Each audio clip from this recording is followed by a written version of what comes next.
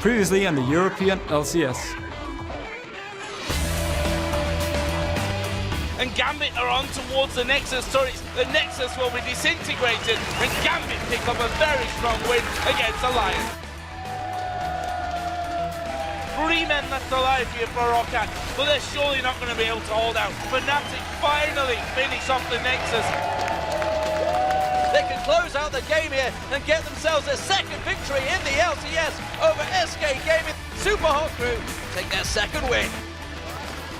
Fnatic gonna push on through the final. Nexus turret will go down, and Fnatic's win streak continues.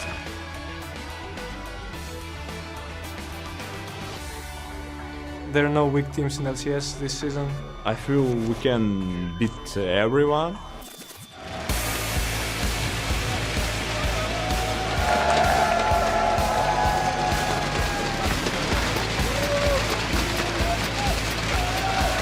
Welcome, ladies and gentlemen, to the European League of Legends Championship Series. We are broadcasting to you live from our studio here in Cologne, Germany. I am Lee D-Man Smith, and I'm joined once again by Trevor Quickshot Henry. Thank you very much, D-Man, and we'd like to say Happy Chinese New Year's to all of you who are celebrating today. This is in fact the year of the horse, and perhaps that means we'll see some Hecarim today.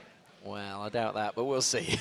Before we start, though, today's battles, let's highlight some of the news from yesterday. Starting off, it's all about the junglers. Diamondprox pulled out Evelynn after the changes. We weren't expecting to see that, and Cyanide, well, he continued to dominate. Yeah, he's still got the #1 KDA out of all junglers in Europe.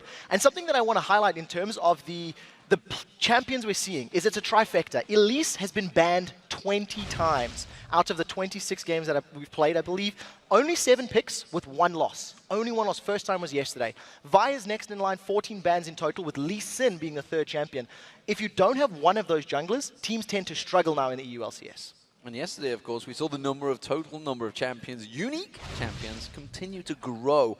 Picked and banned in all regions, it adds up to 69 now in North America and the LCS combined. Yeah, the first 3 weeks of the LCS has shone some light on some less seen competitive picks. And I think the most important thing to note is that these unique champions are actually picking up wins. So hopefully that's going to keep the door open for more exciting champions more frequently. And of course, we have to talk about Roccat versus Fnatic. That game was phenomenal, and it's really just both teams performed fantastic. However, it was Fnatic that continued their 7-0 win streak. Yeah, and because of that 7-0, they've now beaten every single team in the league. So this means Fnatic will now start doing their rematches against the teams they've already beaten, kicking off with a match against Gambit in match number 4 of the day. Also, just to start drawing some comparisons, Cloud9 went 5-0 in their first Super Week, then went 1-1 in Week 2. Fnatic has already beaten their initial winning streak, but they need to break a 13-game winning streak to have the overall LCS record. We'll see if they can count that high. And of course, there were some huge moments yesterday that you guys were buzzing about on Twitter. Let's take a look at 3 of those hashtag LCS big plays. In the game, Fnatic versus Roccat, at Scalt says that kick from Cyanide, throwing Caitlyn into Jinx's chompers. Here it is at number 3. Taking down No, and they don't want to commit to it either. Lots of traps coming in, which mean they've got to commit to jumping on them, losing out on those Banshee Veils. Reckless getting caught out. That's a lot of damage from Celiber as we see him kicked out into the rest of the team. He's going to 90 caliber net back. There is the super mega death rocket. He's alive. Finish him off with a cleaver from Soaz Will. There is Vander as well going low. Overpower getting underneath his turret. Can Fnatic do it? This is definitely enough for them. They've still got their AD carry alive, and it's a 7. Did they do it? Did they do it? They did it, they did it. They had their AD carry alive. I think I got a little bit hyper towards the end of that one. Next up is in the game between Alliance and Gambit. And from at AlexPulse19, he says that Tibbers stun by Edward on the Baron was so huge. And it's our number 2 clip. Shook is taking so much damage. Wicked's teleported in. Gambit are trying to challenge. Where is the flash Tibbers from Edward? He's going to be ready for it, and there it is! Gets 3 men down! The ultimate comes out of Genja from the back, and we see Alliance being ripped to pieces from this one. They're looking to finish off Wicked first. That one will go over on towards Diamond, but Genja chasing in, slow gun the land. That gets him excited. The flay almost from the grave there coming out from Nif, but the kills raining in for Gambit. Crazy, crazy plays. We heard Joe asking for it. He's like, where is that flash Tibbers? He knew it was coming. Surely Alliance should have known it was coming. Finally, though, SK Gaming versus the Super Hot Crew at Challenger Drop says that perfectly executed Dragon Pit escape by the Super Hot Crew. Wow. It's our number 1 clip. Super Hot Crew, though, are all stuck in the Dragon Pit. Oh, Move's already ulting just fairly early. Will they try and get out or will they fight? They may want to fight. It's going to be the hook on Moves. Moves could get caught out, has to flash away. Now he's got only the belly dash to get out of this one. They are still split. Mimer's trying to get around there. Man drop coming from the back of the pit. Crescendo lands. Jez is caught out. He goes down. Insta pop straight away. Now they're on towards Svenskeren. Svenskaren's going to have to run for his life. Candy Panda, he's got a big dragon biting on his backside. Takes him down, no problem. Their Super Hot Crew can push on this one. Yeah, from experience, big dragons biting on your backside is not a pleasant experience. For you guys at home, remember to hop on Twitter and tell us your favorite plays of the day using that hashtag LCSBigPlays. So now it is time to take a look at the table and see where the teams currently stand after yesterday's games. Of course, at the top of the table, it is Fnatic. They maintain their first place slot with 7-0. Perfect start for them. Then it's Gambit and Roccat. They are now tied for second place with 5 wins, 2 losses. Copenhagen Wolves stay in 4th position at 3 wins and 4 losses. And then we have 4 teams in the 5th place position at 2 wins, 5 losses. They include Alliance, Millennium, SK Gaming, and Super Hot Crew. A tie in EU? No one's surprised by that. Shock horror. Of course, those standings are sure to shift as the teams meet in battle today. First up, we're going to have Alliance taking on SK Gaming. They're already setting up on stage. Then it's going to be the Super Hot Crew versus Copenhagen Wolves. And then we're going to move into SK Gaming taking on Roccat. And finally, Gambit versus Fnatic, where Fnatic hopes to keep their streak alive and go another perfect week. And of course, immediately after the LCS games, Freak and Kobe will be standing by to bring you Cloud9 HyperX Eclipse versus Pulse Esports as the European Challenger Series conclude their quarterfinals. Yeah, MYM actually went 2-0 yesterday, taking down Eyes on You very convincingly. Charo smashed with Katarina, only giving up 1 death in game 1. And Cubone pulled out Aurelia. He went 9-2-3 with Aurelia, rushing Blade of the Rune King and a Warmog. So interesting to see a champion we don't see in the LCS. Yeah, we'll see if it manages to roll through. But if you do need more information about the schedule, the teams, the players, head over to lolesports.com. There you can track all of the teams on the road to the Summoners Cup and even vote for today's matches. Yeah, just give a thumbs up on the team you think will win on the schedule, and we'll check in before each game to see how you voted. And to find out how you can actually join us in the Cologne studio to watch the LCS live, just click on tickets to zap all of that information directly into your brains. Now it is your turn to share some thoughts with us. You guys at home, hop onto Twitter and tell us, who do you think will be the next champion to make their 2014 LCS debut?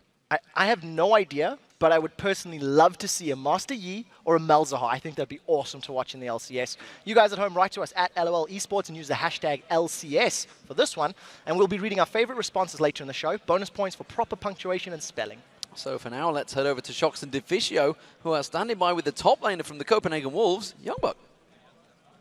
Thank you very much, D-Man. I'm Ifjur Shock and I'm joined by my favorite Dane, Martin Deficio.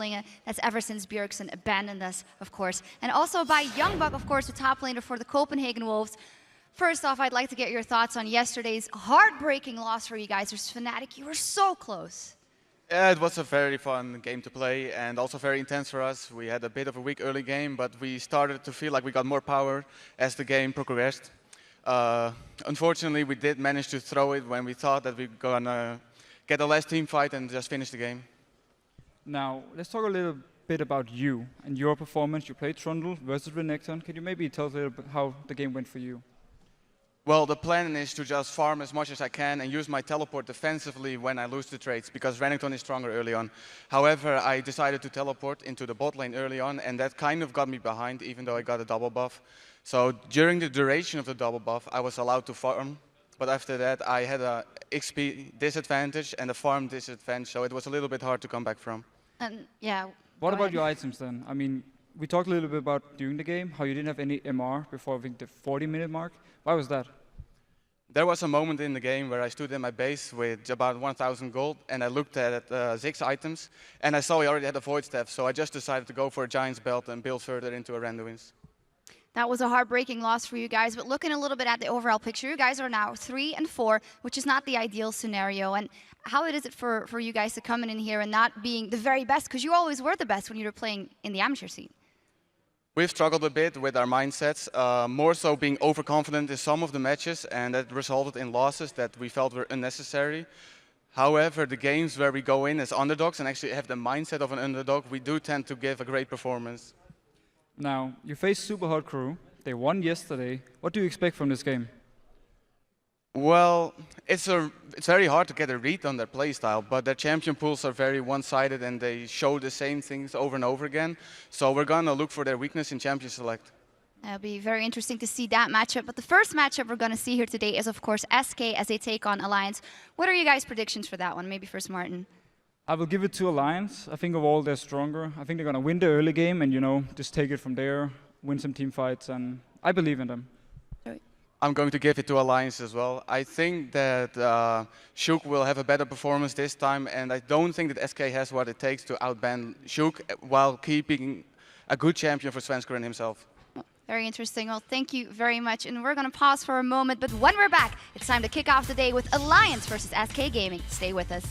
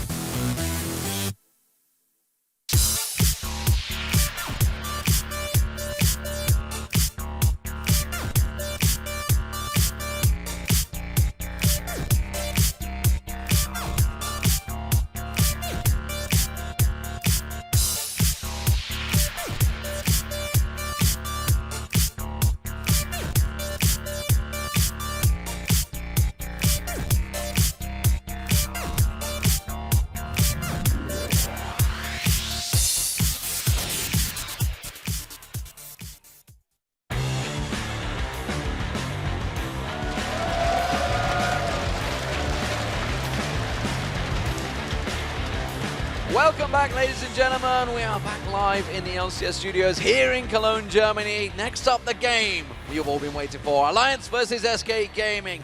And this really could be a one for both teams. They need to pick up victories here in the LCS. And of course, yesterday we saw Alliance losing to Gambit. It was some questionable pick and ban phase from these two teams.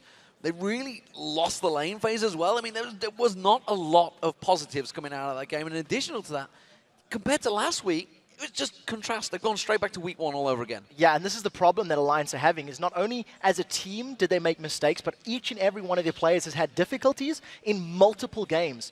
I think if I have to signal one person out, though, I have to talk about Shook. He's been hit the hardest coming into this split.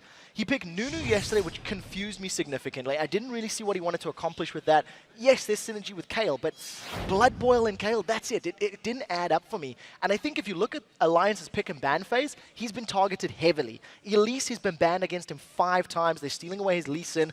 Vi's been targeted against him. And I think the Shook not getting his comfort picks means he's not playing to his potential. And of course, the opponents, SK Gaming themselves, well, they lost to the Super Hot Crew yesterday.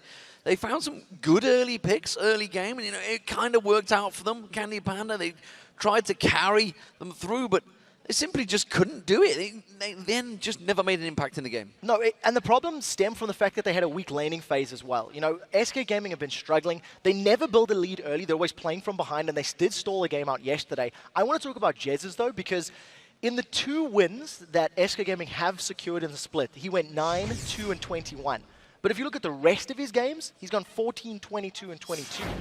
He needs to have more influential plays in order to make things happen. And I think as a team, SK Gaming, what they did the last time they played a top-of-the-table team like Gambit, they tried a double AD strat. It didn't work out.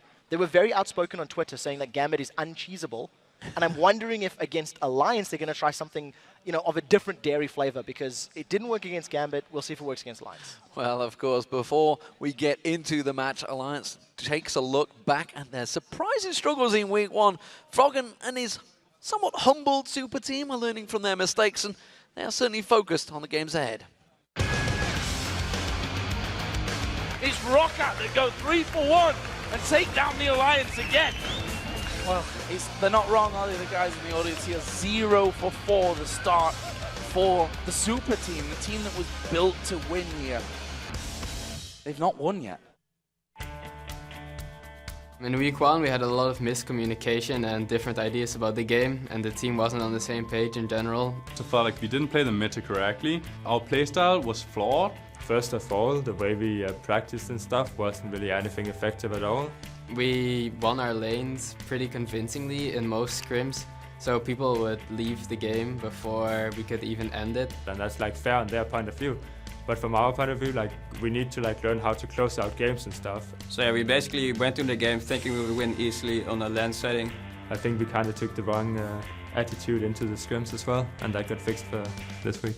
Absolutely fantastic stuff. This is going to be the first victory for Alliance. They are going to get a win in the European LCS. And Alliance are going to pick up their 2nd victory in a row here in the European LCS. A very solid performance, and you can see exactly what it means to them as well.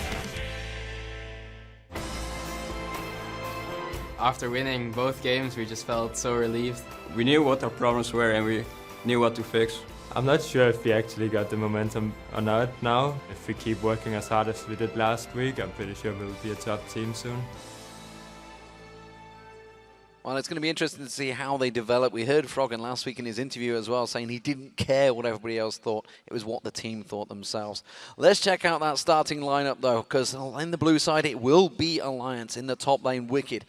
Hoping he's going to play something other than Malphite this time around. Shook as the jungle. Mid lane is Froggen. Tabs the AD carry, and its support is Nif. And of course, on the red side for this game, it will be SK. Freddy 122 in the top lane. Svenskeren in the jungle. Jez is in the mid lane with Candy Panda and Rated as your AD carry and support. So obviously touching on the Malphite AD carry in the top lane. What are we expecting to see from picks and bans from these two teams? I don't think they're going to let LeBlanc through. I think both Jez's and Froggen have played LeBlanc. Jez's has actually had some good games on LeBlanc, so that's most likely going to be banned. I also think Castellan is a ban as well. Yeah. More so to remove from Jez's.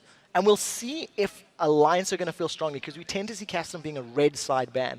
And then the standards. I don't think they're going to let Elise through. With Alliance being blue side, SK have to remove that, deny that from Shook. Yeah, and you think of Cassidy obviously being banned out pretty regularly, but one of the games that actually Jez did do well on was when Cassidy managed to Went sneak unkilled, through. 7-0-11. Fantastic, fantastic game, and that's why you can't let it through. Wukong being banned out, so something up the sleeves that Alliance have been figuring out against SKE Gaming. Interesting first ban. I feel like this is something Youngbuck touched on. Because of the prevalence for banning out Svenskeren and Shook, if we see a number of jungler bans in this process, Wukong is basically a de facto jungler now. He's been used multiple times in NA, and I think seeing Elise most likely being the next ban from SK, I think it's a smart pick. Obviously an early morning for Tabs, it seems. We're only at 7 PM, don't worry, but he's yawning away over there. Vi, Ziggs being taken away, as well as Cassidy. So kind of standard stuff so far. Wukong really being the only interesting one so far. We'll see what the other 2 bans are. Finally going to come through. You know, Alliance, that came into this obviously weak, having the momentum last week, themselves had a pretty horrific loss yesterday against Gambit. SK Gaming, on the other hand, again dragged the game out, managed to stall it out. Candy Panda seems to be key in that. I wonder if they're going to maybe aim a ban towards him. No, it is going to be the Annie. So there's 2 things about the loss yesterday. Alliance maybe were anticipating a slightly slower pace of the game. Yeah. If they could have got Kayle to the point where he could insta-give people and the Blood Boil on top of all the damage could have made his Righteous Fury work, I think that could have got there. But because you had an Eve jungle and a Kha'Zix mid, Diamond said in his interview he wanted to run jungle Kha'Zix, and they just seen the opportunity to have that very early aggression and you know, snowball lanes early. So Alliance couldn't stall the game the way they wanted to. Oh, entrance in bounds and a pick straight away. Elise taken away, and Wicked does lock in Elise in for Shook, which does target Svenskeren very heavily here, as Youngbuck just predicted. It makes it very difficult now for Svenskeren to see which jungler he's going to play, and we'll see what he decides to default to. With Kha'Zix still up and available, it is a potential champion, and it sort of fits Svenskeren's playstyle. He likes those aggressive champions. He likes the dueling type of in-your-face kind of champions. At the moment, Leona and Kayle are being hovered over. And Rated used to be famed for his Leona a long time ago, and he has locked it in. He's going to be Kayle. We're assuming for the mid lane for Jez's. Yeah, and Gragas being available as well as another potential jungler. Also, knowing that Kayle is most likely going to go in the mid, we'll see whether or not Froggen wants to steal that now. Alternatively, I think we have to think Caitlyn might be another pick. You know, Candy Pan is a little outspoken. He doesn't really like Caitlyn, but he plays a lot of her. And Tabs has been playing an extremely high amount of Caitlyn games. Well, hovering over Nivea right now. Not sure whether it's going to get locked in. Don't think it's really a standard counter to Kayle, but we'll see whether he's what he sticks with here, going through his usuals. Well, this is pretty much what he played in the summer. Well, I say in the summer, but he's typing up a champion, so clearly not sticking with that Lux. See what he does switch across to. Could it be Trundle for Wicked in the top lane? It is a champion that he played actually very well up against the Renekton. Yeah, he actually only gave up 1 death during the course of that game, and I think the way Wicked played his Trundle as a super beefy tank, he absorbed a lot of spells, a lot of cooldowns. It worked very well to supplement the rest of Alliance. Tabs and Froggen had all the time in the world that they needed to deal damage, and so far, Alliance is playing very safe. You've got very sort of defensive champions thus far. Kayle is better when you jump onto her because she can intervention and then, you know, protect the teammates. So I quite like what I'm seeing from both of these teams, and I think Gragas is probably a big option that Froggen may be considering. Well, interesting that Freddy is going to go for Renekton because, as we said, we've already seen Wicked's Trundle beating Youngbuck's Renekton last week, so it's obviously a challenge he thinks he can face up there, but the Pantheon being locked in for Svenskeren. Yeah, that's going to be their jungler, and this is really the jungler that's grown in recent weeks. So the 4.1 changes specifically to the Spirit Stone, having the ability to get health and mana back. He sustains very well. Pantheon jungle is somewhat reliant on getting snowballs. You kind of need to get kills very early, or at least objectives with that Grand Skyfall. And we've seen him scale fairly well into the late game. Yeah. Once he gets himself like a Warmogs or a Renduins, he can get beefy enough to be a bit of a tank as well as having the Yeah, we the saw damage with Impaler, he went with the Randian's Omen and managed to get himself tanky.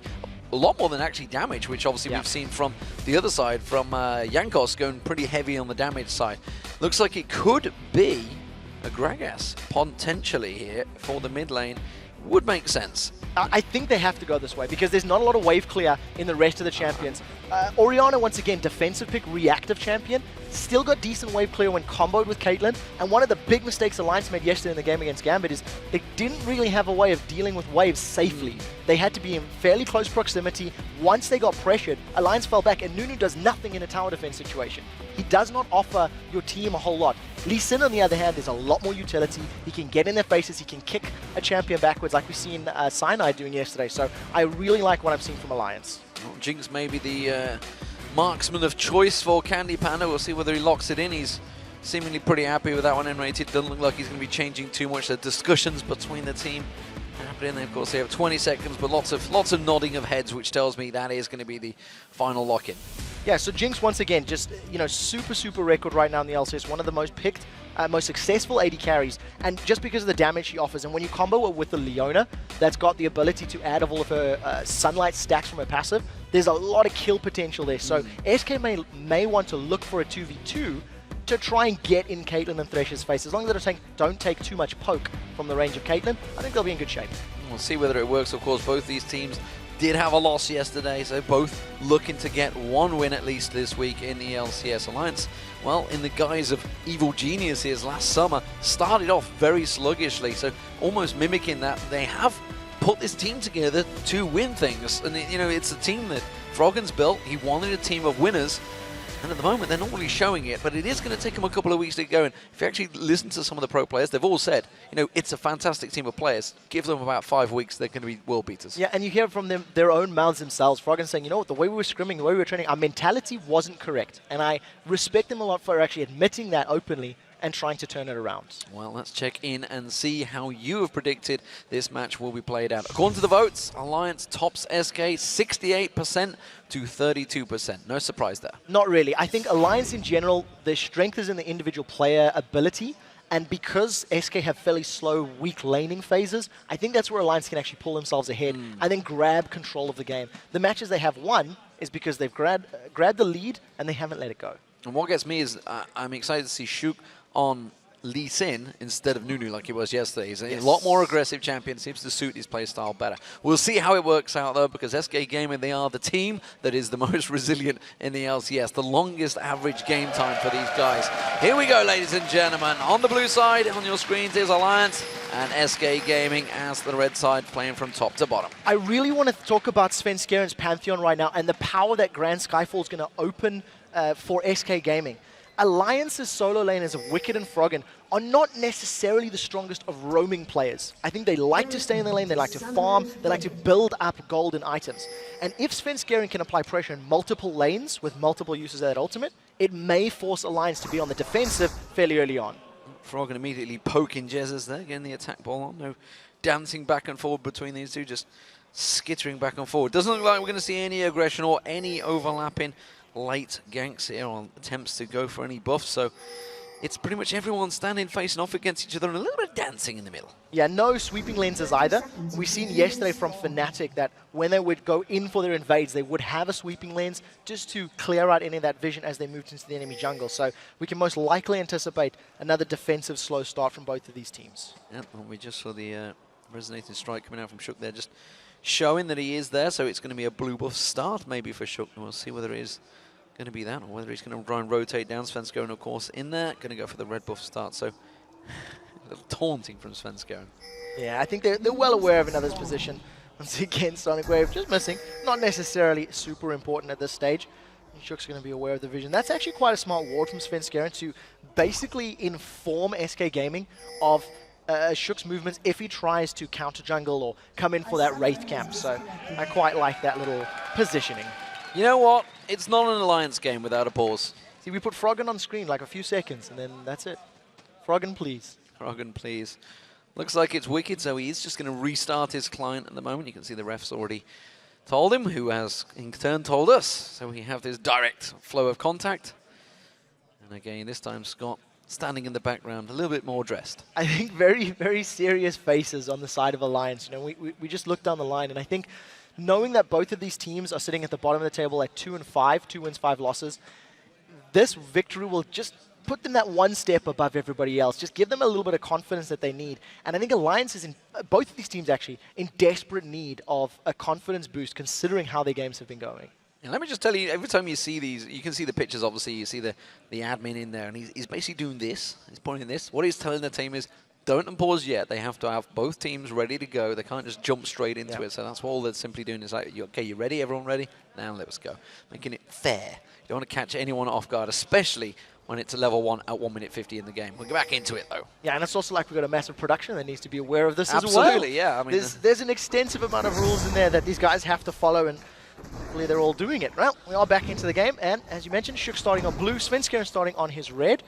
He's actually delaying this one for a few seconds, just waiting for the cooldown on that Sonic Wave. Also quite smart, avoiding 1 or 2 of those auto attacks from Golem while he waits for the cooldown. Yeah, just stepping away. Let's have a look at this straight away. We're seeing Froggen versus Jesus in the mid lane. Orianna versus Kayle. Both of these kind of strong wave pushers. Yeah, they've both got very good wave clear. They've also got pretty good, early game damage. But I think Froggen should have the advantage because his ranged auto attacks don't cost mana, and they don't automatically push the wave. As you can see, every time Jez CS's with that Righteous Fury, he's putting himself in a dangerous position.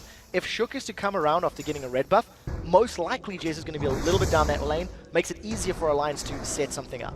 Svenskaren's taking away that blue. He's now got the double. We're seeing Shook going to have that double buff in a moment. See if either of these go aggressive that early on. I think they're just going to continue their farming train.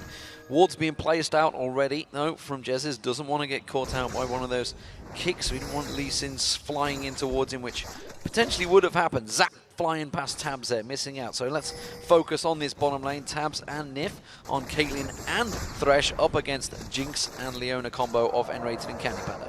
Now, the fact that Tabs and Nif are both ranged allows them to harass SK's duo a little bit more often. You know, Enrated needs to get some levels up on his Leona, and he needs to pick the right time to engage. Leona doesn't offer a lot in terms of early lane presence, but once the threat of a kill is there, obviously she's a lot more daunting, a lot more scary to deal with. Well, it was a good opening trade for Tabs there on Candy Panda, sidestepping out that Zam, which obviously slows him down. This time around though, look at Shook. He knows there's a ward been placed down that bottom, so instead he's going to try and approach him around the side, but Svenskeren is going to find him straight away, pounces on him, puts a combo down, and Svenskeren already putting some good damage onto Shook. Shook's just going to safeguard away to Froggen. Yeah, Pantheon's one of the few junglers that can actually duel and potentially out-trade Lee Sin at those early levels because he can block auto attacks and because he does have that execution once he's got a few levels when champions get to low HP. So wisely for Shook, he backs away and nothing really comes of that little gank attempt. And of course this top lane combo, we've seen it already, and it was actually Wicked that won out last time around. And against him, and it's going to be Nif diving in, sorry, Enrated, going to try and catch on towards him, gets the stun down. Will it be enough? Has to flash away already, and the Ignite burning on Nif's taking him very low. Yeah, so Ignite was used by Enrated, and that's what we're talking about. Once Enrated feels he's got that kill potential, he jumps in. Candy Panda was taking a lot of damage from Tabs and a minion wave, so he didn't want to push forward. Flash and Barrier still available for both AD carries if another grab were to land. Yeah, something we didn't really touch on. Actually, I'm just going to focus on this mid lane because we are seeing the jungler once again laying in wait. Jez's ward has timed out, so that's why he's playing so cautiously. He's got the ward in the top lane that Pantheon put down. But what I wanted to talk about is this bottom lane, because it's Nif up against Candy Panda. This is the old duo partnership that honestly spans back to Game.D way back in Season 1. These guys have been together for absolutely years. It's interesting to see how this partnership does against each other. Oh, they've jumped in on Jez's. Jez is going to get caught out here. Has he got enough to flash away? No, the Ignite will burn down, and it's Froggen that gets the kill. That was very good play from Shook and Froggen, and I like the fact that it's Shook that helped secure first blood. He was the person we were talking about that really needs to step up his gameplay to have an impact, and that was a good gank. Jez's needed to flash away from the Sonic Wave. The fact that he got caught by Lee Sin's Q, that's what sealed the deal and allowed Alliance to pick up that first blood. As I mentioned, Tabs up against Candy Panda down this bottom line. Svenskeren is coming down though. He's going to try and come around the side. Tabs may get pounced on. Remember, Nif's already used out that flash, which is why he's going to get jumped on. Wow. A great play coming out there. And the hook on towards Enrated. They're not really going to have the damage to follow it up, but it's a good trade. That was a brilliant play out of Nif, saving his life. Not only that, the Zenith Blade missed from Enrated as well. So there was two little things working in Alliance's favor, and they're going to hold on to that small CS lead, and most likely going to keep Candy Panda and Enrated playing very defensively. Yeah, Nif, of course, with that Dawn and Shield regenerating that health, along with a pot making him sure he gets back up to full health. Wicked up against Freddy once again, back and forth. Freddy has been back to pot, get himself double Doran's blade here. He should be much better trading against Wicked. Wicked seemingly not quite ready for the amount of damage to come out there. That was good play from Freddy, just landing all of his abilities plus a nice minion wave there as well. So having a little bit of extra damage into Wicked, but he'll be able to regenerate that fairly easy. And in terms of this matchup, Renekton should beat Trundle early on. In terms of the laning phase, Renekton's a massive lane bully, he's got more damage, they both got good sustain, but I think once the team fights roll around, the strength of that pillar and subjugate should help Wicked become a little bit more impactful. Oh, Froggen back in that mid lane. He's got the Chalice. Svenskeren going looking, putting the wards down. And they're both actually heading up to top. Both junglers could be around that blue area Tribush. Yeah, they both, top laners have used their ultimates respectively, Subjugate and Dominus. Freddy comes out ahead because he's got way more HP, and they're going to dive Wicked for this one. Wicked's in trouble here. He's going to need the help from his jungler, and he's too far away. And that was an easy pickup there. Svenskeren coming straight in, getting the kill. So counter gank here from SK Gaming, managing to pick up their first kill of the game, and that was just straight up Freddy. He set that one up, he made it happen. That's a hook on Candy! That's a great hook and a great play, and you know what? He might be able to take him down all in his own. Zenith's play doing the job, but the Ignite stopping out. Will it be enough? Yes, it will! Nif gets the kill. That was very good play by Nif. Enraged was standing in front of his AD carry, and they didn't anticipate the hook coming in from behind. You know, Barrier doesn't work very effectively against damage over time spells, so if you're that low, you're going to get dropped. Very nice play there by Nif and Tabs. I wonder how that would have felt. The old support taking down his old AD carry partner who's defended for so many years, but it was Nif that managed to get that kill in there. So, how do we see things leveling out here? It's a CS difference, a rather big one down that bottom lane. The fact that he has just died as well, it's only going to get worse. 67 to 47, both going back. Only a BF sword for Candy Panda, and now we see a BF and a long sword, along with those pots for Tabs. Yeah, I think quite luckily that Candy Panda had that CS built up already, so he's not going to get completely out-traded now. There's a little bit more damage on Tabs' side in addition to Caitlyn's inherent range, but luckily they should be able to fight, and I actually think once Candy Panda and Enraged hit level 6, Tabs and Nif cannot necessarily afford to play as aggressively. The burst and the kill potential of that Leona plus Jinx and an ultimate is very scary and difficult to deal with. Meanwhile, the top laner Wicked, he's obviously built to his lane there. Gone for that chain vest along with the longsword, so he's just defending off the Dawn's Blade stack that Freddy picked up early on. Freddy's going to continue to bully him, but Wicked seems happy to just keep trading back onto his tower. Remember, he has gone down, which is why we're seeing obviously a CS differential in that top lane. Mid lane, well, Froggen is starting to edge ahead as well, because again, we saw Jez is going down to shoot. Yeah, small advantages here for each of the respective teams, but at the end of the day, Alliance have given themselves close to 1,000 gold lead. You kind of feel like Alliance have made one or two more plays, as it were, during the course of these opening minutes, and I have to give props to SK. They're holding even so far at the 10 minutes. Shook is going to look to interrupt that. Gank's coming in. That's a Skyfall as well. He lands on him. Jesus gets kicked straight in there. Pop sign of vulnerability. Now they jump on Shook. Shook just out of tower range, but it doesn't matter. The damage was there from SK. Very good reply from Svenskeren. The moment that gank happened, he immediately started channeling that Grand Skyfall. I almost wonder if SK were aware of it. Yeah, they pinged it. Yeah, so I didn't see where Sven was standing and waiting. And like we said, the defensive power of intervention is very strong. And rated, he's got Tabs! He's going to Zenith Blade on towards Tabs. Meanwhile, both AD carries back and forward, but the execute from Candy Panda takes him down, and now Nif's running away from this one, and Rated just keeping him at bay. They got the minions there as well, but Candy Panda realizing Froggen was heading down the river. Yeah, Wicked's going to be in so much trouble with Svenskeren now. Well, he's got the pounce on him in a moment. He's going to try and jump away. Pops the ultimate. Is it going to be enough? They're trading him nicely on the turret. They will get the slow. Can he turn this one back around? The damage on Svenskeren, 2 more tower hits will come through, and he has to back off. That was so good, stealing the defensive stats from Renekton, making him take more damage from the turret. It also heals Wicked when he throws down Subjugate. And as soon as he puts down the Frozen Domain, the W, he also gets a healing increase from his passive and from his ultimate. So very good play from Wicked on that Trundle. I think if SK had maybe gone a little sooner and not necessarily waited for all that tower damage, could have worked out a little better. Well, that chain vest doing its job, just Lantern being scooped in there. Jezis, meanwhile, has got Shoot coming around the side once again. Sidesteps this time, kicks him back in towards Froggen. Tries to flash away. Is it going to be enough, though? It may well be. Shockwave is available. In ultimate already used. Sorry, Shockwave was not available, but it pulled out the intervention from Jezis. It's a minute and a half between cooldowns on rank 1 of that intervention. It is almost always up. The cooldown gets even lower as you level up, so I think Alliance maybe mistiming that intervention just a tiny bit. They maybe wanted to set that gank up a bit earlier. At the end of the day, managed no real loss outside of those summoner spells. But again, it does force Jezis to go back, and the CS continues to flow in Froggen's favor in that mid lane, which is why he's now backed off and got himself that Athene's and Holy Grail already. Meanwhile, the 2 AD carries, well, they're going for that Bloodthirster first item. No shock there. No, nothing at all. And I think Tabs is most likely going to go for that sort of Legolas build on Caitlyn as well, which we do see very often on Caitlyn players. It was Tabs that actually started it. There we go. And in terms of your lane presence, all of a sudden, within Rated and Candy Panda being above 6, Tabs and Nif are a lot more defensive in this lane. They're not sitting pushing up hard. They're not trying to poke out Candy Panda and Rated because, as we said, of that burst potential. And Rated has been landing their Zenith Blades.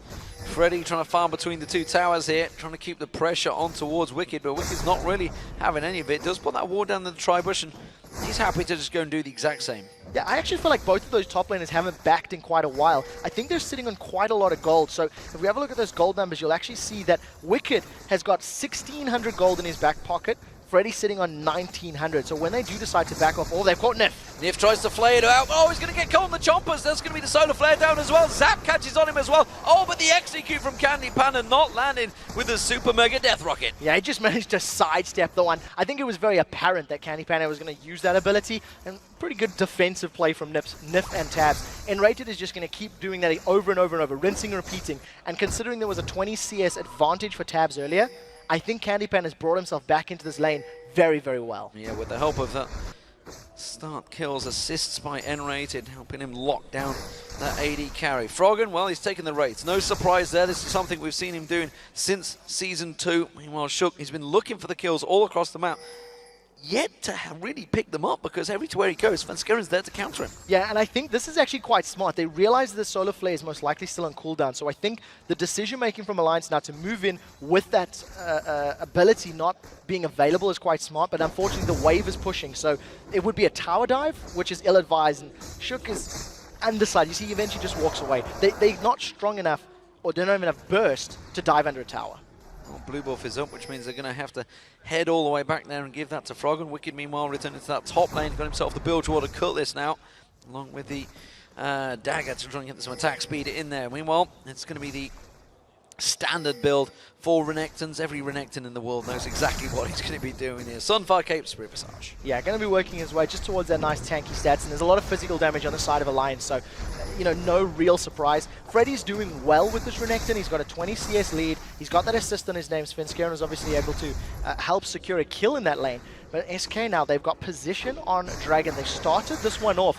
We do know that the rest of Tabs and Nif have responded. There's no vision in this pit for Alliance just yet. Now they've put a ward down, but I think it's too late. Yeah, they were too late. They saw the timing, actually. They saw Froggen stepping away from the mid lane, so they knew he was going for that blue buff, so they timed it perfectly. They're very well played, very well executed by SK Gaming. That gives them the goal advantage now. They are just about 1,500 in the lead. This is actually, I think, the first time that we've seen SK really have a strong laning phase, I should say. I think we've had some good ganks from Svenskeren, focusing down Wicked more often than not. And Candy Panda, after his performance yesterday, he is playing like a machine. He hit over 500 CS with his Sivir, even though they lost to Super Hot Crew yesterday. If he can get to similar numbers on Jinx, he should have a lot more carry potential. Svenskeren, once again, I think he's in range for a Grand Skyfall, so maybe reading Shook, and we'll have to see if Shook pulls his trigger. Yeah, I was wondering whether Nif was waiting to throw that lantern back. Instead, Shook's going to back away, go for Golem. So, again, not able to set up those kills with that Lee Sin. And really, that's what you want to try and do early on. But as you mentioned, Svenskeren has countered him, and it seems to be working well. In terms of CS, well, there's an advantage in the top lane, but of course the mid lane advantage for Froggen balances those two out. And AD carry is very even so far. You have to give props to Svenskeren. The moment Shook starts moving back towards the river, Sven was already moving down to this bottom lane. He's got his Skyfall ready. He's standing just in range. He started channeling it, and where's he going in? Where's he jumping to? He cancelled it. Cancelled it himself. Of course, that will mean the cooldown is very short. We should be back up any second now, which is why Candy Panda, again, is pushed in there, waiting to see whether Enrated maybe was going to pull the trigger. Of course, the Solar Flare paired with that Grand Skyfall would certainly be pretty devastating on whoever it landed on. Yeah, and then just all of the damage that they've got to follow it up. So it's quite a scary combination on the condition Enrated hits those skill shots. I think Enrated hasn't had the strongest of performances. He's even called himself out, saying he's not playing at the level he feels he should be. So we got to make sure he actually gets those Solar Flares down and gets those Zenith Blades onto the right targets. Otherwise, the combo is not necessarily going to be as strong. Froggen is starting to snowball a bit of a CS lead in that mid lane, because every single time he goes away, he's taking those rates. So you can't quite read into the gold, because obviously the small rates counting as a minion, only 4 gold, doesn't really stack up. But it is starting to get some big numbers. Yeah, it's going to help Froggen out with his Sorcerer Shoes and his Athenes already completed at the 16-minute mark. He's going to get to those powerful Shockwave stage a lot earlier than some of the Oriannas we've seen during the course of the split. I also like the combination with Trundle and with Lee Sin, who can get into a fight, pull everybody together, make it quite devastating, and just allow the tanks up front to just have body blocking for Tabs as Caitlyn. Oh, Svenska is going to step across. They had full vision. And this is something actually SK Game have been doing very well so far, keeping the vision of Shook.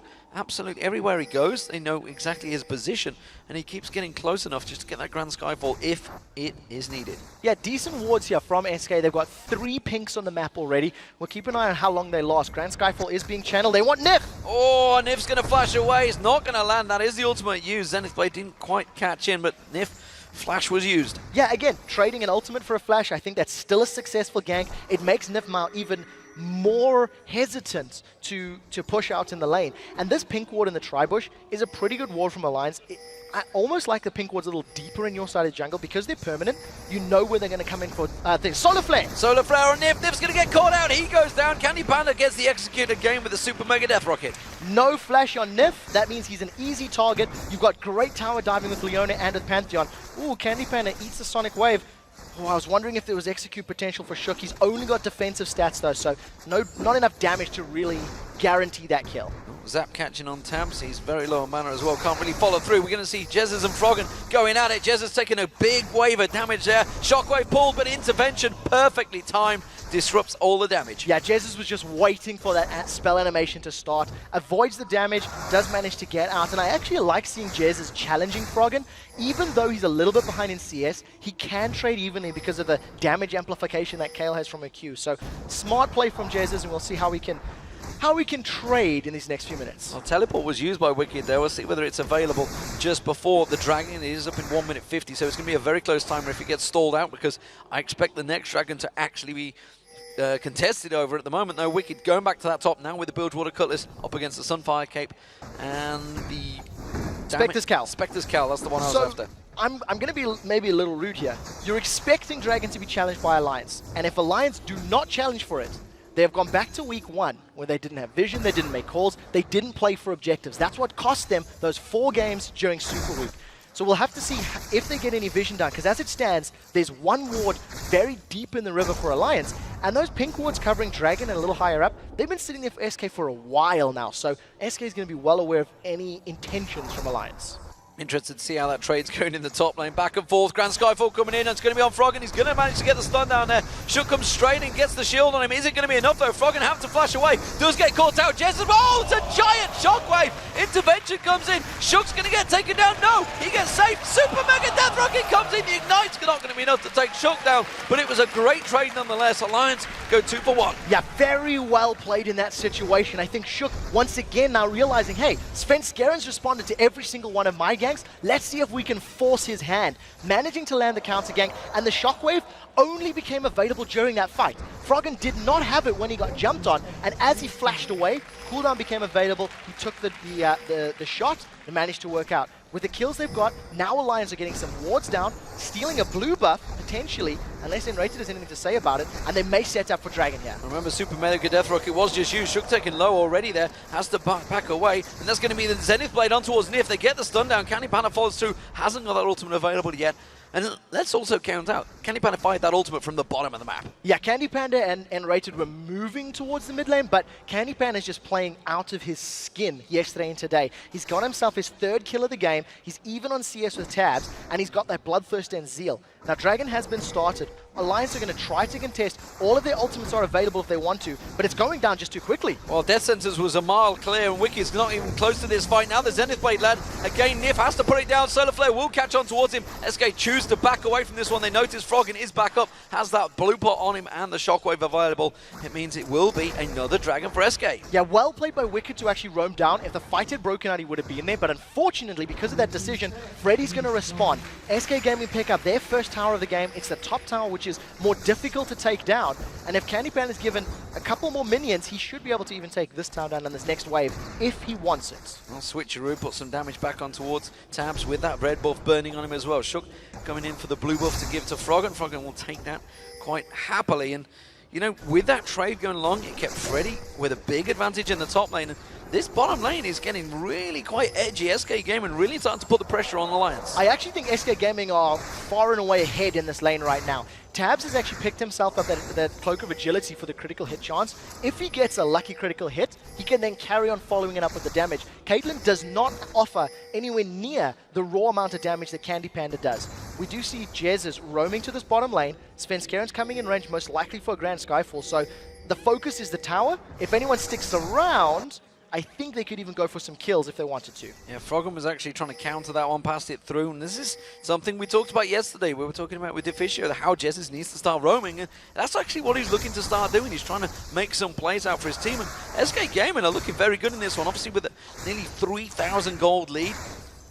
Once the KO gets going, it can be very hard to stop. Froggen is going to have to really be on point with those shockwaves. Again, Zap landing onto Tabs there. Nif doing what he can to keep them at bay, but they keep on shoving them waves onto Alliance. Yeah, we haven't seen a single large-scale fight, and I actually think that the way Froggen is playing his Orianna so far, he's probably going to have some good shockwaves, and we need to see who's going to have a bigger impact in these fights, Wicked or Freddy122, because once again, they've just been living on their island up in the top lane. A lot of gold to spend for many of these players, and tower is still standing. Tabs and Nif have defended this for so many more waves than I was anticipating. Well, Svenskeren's close by, but he was going to get it spotted out by that ward. That will be the tower going to SK Gaming. Second one of the game. There's the Zap landing on Nif. They're going to wait their time in this one. Candy Panda keeps the damage onto Nif. Grand Skyfall's going to come down. He's going to land on top of Nif. Death Rocket does come in. It's Tabs. He actually jumps up, but he has to back away. Death Center's coming in from Nif. Shook comes flying in from the side. Doesn't manage to get land anything, though, and they do back away. So Flash is down on both Tabs and Nif once again. One Grand Skyfall getting the summoners from Alliance. What SK Gaming have been doing is they continue sieging after that, and then they go for the dive with the Leona once her cooldown becomes available. But as we said, there was a lot of money on the side of SK, so they're going to back away. Giant Spell picked up for Enrated. He gets a lot of bonus armor and MR from his Eclipse, the W, so that makes his effective health even more effective. Candy Panda, a lot more additional damage secured. Jez is not really worrying about Froggen's farm, despite the fact Froggen keeps on trying to clear those waves. Jez is just shoving them straight onto it. At the moment, all lanes seem to be going SK Gaming's favor, despite the fact there is that big CS difference. It's hard to counter because of those little wraiths they've been taking on there. But so at the moment, Shook once again is falling behind on Svenskeren. He's not really performed with all the hype that was surrounding him. Certainly after the Battle of Atlantic, he did fantastic against Dignitas, but once the LCS has started, he struggled. Yeah, and you know, it's because of the fact that he hasn't been on Champions that he has been able to make a play with. It's actually a similar situation as Impaler from Super Hockey. Yeah. When he's not on Vi, Impaler struggles, and when Shook, to be frank, is not on Elise, he's not as scary. This performance, though, is a little bit better. I think he's had some good ganks. He's actually countered Svenskeren relatively well, and he's been in place to defend the lanes that are struggling. So it's not all bad, but he's not necessarily helping Alliance win. Well, that was the top lane pressure as well. Freddy continuing to try and shove on towards Wicked. Meanwhile, down the bottom here, we see the wave minions continuing to push on there. Candy Panda wanting to try and get some damage onto the inner turret, and they're going to have some free time here because Tabs is all on his own. Meanwhile, the top lane, you can see Dominus was popped by Freddy. He's already taken that turret down, and he's giving chase on towards Wicked here. He's going to keep on going. The slice comes out and just forces him back. Yeah, it's going to be so difficult for any one of these champions to kill each other because of the power of Dominus and because Wicked still had Subjugate available. Now that Dragon's up in about 1.5 minutes time and Teleport is available from Wicked, we'll have to see who's going to make a play for this one. Look at the lifesteal from Wicked. Well, the AD carry is going a little bit different. Of course, Static Shift being picked up by Candy Panda. We just saw him taking the golems down there with it.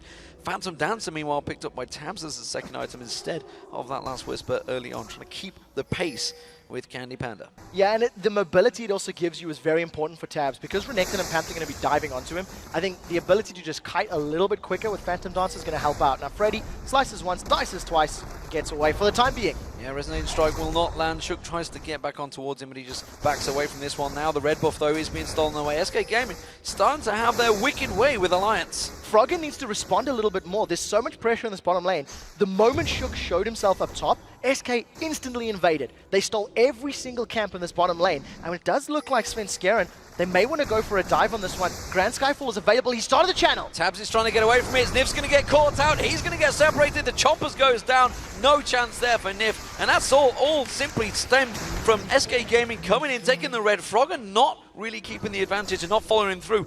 They've got to be careful in their own jungle. Yeah, and that actually stems from Shook being up in the top lane. They've caught Froggen out. He's forced to flash because there was a red buff in Candy Panda, so he's going to get the range from that rocket launcher. Dragon is up in 10 seconds. SK position on this one, and they should be able to pick it up fairly safely, knowing that Nif isn't there to aid Alliance in a fight. Yeah, 6 seconds, and that will be up. SK Gaming do have the time in, but they're more interested in the blue buff first. Jezis will get that, keep that cooldown on. So Dragon spawn, let's see if anyone goes for it. At the moment, SK Gaming, they're going to play it a little bit more cautiously this time.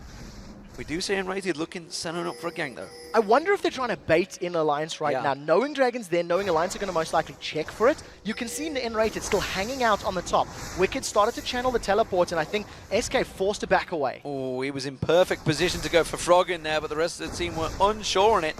Now they're actually going to try and come in for it. The Dragon is there. He keeps popping on and off. Trust me, it is there. Static Shiv will catch on towards him. Zap again. Candy Panda's going to get focused by Wicked. Ace in the hole comes through, lands on him as well. He's going to try and do the damage from the back. At the moment, Rated tanking all the damage. Now comes Freddy. He comes into the side. Solar Flare goes down. Catches on towards Nif. Shook tries to go deep. Shockwave pulls in 3 members of SK Gaming, but it's not enough damage. Wicked is going to go down. Now they're going to chase on towards Froggen. That's going to catch on towards him. He gets dropped as well. It's a 2 for 0, and the Dragon still untouched right now. SK Gaming setting a beautiful trap. That was actually such a great fight for both teams. Because Freddy was not in the area to have an impact on the fight, Alliance initially had won it out, but they didn't manage to make any plays with their ultimates. Tower in mid is down, Dragon secured. SK just shredded another tower. 2 towers and the Dragon. Giant gold turn there for SK Gaming, and just look at it. It's a 9,000 gold advantage to SK Gaming, shy of 30 minutes into this game. Alliance once again are looking torrid.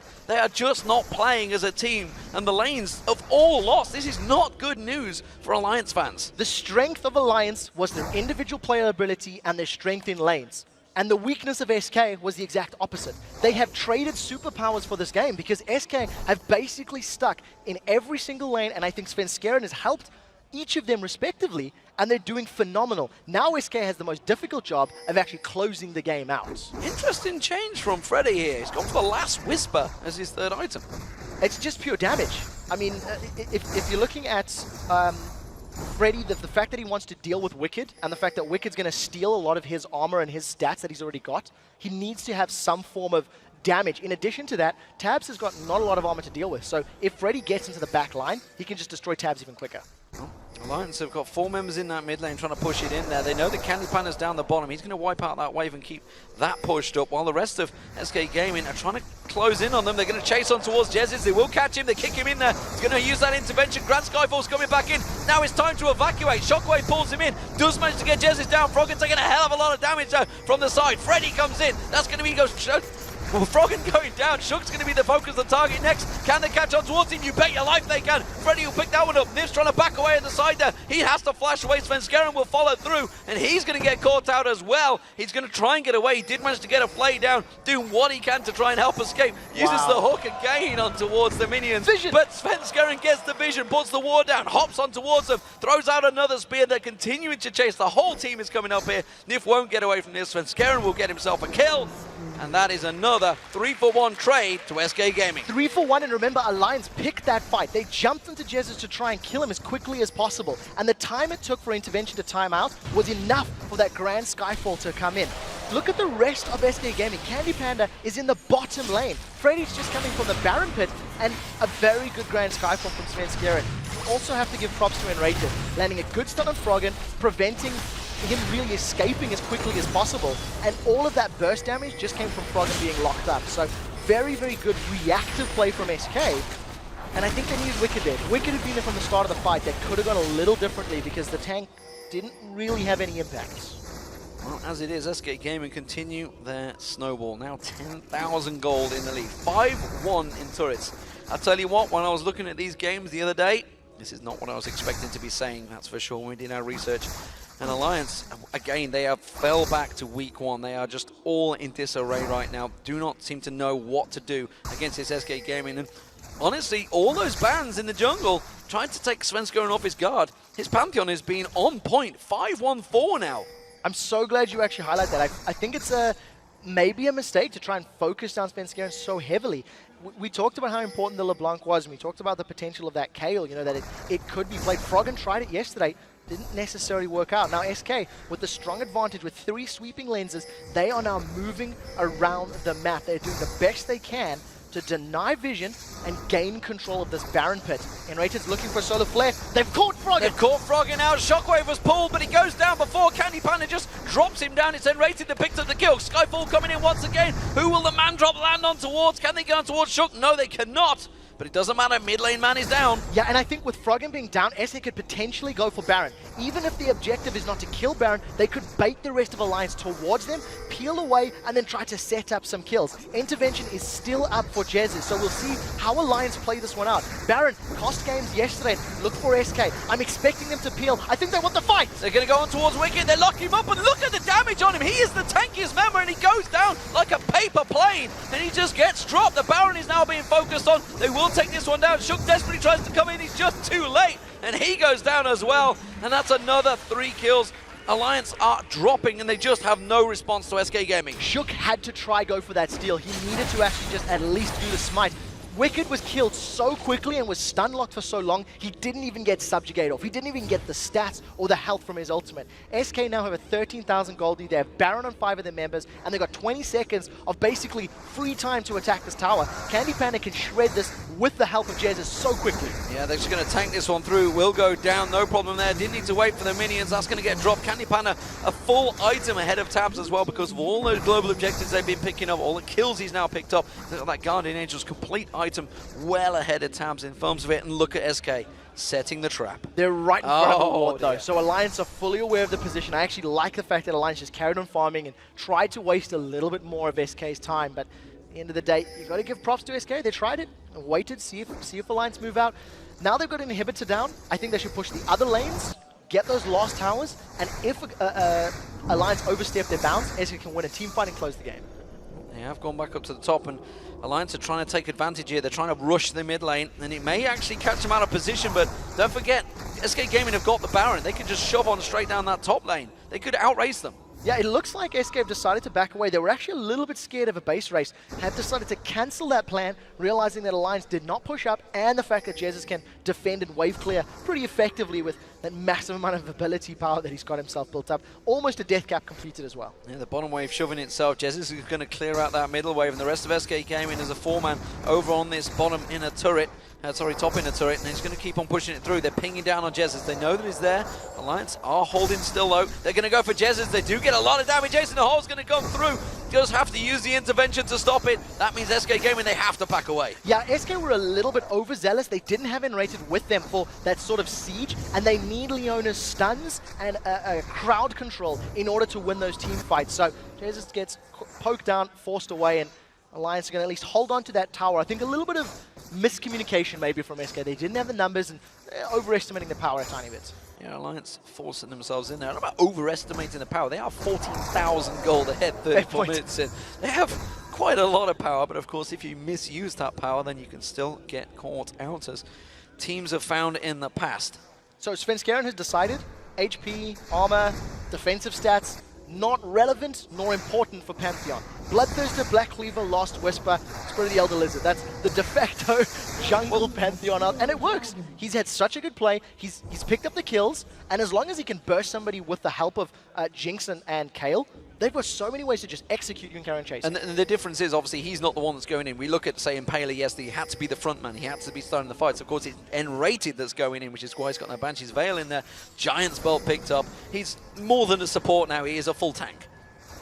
And with Baron almost timing out now for SK Gaming, they're just going to let those super minions group up inside the base of Alliance, and I almost expect them to tower dive. Svenskeren is sitting just outside of sight, so maybe a Grand Skyfall behind them with N-Rated starting. That's exactly what they're doing. They're going to go straight into Froggen. They already catch him. Solar Flare locking him completely up, and Froggen just goes down like he's not even there. Candy Panda doesn't quite get the execute that he wanted, but it doesn't matter. They've done the damage. The tower goes down. The inhibitors are dropping, and SK Gaming are just romping the way to victory over Alliance here, pushing through on towards the Nexus turrets. 3 members of Alliance desperately trying to keep them at bay, but the Baron is still on. N-Rated locks up onto Nith. He's forced to back away. The Death Sentence only catches on a minion, and it's SK Gaming that take down Alliance for their 3rd victory. And wow, what a feeling it must be. Mixed emotions, I'm sure, for Nith, because that's the team that he left. And N-Rated, who replaced him, really led his team to victory with a 1-0-10. That's the biggest smile I've seen on N-Rated's face in a number of games, and he deserves to be happy. I was questioning his play throughout the last few games. He's questioned his play. And that Leona, there was no doubt at all. He landed every single solo play, and I think once they knew tabs and nifs like flashes were down in lane, he just committed at the right time, got his carry kills, and Candy Panda can carry. Yeah, and the combination, honestly, with N-Rated starting, setting up those kills, Svenskeren jumping in with that Grand Skyfall, it's a combination that seems to work very well for SK Gaming, and of course Candy Panda. He tried to carry his team to victory yesterday. The rest of his team did it for him today. Very well played. It was a great team effort. You know, you look at every single one of their scorelines. N-Rated went unkilled. Freddy went unkilled. 5-1-8 on Svenskeren. You know, Young Buck said we're going to target Svenskeren. We looked to pick some bans. It was 4 jungle bans thrown in there. So 3 jungle bans rather. And I just think it was great play from Sven. His counter ganks were good, and his actual aggressive ganks worked out as well. So overall, lots of plays that happen, lots of solar flares, Grand Skyfalls, or man drops as we like to call them. What was your favorite moment in this match? I actually think the fight where they caught Jesus up in the mid lane, and Shook sort of flashed, did the insect kick backwards, as it were, and instantly all of SK responded. They all did their jobs perfectly. N-Rated peeled for the team. Freddy got there and destroyed Froggen with the last hit. Candy Panda sniped from long range. It was an AoE team fight without SK even being there. Absolutely fantastic stuff. Of course, you guys at home can tell us what your favorite moments are in that game, where you tweet us at LOL Esports and using the hashtag LCS Big Plays, and maybe, just maybe, you'll see yourself on the screen next week. I think with this particular matchup, SK is going to take a lot of confidence into their next games, because that was the strongest performance we've seen from them in the laning phase. There's not even a doubt in my mind. Yeah. Every other game they've had to scrap, they've had to drag it out, they've had to... We talked about it at the start of the show, you know, how they're weak at the start, and it worked wonders. And I don't know whether this is a confidence boost, whether this is them playing well against a team who's heavily underperforming, or if it's just they've stepped up the game from yesterday. You know, there's so many questions. Did Alliance play weakly? Did SK play well? Like, it's a combination of all those things. Well, one thing I can tell you, Alliance are bottom of the league once again here. Yeah. Disastrous start of the season for them. We're going to flash away for just a moment, but when we return, Shox and Deficio will be breaking down that match with Candy Panda from SK Gaming, and then the Super Hot Crew, they look to make it 2 games in a row as they go up against the hungry Copenhagen Wolves.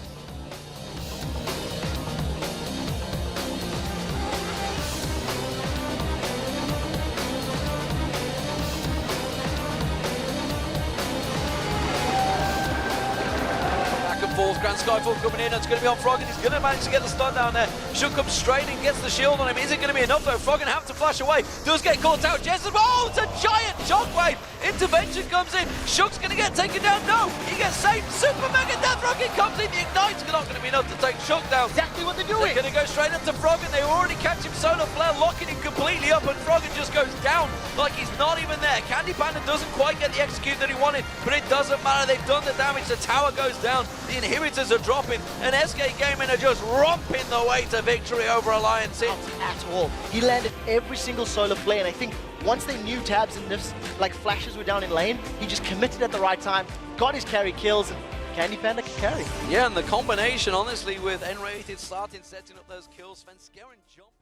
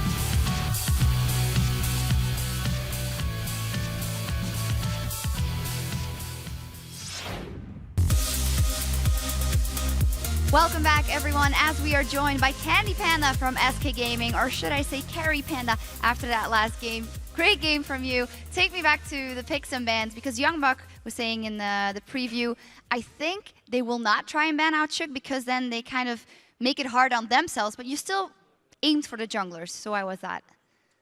Well, we aimed for the strong junglers, in our opinion, which was Vi and Elise. I don't think, or we don't think that Lee Sin is so impactful, so we let it open and picked Pantheon against it. Now, let's take the game itself, because it was pretty impressive.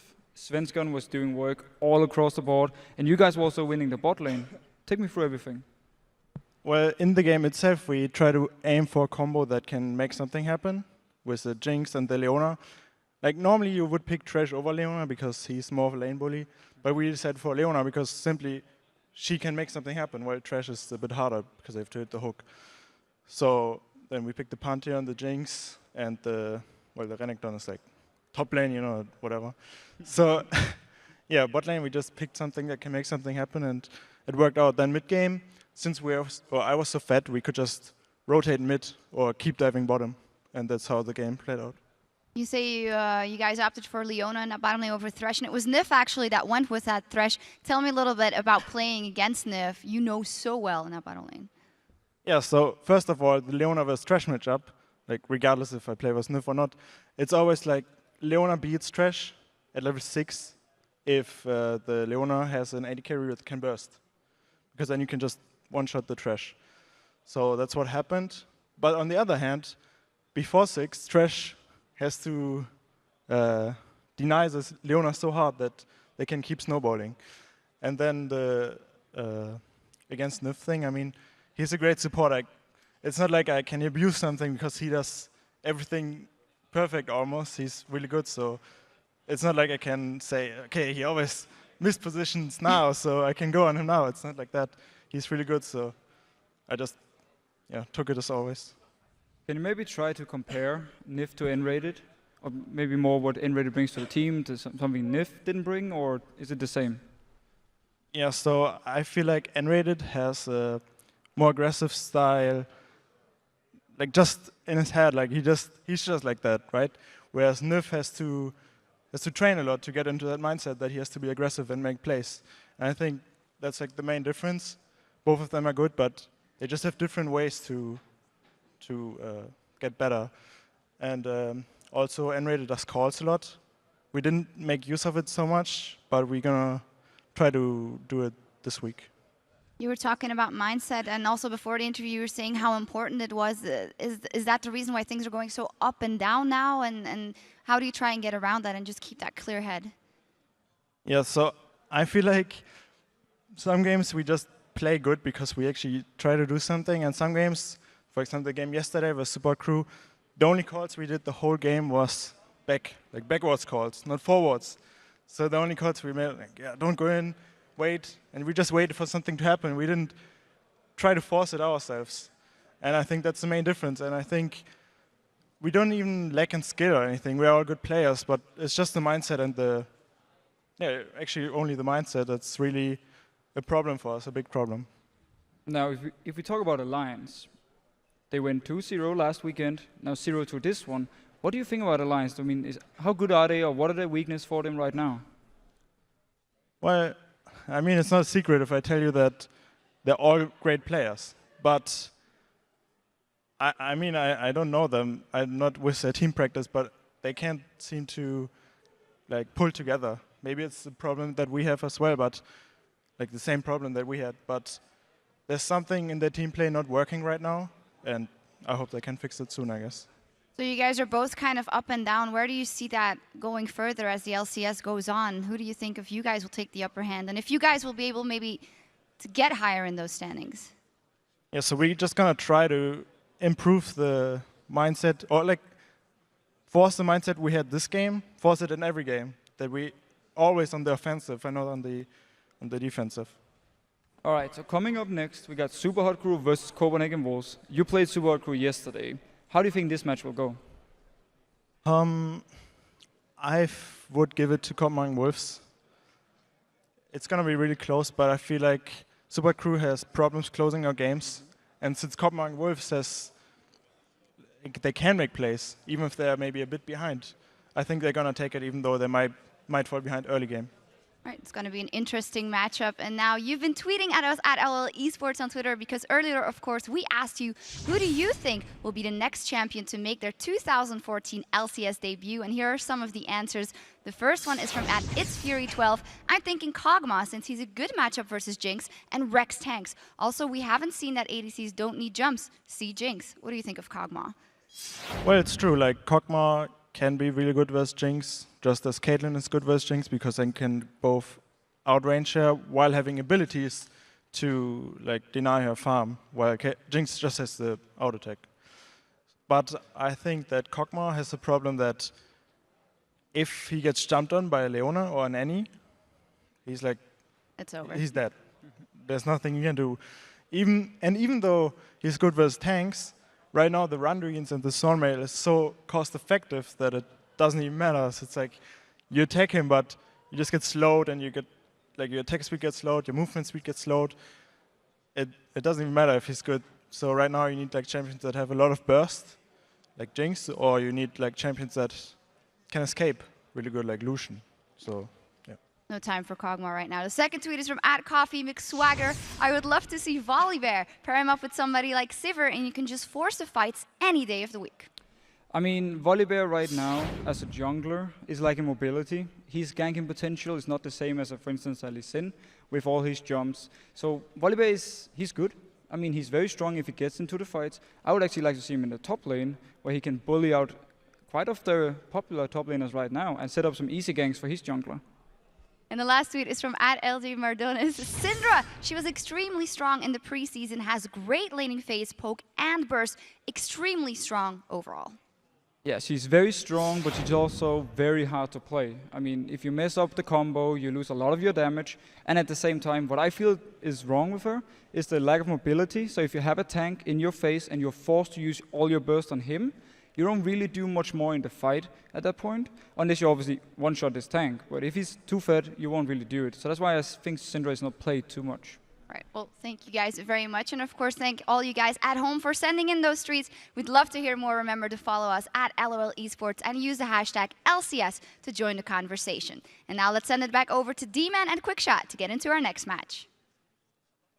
Thank you very much, Shox and Officio, and of course CandyPanna, some really insightful answers there from him. Of course, now it is the Super Hot Crew taking on the Copenhagen Wolves, and the Super Hot Crew yesterday, we saw them taking down SK Gaming, who have just taken that win over Alliance. However, it was a little chaotic, and Super Hot Crew never really capitalized on the lead that they generated early on. And honestly, we were saying it was down to poor vision during the game. I think I'm still going to stick to that. Yeah, you know, once they got ahead, they didn't keep themselves ahead because of the fact that they lacked vision, they didn't have the wards. They also played overly cautious.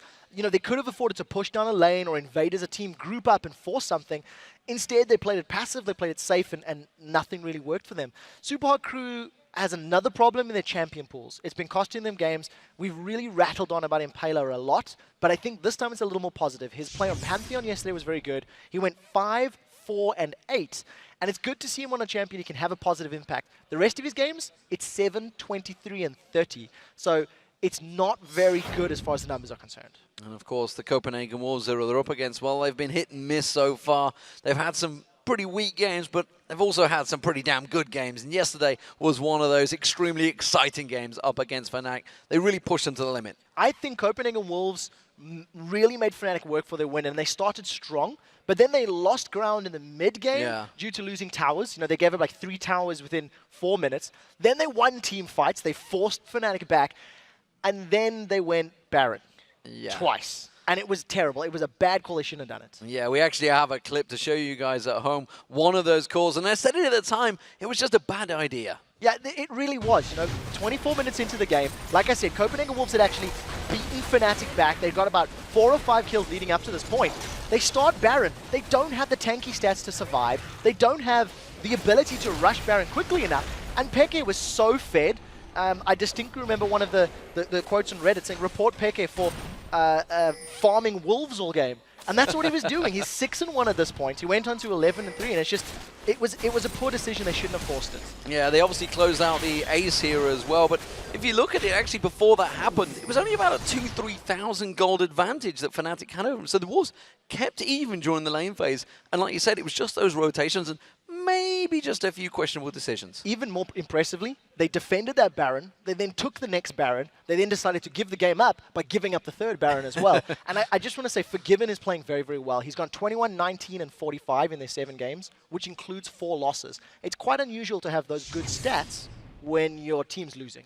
Yeah, and even though, of course, only 1 win separates these 2 teams in the standings, the players on the Super Hot crew are coming into this game with a lot more respect for their opponents, who, honestly, they consider to be one of the top decision makers in the LCS.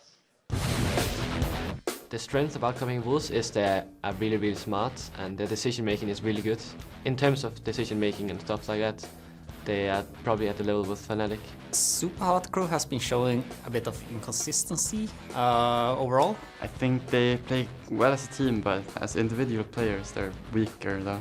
They've also looked very strong in the LCS, even though they haven't gotten a lot of wins, so we'll have to take them very serious, but I think we know where their weak spot is. They don't trust their matchup, they don't trust their laning phase, and they just try to get together in the team fights and just go from there. Our early game is really, really well, and our decisions are pretty good early game, but we have some troubles greeting a little bit too much, and our decisions later into the game is not as good as it should be. So, despite what we say, the teams seem to think they have got really good decision making. It's funny because it's like, in general, yes. You don't get 3 wins and you don't push Fnatic as hard as you can by having, like, terrible. But the Baron calls were bad, some of the rotations, some of the fights they've forced in previous losses have been a bit questionable in my mind. Yeah, and honestly, speaking to them myself during the week, they were kind of lulled into a false sense. Beating Alliance, they thought, well, this is easy, this is a great start. Then they came up against Gambit and they were just like, what just happened? We got destroyed. And I think it was Youngbuck was actually saying earlier today during the interview how they came into some games maybe overconfident. Yeah, and that was one of them. Overestimating their abilities. You know, you touched on the win record. I actually think it was around like 113 wins to 20-something losses, in and around those numbers.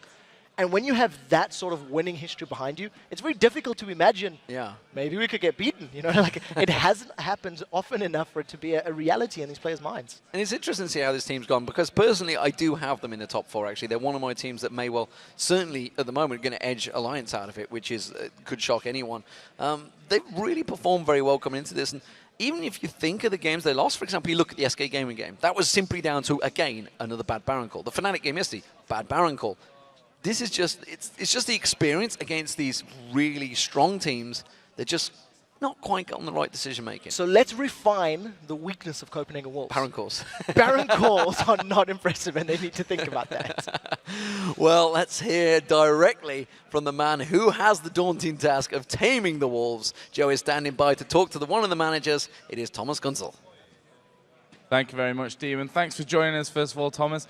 I want to talk to you about the Wolves and their scenario, what position they're in right now. Do you guys have a gaming house here in Cologne, or are you having to travel every week? At the moment, we have an apartment, 4 or 5 people, and we checked like 5 houses in the Super Week, and we have one favorite, and we are talking to the owner at the moment to get it as soon as possible.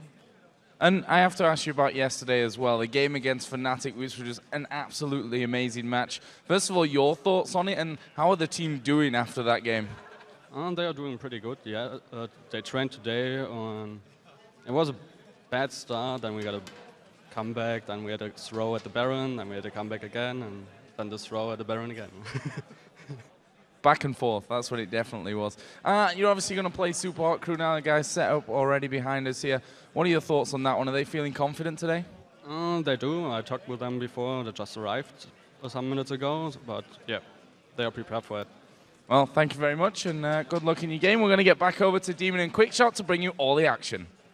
Thank you very much, Joe. Sounds like they are prepared and ready to go. So without further ado, let's check out those starting lineups. On the blue side, it is the super hot crew. In the top lane is Mima, jungler is Impaler, Moops in the mid, AD carry is Mr. Alice, and Mixer the support. And of course, on the red side, it is the Copenhagen Wolves. Youngbuck up top, amazing in the jungle, Countard in the mid lane, Forgiven as your AD carry, and support is being played by Unlimited. So as we roll into the picks and ban phases, what do we see from this game? We saw in the last match, a lot of junglers were focused. It's something we've seen against Impaler in the past. Amazing as well has been a part of this. Are they going to go that route? We just saw it didn't work for Alliance. Vi has to be banned against Super Hardcore. I don't think anybody's going to let Impaler get his hands on Vi. I would even consider a Pantheon ban maybe if I were in the Copenhagen Played Wolves. it very well yesterday. He was very impressive yesterday. I think if you're a member of Super Hard Crew, you need to get rid of that Kayle from Countard. He's had very good performances on it, and we'll have to see what these teams decide. So here we go, bans starting out. Kassadin and Gragas taken straight out of the game. Lucian has been removed from Forgiven. That's an interesting one because Lucian is pretty much Forgiven's main champion. He really doesn't play much else right now, and Lee's also taken away from Impaler. I still see that the Pantheon is available, the Vi is available as well. So definitely very focused bans here as far as the two teams are concerned. And I think we'll most likely see Forgiven defaulting to the likes of that Caitlyn, unless it gets taken away from him. Final two bans. Super Hot Crew having a good think on this one. It is going to be the Kayle taken away from Countard, which means will Vi be taken away? Will that be the final choice? Or will it Annie? There's a bunch of choices they could go with. Vi, this could be only the second time the Vi's actually got through for Impaler. The thing is, I think that both Mixer and Unlimited have actually got pretty good champion pools. They've both played a lot of different champions, and I quite like their styles of support. So, you know, deciding to prioritize the Thresh is a little surprising to me. Annie and Leona are still up, and we'll have to see how they go. That's even more impressive. They really wanted Caitlyn. This is because Forgiven's only two champions he's played is Caitlyn and Lucian. Yes. They feel they may be putting Forgiven in a bad place here. However, Yasuo would be an interesting first pick. I'm not too sure they're going to go with that one. Instead, it's going to be Jinx and Annie. So I'm a little bit nervous about this first pick Caitlyn for a couple of reasons. What the Super Hot Crew are saying is that the only person that they are afraid of really here is Forgiven. They feel that if they take Forgiven away, we praised Forgiven, his positioning and the stats that he's had in the game so far. Having Jinx, I still prefer as an AD carry, especially when you add that burst of Annie as well. I mean, I managed to speak to Amazing this morning, and I was just like, you know, we were singing your praises yesterday with your 85% kill participation, and then you got completely camped and dumped on set. So for this game, can you actually just dump on me in the opening part? So maybe if we start giving some harsh words to Amazing, he'll start performing very well in this game, motivate him into it, I don't know. But we're seeing the jungler choice potentially here for Impaler. The fact that Vi is on the cards and they haven't gone straight for it tells me that they believe maybe there's a counter to it that Copenhagen Wolves know. Yeah, I think, you know, the fact that Impaler is talking so much right now, you can see him on the left of your screen, this has to be the discussion point. What do they want to take? What champion are they going to lock in? I love the Ziggs as far as your wave clear is concerned. It's good defensively, it's good offensively, and very importantly, in conjunction with Pantheon, you can control the side lanes and the waves so incredibly efficiently. Well, look at this. The Ziggs locking in there. You got the Mega Inferno Bomb followed by the Grand Skyfall. Everything all piling into one position. I want a Leona. They could get Leona. I was just about to say they could get a Leona alongside that. It would be a scary, scary combo. We just saw it in action, of course, with the Grand Skyfall and the Solar Flare last game. But currently they are heading towards that Yasuo again. Is this going to be a mid laner up against Ziggs? If it is Yasuo locked in, we may even see like a Wukong in the jungle. Somebody that can have that sort of interaction. I know in the Challenger series, we actually seen the Trundle Pillar, if put down on top of somebody, can actually throw somebody up. Or alternatively, Vi, guaranteed, there's going to be the displacement. If she knocks anybody else along the way, hey, you get bonus damage. Well, you get the Assault and Battery combined with the Tibbers. That's a scary combo for that bottom lane. Chompers may even go down and completely lock someone up. Morgana support, that's something we have certainly seen before. Will Mixer go for it? Yeah, Vander actually played it. He was the first one that used it as the support in the LCS. Not necessarily the Leona, which I think I would have preferred.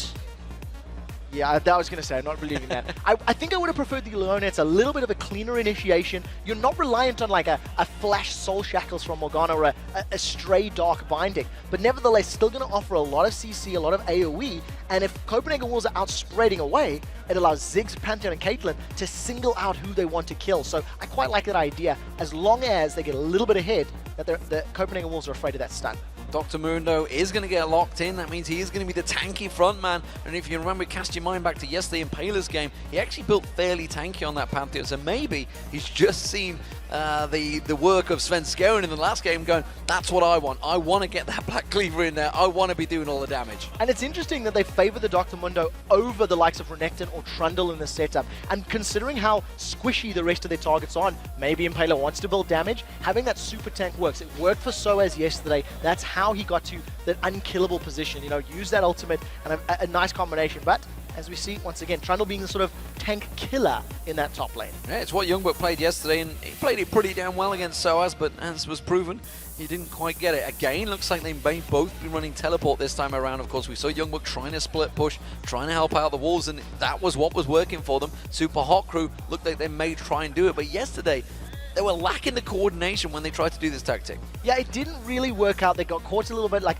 Fnatic got a lot of towers basically uncontested because the Wolves weren't grouped up to defend efficiently. We'll see if this combination is going to work a little bit more in their favor. I think having the very clear initiation of the Vi plus Yasuo plus Annie is definitely going to help the Wolves out. But they cannot afford to jump onto a team that's just going to then Soul Shackles and stun them up. So a lot of coordination required here for the Copenhagen Wolves. Well, there you see the fantastic stage. We are live in Cologne Studios, and as the champions do ready themselves up, let's see how you guys at home have called this game. According to LOLesports.com, 77% of you think the Copenhagen Wolves will be howling in victory. I feel like that's pretty accurate. I would say, you know, three out of 4 people saying that. The Wolves have put up very good fights. Super Hot Crew have had flashes of brilliance, but they haven't necessarily challenged a lot of the bigger names. So we'll see how this works out. It's definitely not over in picks and bans. Both of these teams have got great compositions. Well, we pointed out yesterday as well that 4 members of the Super Hot Crew are actually in the lowest KDA of all the teams. But we did just hear from Candy Panda that actually he believes that Super Hot Crew may be better in the opening lane phase. Yeah, you know, the Super Hot Crew have got an aggressive laning phase. The problem for them comes in that the lead that they get or any advantage they gain, they don't garner, they don't push further down the line. So we'll have to see how this match plays out. They've definitely got the option to be very aggressive with that Ziggs and the Pantheon. So here we go, ladies and gentlemen. Super Hot Crew as the blue team up against the Copenhagen Wolves as the red team. Top to bottom for the Wolves. We'll see how that Yasuo works out. And again, I'm trying to think whether it's another new champion for Kautar or whether he's played this one already. I'm starting to lose track because he really is differing his champion pool throughout the LCS. Kautar's one of the most diverse mid laners so far this split. Which, by the way, he actually loves, because when he previously played, he was only ever known for Zyra. Yes, and his Zyra is still good. Not good enough to beat Alexic's Kha'Zix, though. That was a bit of a misplay in week 1, if memory serves. Forgiven, he's going to get a little bit of damage down into Mr. Riles, but it's the typical defensive start from basically all of the individual lanes. Nobody wanting to be invaded upon. There is a sweeping lens on the side of Amazing, so we may see Copenhagen Wolves group up in the next 20 or 30 seconds and maybe challenge for a buff. We'll just have to see. Believe Unlimited has possibly built up the stun as well. And looking at his mana pool, more importantly, and seeing whether he's actually gone for that stun. He has. He has, so maybe we will see some form of invade from the Copenhagen Wolves here. We'll see whether they go for anything. It's going to be interesting. If Unlimited was going to go for an invade, I would almost anticipate him moving up along with Amazing so they can make use of that sweeping lens. But as it stands, you actually see it's going to be Kautar making the first move. 130 is the time your trinkets become available for those wards, and we tend to see the vision and people backing away. Instant reply. Double trinket. Sweeping lens by Amazing, though, was picked up early on, and he will take down that first ward. So that's going to clear out the vision. We'll see whether Impaler, remember, against SK Gaming, Impaler invaded that red buff a lot. Yeah, there's a stun available in Mixer.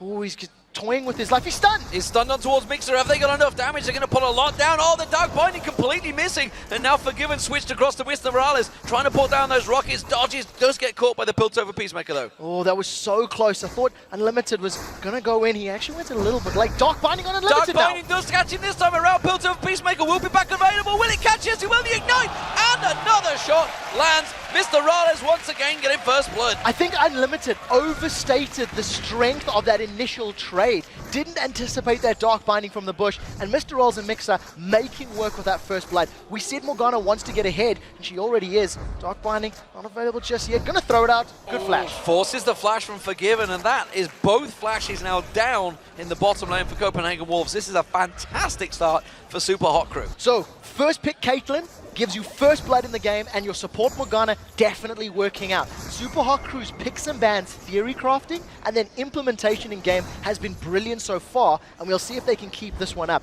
This is the lane we've got to keep our eye on though, because once we get closer to level 6, Countard may actually be able to just chunk down Moops pretty hard. Yeah, Moops is got to be scared a little bit because he's going to have to use simply those bombs or the flash as and when it's available to escape, because if Countard gets on him, he will certainly be able to lay down a lot of damage. You can see he keeps building up that whirlwind and just throwing it out, trying to catch onto Moops. Now, one of the things we've seen from these Yasuo mid laners is they put the wind wall down. That's the Yasuo W, and it blocks any projectiles that come through.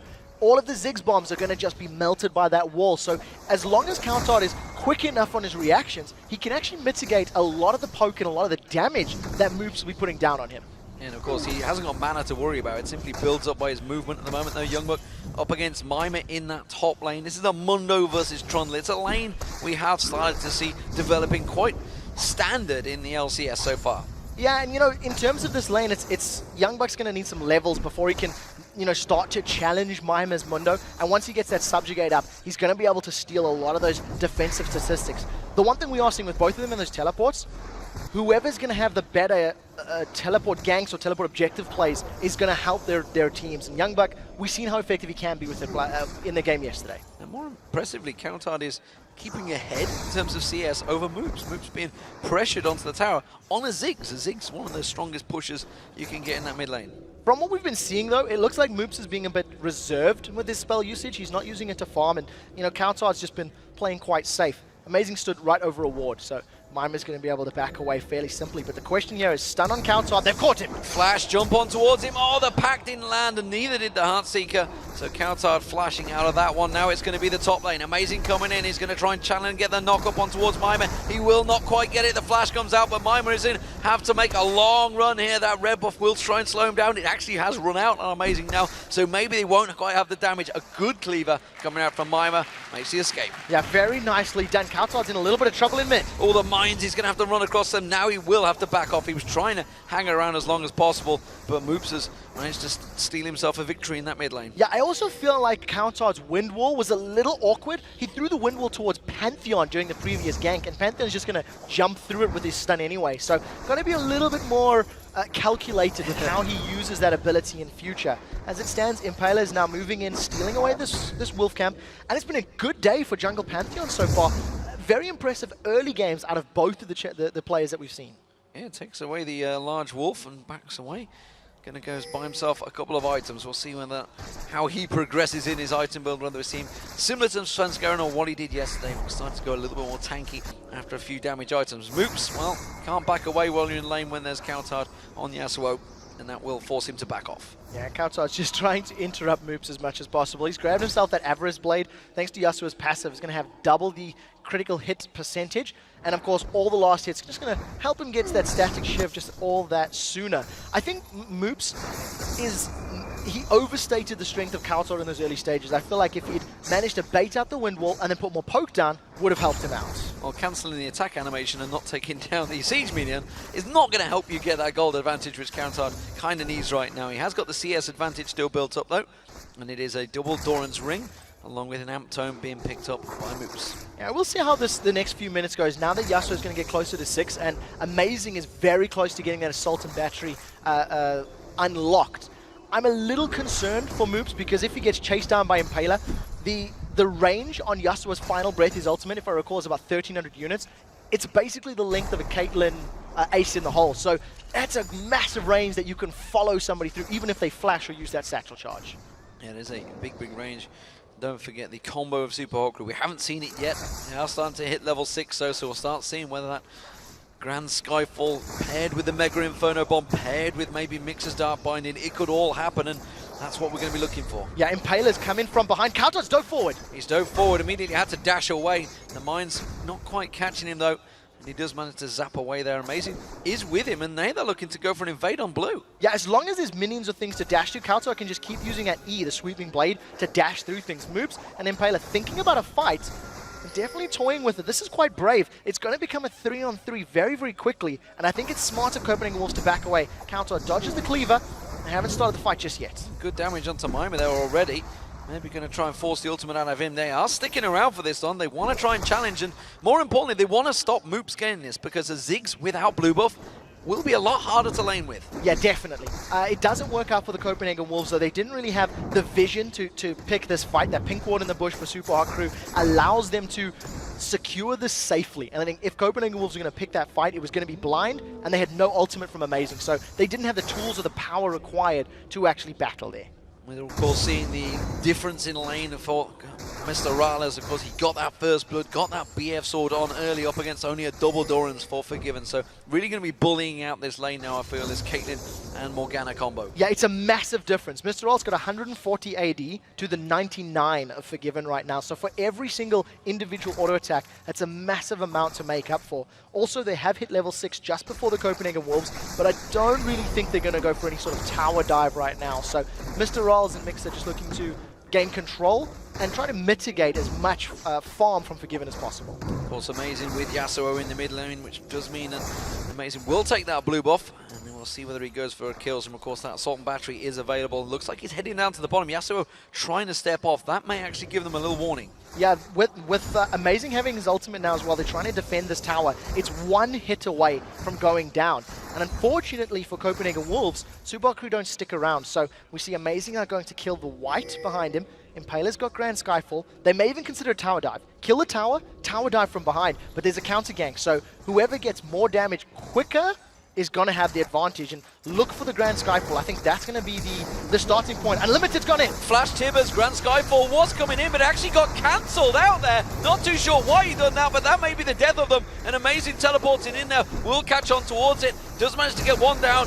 Will he get a second? Didn't teleport in, of course, he came running down here. It's going to be Mima getting caught. He was the one that teleported in. He's going to get caught out. Is it going to be enough? Mixer's one. Can they get a second kill? Youngbuck, will he have that pillar back up and available in a second? No, the cooldown was not available. And now Moops is coming here to just help defend. They end up trading just the one kill secured, and it was Forgiven. Thanks to the use of that Super Mega Death Rocket.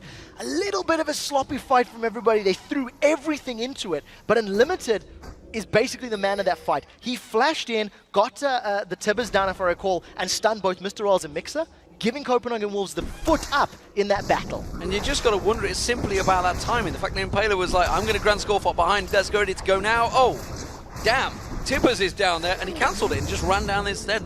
Maybe if it had gone down there and helped out, who knows. But nevertheless, they got themselves a dragon, and that is more than a kill. Yeah, definitely. The tower and the dragon, it ends up being in favor of Super Hot Crew. They get a lot more global gold and global objectives. There's the Mega Inferno Bomb we were talking about, just great wave clear. Moops is just making his way back to that mid lane, and it's going to be difficult for Copenhagen Wolves to split push or to play the map when Ziggs is going to be able to just wave clear so effectively. Youngbuck, of course, had himself some time in this top lane while Mima's going off to buy. Sunfire Cave's going to be coming out for Mima shortly, building up towards that one. Meanwhile, Youngbuck going with the same way he did yesterday towards that Blade of the Ring. Yeah, it's sort of actually the standard build on Trundle. We have seen a Ravenous Hydra, but I don't know. I think I prefer the Blade of the Rune King. He gets a lot of tanky stats that he can steal, and the kill potential is very, very high. Now Mixer on this Morgana. We've seen him doing very well at level 1 and level 2. His Soul Shackles is just becoming available in the next few minutes, and I think the strength of those Soul Shackles in team fights will be apparent if they can split the Copenhagen Wolves up, because that's what Super Hot Crew want to do. Force the Wolves to spread apart, and then use the damage of their single target champions to find kills. Forgiven being given the large Wraith there, or the white, whichever you'd prefer to call it. Now he has got the BF sword, but again, you can see he's behind in builds. Mr. Raleigh, Bloodthirster completed, and now looking to try and lane wait and maybe set something. They're just going to keep that lane frozen, and they want to force Forgiven and Unlimited to be well away from a tower. Yeah, truthfully, the tools of Jinx, even though she's a little behind in damage, will actually basically balance out with that Bloodthirster because of all the additional burst that she can put down. Copenhagen Wolves right now grouped up in this mid lane, trying to push the wave down into the tower, but they're not committing to actually attacking the tower due to both of them being melee champions. So a little bit afraid of being caught out. They're actually making their way bottom. Ultimates are available for both Amazing and for Coutard. Well, Super Hot Crew read that one coming a mile away. Mixer just gone up and placed that ward in there. Now we're seeing, of course, they are sat on top of it. So not going to be learning anything. Bomb rolls in, says, yeah, we know you're there, guys. Just go away and leave the bottom lane alone. I always wonder why players do that. I always think, why not leave them there? Yeah. Play Just 5 leave them there a extra little bit seconds. longer, yeah. Just as a thought. But nevertheless, Moops gets a little bit of additional damage. Countdoor returns to this mid lane, throws out that Steel Tempest. A little bit of damage onto Moops, but he doesn't have a lot of additional attack damage built up right now. And Super Haku still with a small gold lead. And we're just seeing Countdoor actually. Maybe not knowing the full distance of that sweeping blade. Oh, it's nice to see 3 pro players still make the errors, because everybody else at home that's watching is like, yeah, I've done that before. But as it stands, Blue Buff is back up again. Super Haku coming in for this one. Doesn't look like it's going to get contested this time around by the Wolves. Oh, Super Mega Death Rocket's going out. It should be secured. The bang! No, that was close. Not enough splash damage onto Impaler. Not very, very close though. That was so close. If that had been like half a second later, Forgiven may have been able to pick it up, but nice play. That was blind as well, actually. There's no vision in that blue buff pit for the Copenhagen Wolves, so that was very good timing on the side of Forgiven. In terms of our supports, there's just seen the coin being picked up now for Mixer. That's the first GP10 item, as both of the supports rushed that Sightstone, wanting the HP and wanting the additional vision that's garnered from that item. And of course, the Talisman helps out on the Morgana support as well. Gives him that mobility to try and get in there with that ultimate run-in. Try and help out if you can get the Talisman built up. Of course, at the moment, it's only at the Ancient Coin. We've got a couple of stages to go. Yeah, Pink Ward being cleared out by Myman. It's going to back off, complete that Sunfire Cape. Blade of the Rune King has just been completed by Youngbuck in the top lane as well. I feel like Super Haku have got some very early sweeping lenses right now. They've only got 1 tower down. They've picked up 1 dragon, but 3 of the members on their team have gone for sweepers. And I'm actually pretty sure this is more sweepers at this early stage of the game than we've seen in many of the other LCS games. So we'll see how they make use of it, if they want to go for invades or if they want to have defensive lens clears. Another interesting thing, blue buff given to Forgiven. That was donated to Forgiven, maybe to try and help him get more of those rocket splash damage down or more super megas. We'll see how it works out. Well, that rocket is back up. We'll see whether he does try and make use of it. Of course, we did see in the previous game Candy Panda firing one from the bottom of the map and getting that kill on Froggen in the mid lane. As it stands, it looks like it may well be towards the top that they are heading. The Wolves want to go on towards my map. And as you say and that, they decide to back away. They stepped over a wall, the pings went down and went, nope, I think back off. The slower pace of the game right now is a testament to both teams not wanting to make a mistake, not wanting to commit to a play that's overly aggressive, because they can respond fairly well. You've got the Globals and Super Haku with that Grand Skyfall and with the Mega Inferno Bomb. It is quite scary. So we'll see how the gank plays out. Amazing. Sitting in that top tri-bush, Impaler has read him fairly well. He was in the mid lane a moment ago, now he's making his way to the top lane. We'll see how the tower guy goes. Going to back away. Yeah, he's going to back away. I mean, we saw it in the previous game with Lee Sin trying to go in on Shook, trying to help out, but Impaler on Pantheon is a very strong champion. Dragon up in 40 seconds. Kautar just going to launch by Moops and eating a bomb as well. 3 members of Super Haku stacking up on this mid lane turret. Yeah, with Dragon up in 30 seconds, now I'm even less... I think it's less likely for teams to make an aggressive play unless they catch someone completely out of position. So Dragon's up in 30. Vision right now is in favor of the Copenhagen Wolves. They've got a little more wards in that area, and I think they've got slightly better positioning to roam down. But teleports are both up for Mima as well as Youngbuck. So if the fight were to break out, those two could join in very, very quickly. Yeah, the Wolves are ready to go full defensive duty, but they've actually left Mr. Rallis to just free farm down that bottom lane. So he's managed to shove that wave in and now making his way up towards this Dragon pit area. Dragon now up, and he's going to get started off by the Wolves. And Super Haku grew a little bit out of position. They tried the pincer move yesterday to much disarray. Disarray, I think is one way of calling it, without being too harsh. It was a pretty bad move, and this time they choose wisely not to go for it. Yeah, and actually because of that, Copenhagen Wolves being a little closer to the Dragon, Super Haku have now started on this inner turret. Amazing, he's gone in! They've channeled on towards Impaler, but again, you see the Dark Shield coming out. The Mega Death Rocket's going to get launched out, but is it going to be enough? It's Impaler that gets 1 kill. That's a second for Mixer. Now Youngbuck's in trouble. He's going to get focused down, and Super Haku doing work. Ace in the hole! Will get another kill down as well. Forgiven's got to run. He just took a cleaver to the backside. They may push on this one. Dark Binding flash from Mixer. not quite going to find his target. Forgiven having to flash out the danger. So they get the tower, they get 3 kills, and now they're on the inner turret as well. They're not stopping. They're going to keep on shoving through here. Forgiven's doing what he can, throwing out that zap, but that's an inner turret down. A great execution from Super Hot Crew. So 2 things in that particular fight. Number 1, Amazing started with that assault and battery, while the rest of the team weren't necessarily close enough to respond. The next thing on that is the final breath from Yasuo was not actually used. Counterard still has his spell available. It didn't knock anybody up, didn't get that extra damage down, and he wasn't a factor. So the fight was over before it really began, thanks to Super Hot Crew picking up that kill, and a massive gold lead right now. 2 towers, a dragon, and 3 kills. Giant advantage, and you know, if you cast your mind back to the discussions between these two, Super Hot Crew talking about the great decisiveness that Copenhagen Wolves have, and honestly, Copenhagen Wolves had nothing nice to say about the Super Hot Crew, but right now the Super Hot Crew is showing them what decisions should be made in a game. Now, I also want to talk about how impactful that Morgana is. Because of the Soul Shackles and the fact that it takes time to channel to get that stun, if Young Buck, Amazing, and Counterart, being melee champions, dive into a fight, the moment 3 of them are in range, Mixer hits the R and says, come on, stay around, I dare you. Because you're going to get stunned, you're going to get locked down, and they're going to finish you off. So it's actually a very good reactive support as opposed to Leona. It looks like they're going to trade towers at this point. Top 1 actually defended by Super Hot Crew. Yeah, and that's a lot of damage on Yogbuk there, realizing, of course, that he's not a tank, and Mr. Rales does a hell of a lot of damage. He's gone for that Legolas build. Meanwhile, the Copenhagen Wolves, they're pushing down this bottom lane, but Impaler and Mima should have enough to defend them. In fact, they might even go aggressive. They're going to jump onto Counterard. He's going to see moves coming in. The bomb doesn't quite do the damage, but Grand Skyfall may well do. Counterard's going to run for his life. It's going to be Unlimited they focus on. He turns it around. Heartseeker manages to get the damage down. Mima gets himself a kill. Meanwhile, this is all happening. Mr. Rales gets himself a kill in Youngbuck on the top lane and takes the tower. It is all going Super Hot Crew's way. 6,000 gold lead, and Moops actually pushed Unlimited closer to Impaler's Pantheon. They're using the satchel charge.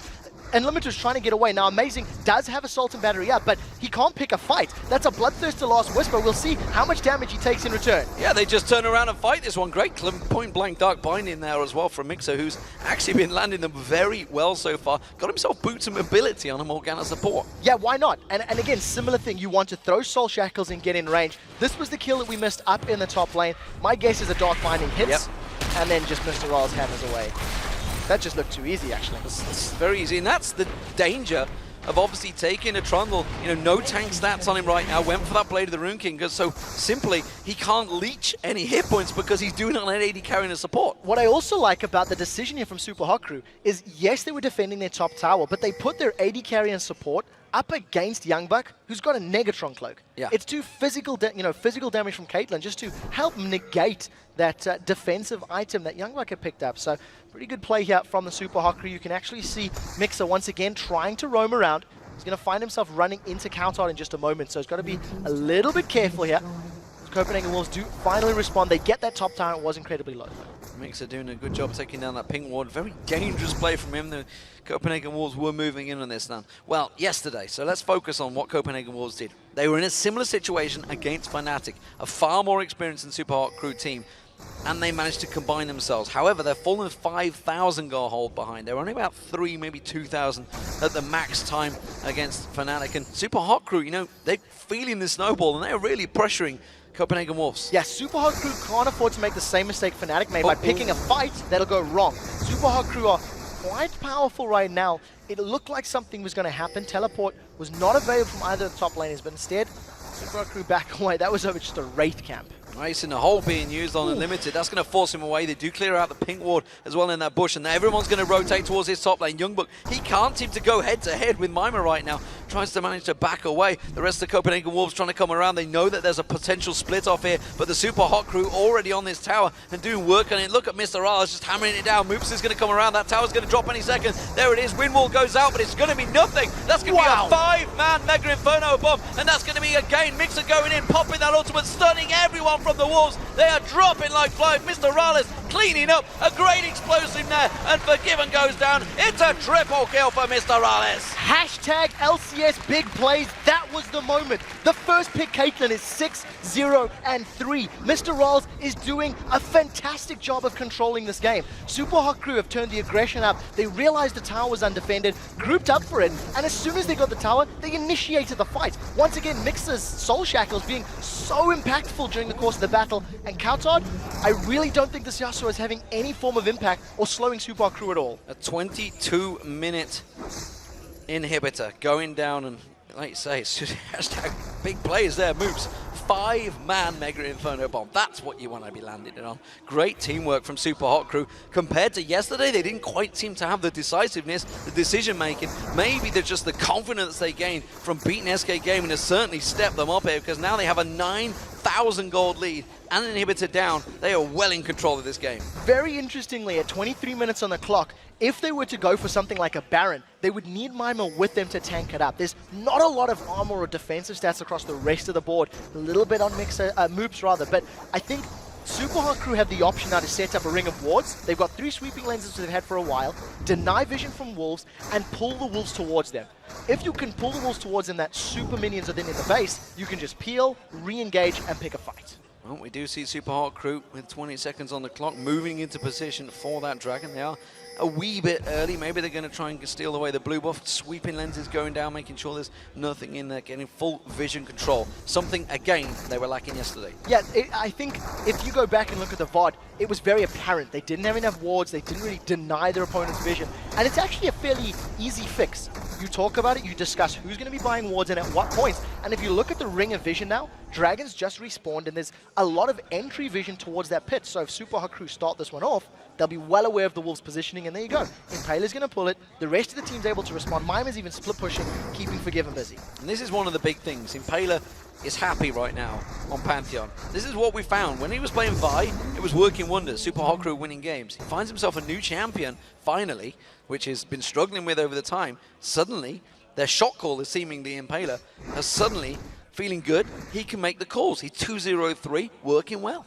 Super Hot Crew also just completely outlaned the Copenhagen Wolves. You know, Mima held even with Youngbuck. He was actually ahead for a little while. You know, Moops has stayed even on CS. Kautard has had very little impact. And then Mr. Rolls and Mixer, from the very get-go, from that first blood, have been doing work. A lot of attack damage on Mr. Rolls' Caitlyn, so this tower's going to drop. That's Youngbuck, who's meant to be semi-tanky, loses a third of his HP from that ace in the hole. It's not enough armor. He's desperately trying to get the Warden's Mail, trying to prevent anything. But look at this, minions pushing on towards the Nexus turrets in that top lane. And again, Super Hot Crew starting to push on towards the bottom inhibitor turret now. And honestly, I'm not too sure whether the Copenhagen Wolves can fend this off. Super Hot Crew got such a good sieging team with the range and Caitlyn and the poke from Ziggs. It makes it fairly safe to poke it. First Nexus turret has already fallen thanks to Super Minions. And it's also taken, look, a third of the hit points already off the second one. Forgiven, is doing as much as he can to try and defend it, but he needs to get down here now because Super Hot Crew continue pushing. It's too early in the game for Jinx's damage to actually fend off that many Super Minions. That's why it took so much time to fight it. It's also the reason I think they pulled Kautard to defend the tower as opposed to leaving Jinx there. There's more attack damage on Jinx, so she can, in theory, hold it off just a little bit longer. And the pressure gives them the blue buff as well to take everything away. Can they try and set up a kill? You can see Mima, he's sticking around. There is a ward, however, just off at the side that they can't see, which is giving Copenhagen Wolves just that little bit of vision they require. And look at that, blue buff and Moops. Let's go back and keep the pressure going. Just keep sieging, keep throwing out those bouncing bombs. The Super Minions are about to push past that inhibitor line in the top lane, and that's what Super Hot Crew are looking for. Get the minions in and then push forward. Even Windwall, that was late, and it's got about 20-odd second cooldown, so there's this little respite now for Super Hot Crew to spam more abilities. Far too late, ace in the hole, again chunking Youngbuck down. Now they're going to move in. This inhibitor turret surely going to drop this time around. They're going to keep the pressure on. Darkbinding lands on towards Youngbuck. There's the Mega Inferno Bomb, gets one, Unlimited also having to back away. While this is all happening, Forgiven's desperately trying to keep the Nexus turrets alive. That is going to be the inhibitor turret going down. A pounce onto Amazing. Amazing tries to dash away from this one. Kautard trying to run, trying to clear the minions, saving the Nexus turret briefly because the inhibitor turrets has spawned in the top, so the inhibitor did, but that's the bottom inhibitor going down. What? Timbers coming out from Unlimited, catches 5 members of Super Hot Crew. They're dropping like flies. Kautard finally starts to get himself 1, gets himself 2, jumps around. Moops is going to get caught out. Amazing's going to beat him down. He's going to get the support once again of Unlimited chasing in on him. Has he got enough? Moops flashes away. Hasn't going to have the mana to try and regen on this one. Is going to get caught once again. The team's closing in. Gives us the explosive pack. will get away, but Copenhagen Wolves, they're running for Baron. That was a 4-man final breath from Kautoud. After me calling him out saying I'm not convinced so far, he manages to get a massive ability, holding Super Hard Crew up in the air. The problem is the damage is done. Inhibitor is down on the bottom lane. They've lost the Nexus turret. They're trying to fight Baron, and maybe they can stall this game out. Baron's going down. Mima is going to need to pull a hero defense if he grabs this. What infected cleaver could he throw out here? I don't think it's going to quite land. It doesn't come through. And the Copenhagen Wolves, would you believe it, after yesterday, get themselves a Baron. Still 10,000 gold behind. They've got 2 inhibitors basically exposed. There's only the 2 turrets left on the map for them. This has to be a superhero defense for the Copenhagen Wolves because Super Hot Crew, they're not stopping. Wolves are trying to recall, and Hot Crew, they want the last inner turrets. Rushing straight on through. Oh, not going to quite take and limited down. The rest of Copenhagen Wolves separated from this one, and this may well be another inhibitor turret going down. It will be, and the Super Hot Crew react perfectly and take their final defensive turrets down. This is going to be so difficult for Copenhagen Wolves to defend. They do have Baron though, so they've got a lot of fighting stats and regen to hold off extended sieges, but they've got no turrets to fall back to, so they don't have that safety net or that safety line to hold on to. So the question for Super Hot Crew, can they catch somebody off guard? Can they get a Dark Binding and pop someone quickly? Because that could be their way into a victorious team fight. Whew, let's slow things down here. Let's take stock of the situation. And as you mentioned, 10,000 gold lead, 9 2-in turrets, pretty much taking everything away. One singular Nexus turret, the only thing standing. Let's look at the items because Kautoud had to switch. Ordinarily, you'd see Static Shiv, Infinity Edge. Instead, he had to go for that Hexdrinker because they had nothing to stop Moops just shredding the team and Mixer getting in and stunning everyone. Copenhagen Wolves needed like power now, which is the reason you see that Pickaxe and Vamp Scepter and Hexdrinker. You know, Kautoud has only got 2 towers to work with. They haven't really got sniffs of the dragons. They haven't been on the Super Hot Crew side of the map at all, really. You know, for the last 15, 20 minutes, they've been playing defensively and trying to hold off the Super Hot Crew siege. With Teleport being up for Mima, I think Super Hot Crew have to start the split push game. Get the waves pushing in their favor, get them knocking on the inhibitors, and then quickly rotate to one where they'll have a numbers advantage on the Wolves. Well, don't forget, with that Baron up, with those super minions pushing through on that bottom lane, it will actually give a chunk of gold to the players that need it, and it is forgiven. He's starting to stack out, and as you point out, Infinity Edge now is built. So it's a little bit later than we're used to seeing on the Yasuos, and he's got like I think a 90% critical hit range now, so thanks to his passive. There's a lot of burst that can come down. There is, however, a fair amount of armor on the side of Super Hot Crew. You've got Mima, Impaler, and Moops all sitting with a good amount of armor. Even Mixer has got himself that Warden's Mail, so we'll see how effective it becomes when the fights break out. Well, Kautoud will wipe out this top wave. Static Shiv, no problems there. So, Static Shiv, Infinity Edge, he will start popping them down. Dragon's about to spawn any second. It's there, guys, trust me. Trust me, it is there, but they're just going to wipe it out. Good old Invisible Dragon, there he drops. So, Super Hot Crew continue their advantage. Wisely not pushing into a Baron up Copenhagen Wolves here. They will take their time and will continue to buy items. So that's 4 out of 4 dragons now for Super Hot Crew. Copenhagen Wolves have not been able to challenge, and I think having 3 inhibitors exposed, they're not going to be able to move outside their base without having a massive amount of vision. We need to see 2 things being purchased on all members for the Wolves. They have to get Home Guard boots, and they have to buy wards so they can get, wall vision. They can't run the risk of being backdoored or losing an inhibitor to Super Hot Crew. And you talk about vision. There's not a lot of vision for Super Hot Crew right now, and nobody went back and bought wards there either. So they're not going to have massive control just yet. So Copenhagen Wolves actually have better vision on certainly their half of the jungle than Super Hot Crew will. Yeah, they need it as well. You know, having no towers to fall back to, there is no room for error. Copenhagen Wolves are going to be, striding a knife blade. We do see them trying to set up, looking to catch somebody, but I don't think Super Hot Crew are going to become split up enough for Copenhagen Wolves to pick that fight. Well, they're in a 4-man dance. It's going to be amazing. Oh, actually sidestepping there. Not too sure Mima's going to be too worried about that with his Randian's Omen, Warmogs and Sunfire Cape. Just quite happy to stand and watch the jungler try and hit him. He's only got 4,000 hit points. I'm not sure it's enough on this Dr. Mundo. But now, thanks to the power that Super Hot Crew have, Baron has worn off on the Copenhagen Wolves. They're going to siege the inhibitor. And like we said, there's no tower to fall back to. So the Wolves, if they want to get a fight, they have to look for Super Hot Crew to be grouped up as a team and get that combo of Tibbers plus Final Breath, etc. You know, I don't think I've seen once Coutard land that wind wall and actually block one of those ace in the holes that keep on coming through. Copenhagen Wolves tried to use that talisman to chase this one down, and Super Hot Crew reacting nicely. They're going to jump on Amazing, course him away. The zap once again, keeping him at bay, but it's going to be Unlimited getting caught out here. Mimer's going to keep on pushing through. Mega Inferno Bomb catching 4 members of the Wolves once again, and that frees up the side to take the inhibitor. Yeah, that Mega Inferno Bomb was all that the Super Hot Crew needed. They traded coin, Talisman of Ascension for Talisman of Ascension when Copenhagen Wolves tried to pick the fight, but Amazing, he didn't use Assault and Battery. He still has it available, as is the Final Breath. Copenhagen Wolves need to decide to fight because they have fended off that inhibitor. It looks like it's still alive, so at least they hold on to one, but not necessarily for much longer. Super Hot Crew doing a great job at kiting Copenhagen Wolves away here. We already saw Youngbuck down to half hit points. He's had to back to the fountain, so still only 4 members defending right now as Super Hot Crew push back in. They want to take down that second inhibitor. They just can't get close enough to it yet. Super Hot Crew are doing a good job in not stacking up. They're not allowing multiple members to get caught out by that knock-up Final Breath combo. So as long as Super Hot Crew can maintain this, it'll work in their favor.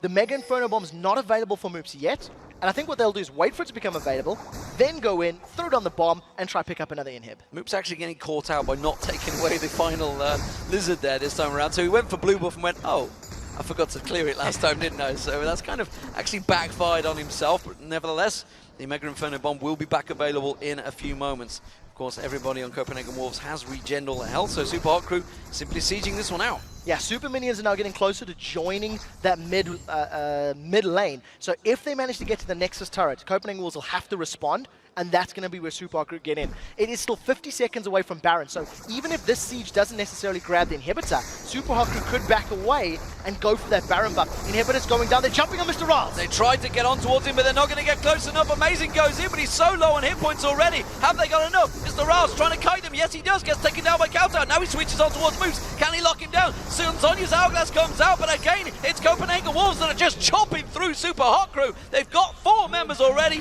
Mimer's the only man standing, runs for his life. There's Super Minions on the Nexus turret though. Copenhagen Wolves have to back away. They've lost the turret. Copenhagen Wolves now have no objectives left on the map with the exception of those inhibitors. And the Nexus turret taking damage as well, but it will get cleared out by Copenhagen Wolves. But again, we see them winning out a team fight.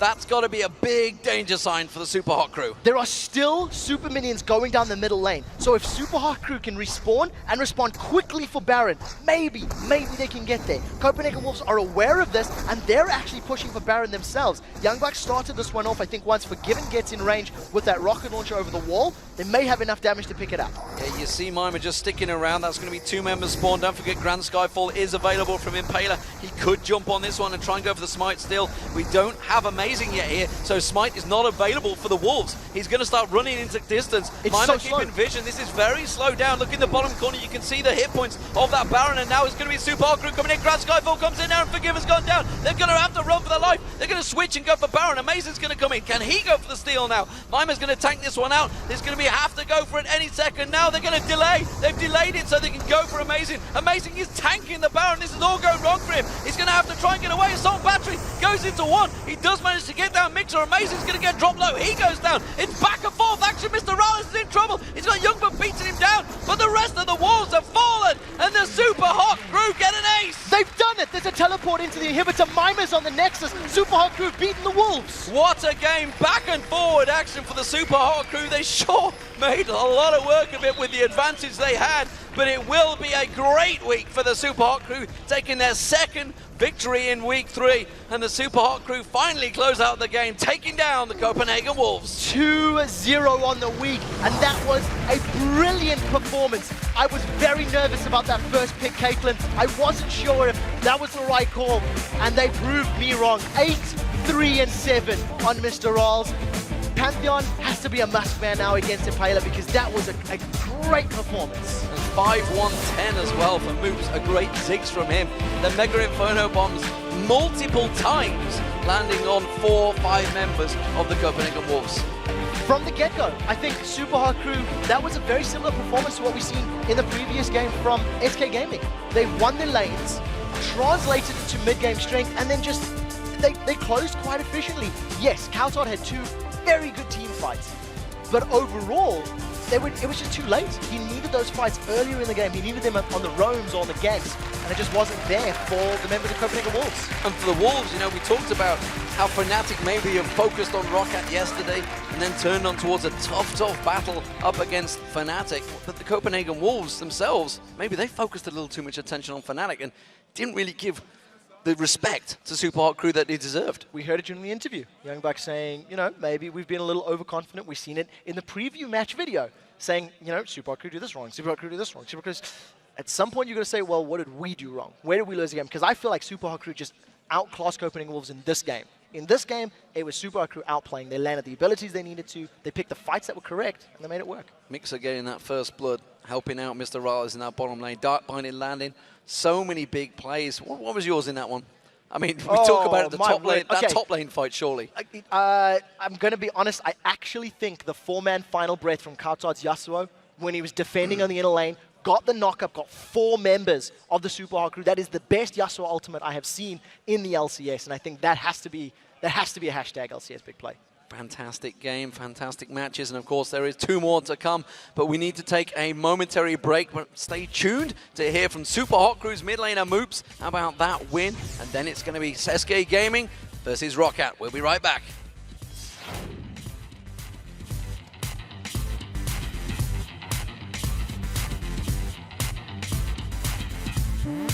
Bye. I'm sleeping. Nice. Should I cancel? Help me. No, I'm staying. I'm gonna flash then. Yeah, nice. Nice, push mid. Yep. Nice! Keep going. Push mid. Yep. Can get 2 turrets. Yeah, we can get dragon afterwards as well. Holy shit. Nice. Time in.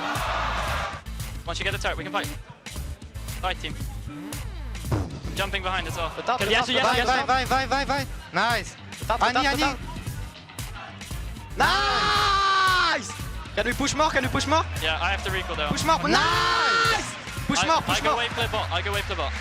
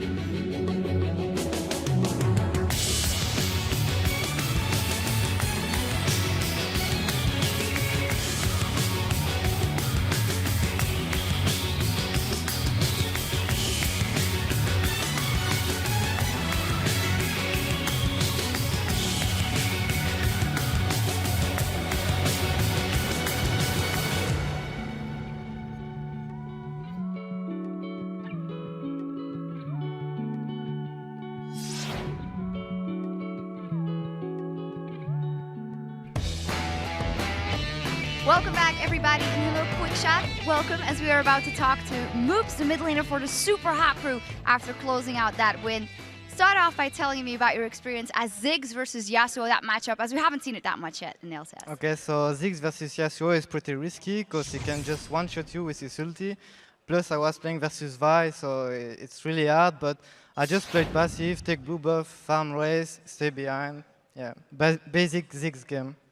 It was a very good Ziggs game. Your ultimate and the late game were fantastic. Yeah, I think I did one ulti on 5 people and we took like 3 inhib. Yeah, Ziggs damage are pretty crazy. Yeah, no biggie, just hit 5 of them. I've got to ask, what was the planning going into this game? Because you targeted Forgiven very heavily. Banned away Lucian, first pick Caitlyn. I thought it was a little risky and pick some bans. It worked out, but what was your thought process behind that? Okay, so right now we think that Caitlyn is really strong AD carry, maybe the strongest, and it's also the best champion of Forgiven. It's really well known for the Caitlyn in solo queue. So we just banned Lucian, which is his second best champion, and first pick Caitlyn. And yeah, that's it. It worked pretty well. What about the Morgana support? Were you aiming on the mind games? Because you love Morgana so much. At the start we wanted to play mind games because everyone knows that I really like the champion Morgana. But yeah, we picked Ziggs and Morgana at the same time, so it was pretty obvious that it won't be mid. I've got a pretty serious question regarding Impaler. We've seen him doing very well on Vi during the qualifiers in the opening week. It's been banned out against him a lot, and now he's seeming to do better on Pantheon. How are you working with Impaler? Because he's a little hit and miss in some games. Okay, so the first week of LCS, let's say he wasn't doing the best without Vi, but we practice a lot, and he has a lot of new champions in his pool, so it's pretty good. For once, Vi was available this game, but we decided to not pick her. We hesitated a lot between Pantheon and Vi, and we ended up choosing Pantheon, and it worked pretty well. Yes, it sure did. Tell me about the Baron at the end of the game, because you guys were totally ahead, and they hit a couple of wombo combos, and it was dangerous, but then you guys made the right decision by going in when they tried to go for Baron. Okay, so we had no vision at all on Baron, and we thought actually Baron was over, but when Mimer get there, they were actually only 3 on it, and it was like 50% HP. So we just went in. Impaler got the Baron as always, almost. So yeah, that was the game. So you guys are 2-0 on the week, very good performances. I've asked this question to a couple of pros, and I want you to think about Super Hot Crew. What is the strengths of Super Hot Crew? If you were to think about your team and define your team, Old Evil Geniuses would have been team fighting in the late game. What defines the Super Hot Crew? I'm not too sure. I mean, we are having a lot of fun.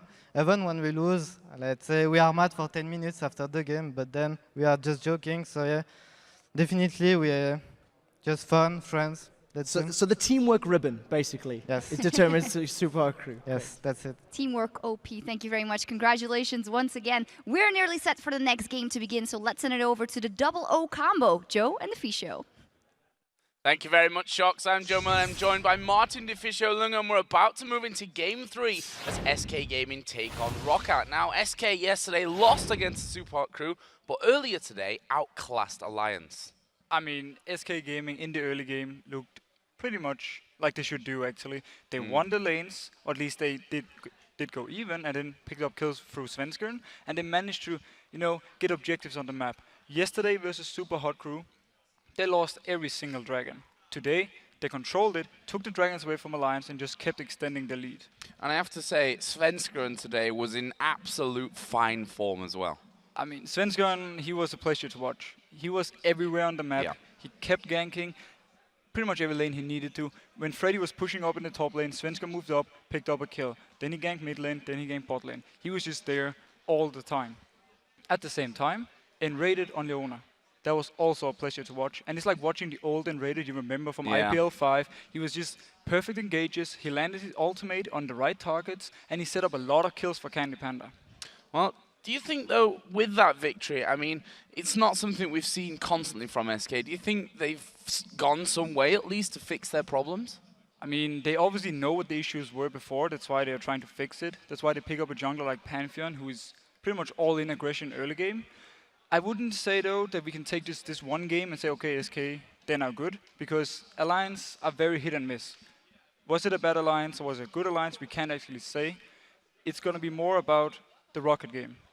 Because Rocket is a whole different team than Alliance. They play so coordinated, and they punish you for every single mistake you do. So we need to see how SK perform here, especially in the early game.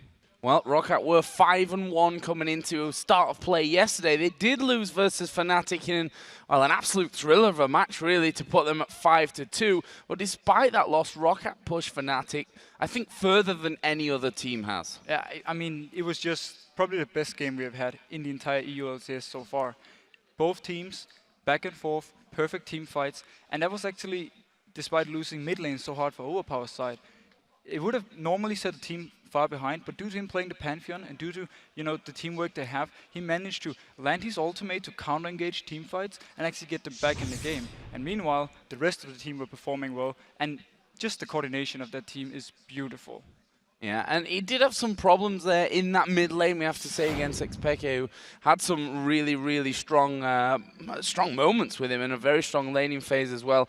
I have to wonder if SK can afford to make any mistakes in this game, though. Roccat are a team who pounce on mistakes like possibly no other. Yeah, I mean, if SK gives Roccat just a small thing, they will take everything from it. They can use the lead they get to take objectives, deny everything from SK Gaming, and just shut them down. SK won't be able to just extend games versus Roccat because Roccat are so good at team fighting, diving, setting up picks, and also in general controlling the map. So I feel if SK Gaming is not playing aggressive early game and not picking towards the early game, they will have a very hard time versus Roccat.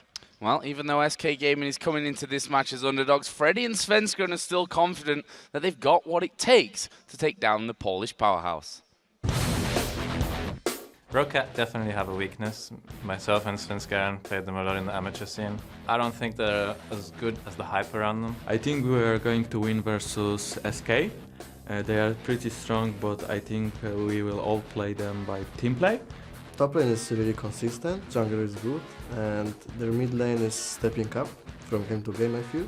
If we can survive early game, which we are having a problem with right now, then we should be able to beat them. I think we should win, but if they come up with something special, then we will see. Whenever they cannot split push, they have a really tough time closing out the game. We gotta shut down the split push. Key to victory there, split push is what Svenskeren says. Do you agree with him on that with Roccat? I mean, you have to stop it. That's simple. Overpower loves to go to one lane and then send Saxus to the other one, and they just push up everything. If SK have no answer for this, if they fall behind in the lanes, they're pretty much just going to get rolled over. Well, let's have a look at the starting lineups then for these two teams. Starting with SK Gaming on the blue side. They are Freddy 1-2-2 in the top lane, Svenskeren in the jungle, Jesus in the mid lane, Candy Panda the AD carry, and of course Enrated the support. And on the red side, we have Roccat with Sasus in the top lane, Jankos in the jungle, Overpower in the mid lane, Celovars the AD carry, and Vanderlife on support. So, Vanderlife, you caught me out with that one, but it's not too far away from the truth. He's been absolutely incredible on Thresh, and we'll stick to that point here because that, as we said yesterday against Fnatic, is surely an important thing to consider when it comes to bans against Vander. Yeah, I mean, you really have to say to yourself, do you want to take the risk of him getting this Thresh where he can make plays? Or do we think, can he do the same on the other supports? And that's what you have to value. If you think he's just as good on Leona or Annie, you don't really have to ban away the Thresh. Instead, you can just share all the supports. But for me, Thresh for him must be his main pick. Well, we are going to be moving into champion select here. And just a side note to this one, Roccat actually lose a ban here due to using unauthorized pauses yesterday. So unfortunately for them, they only get 2 bans, which makes things harder. There's no doubt about that. We heard from Fnatic yesterday where they lost 2 bans. They were like, well, we had to just ban Kassadin, as we see so often.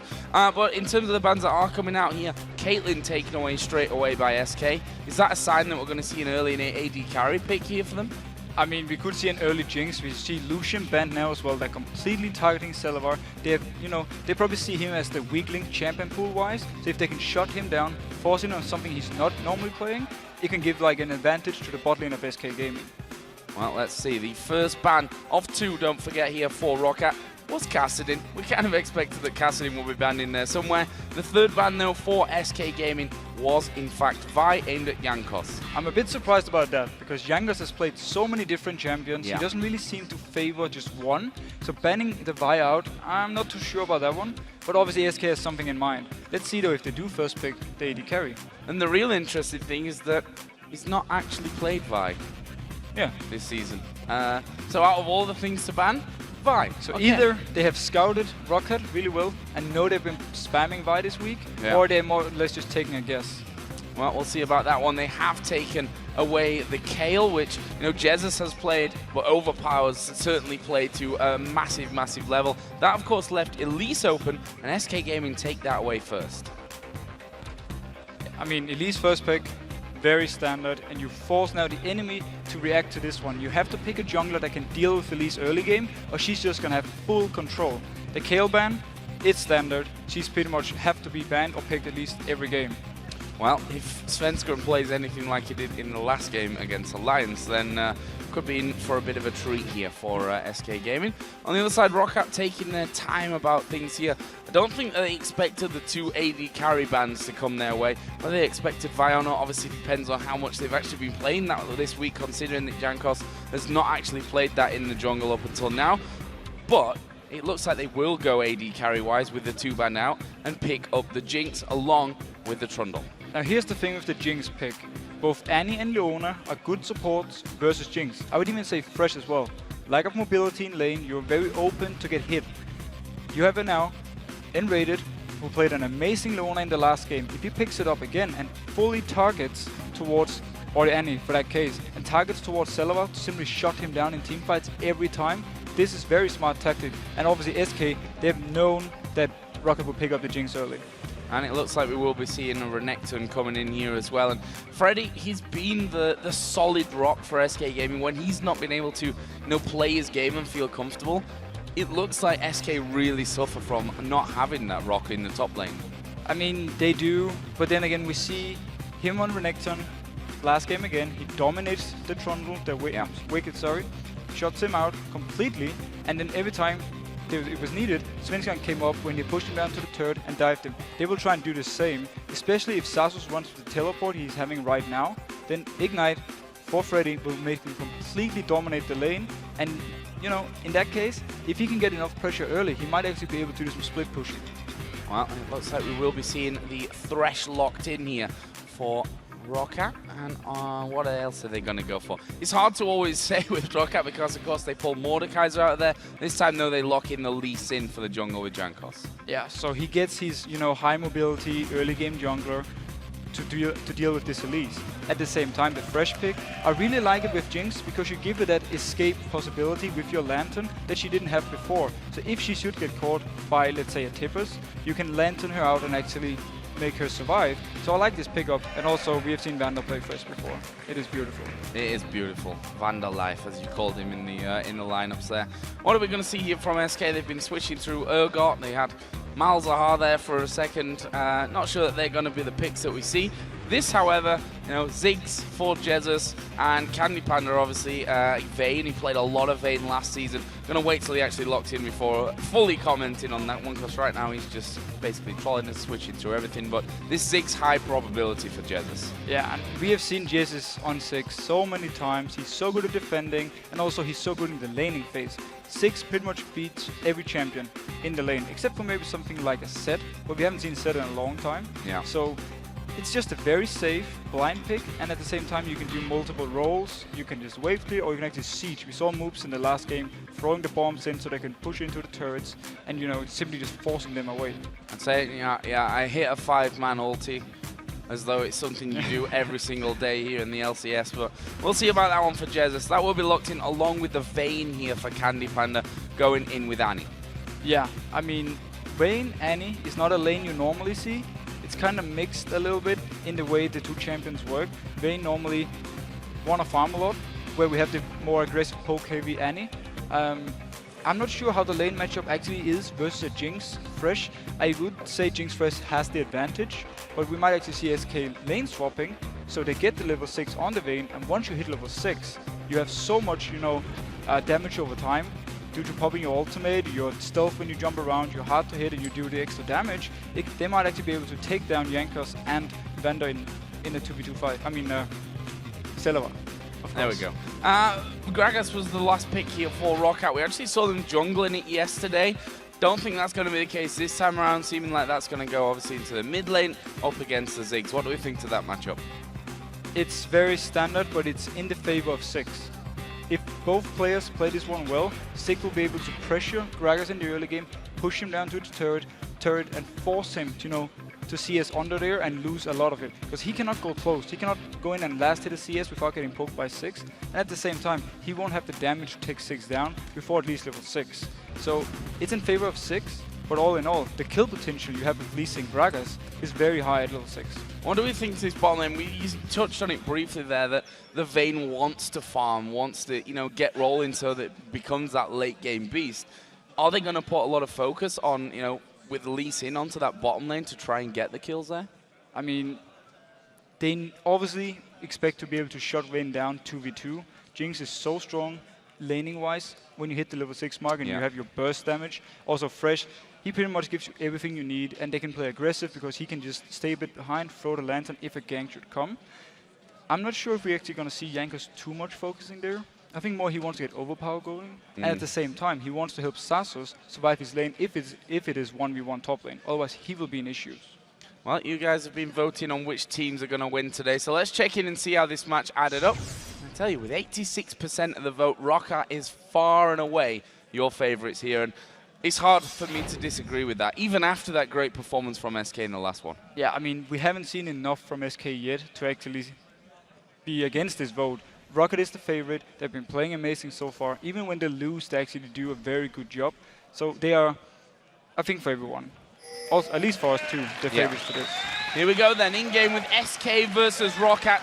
And SK certainly going to have to pull a repeat performance of that victory against Alliance here earlier today if they're to match up with the Roccat team, who have without a doubt been the surprise package so far in the LCS. Currently sat at 5-2, losing against Fnatic, who are undefeated up until now. That might change in our last game of the day though, here in the LCS.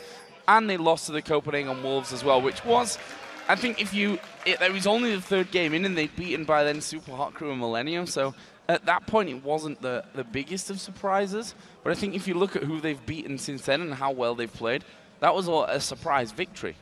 I mean, there's not much we can say to this team other than they are playing so well. They have shown to us how good they are, and they have also shown, that they deserve to be in the LCS. Can they keep it going? I'm not sure though.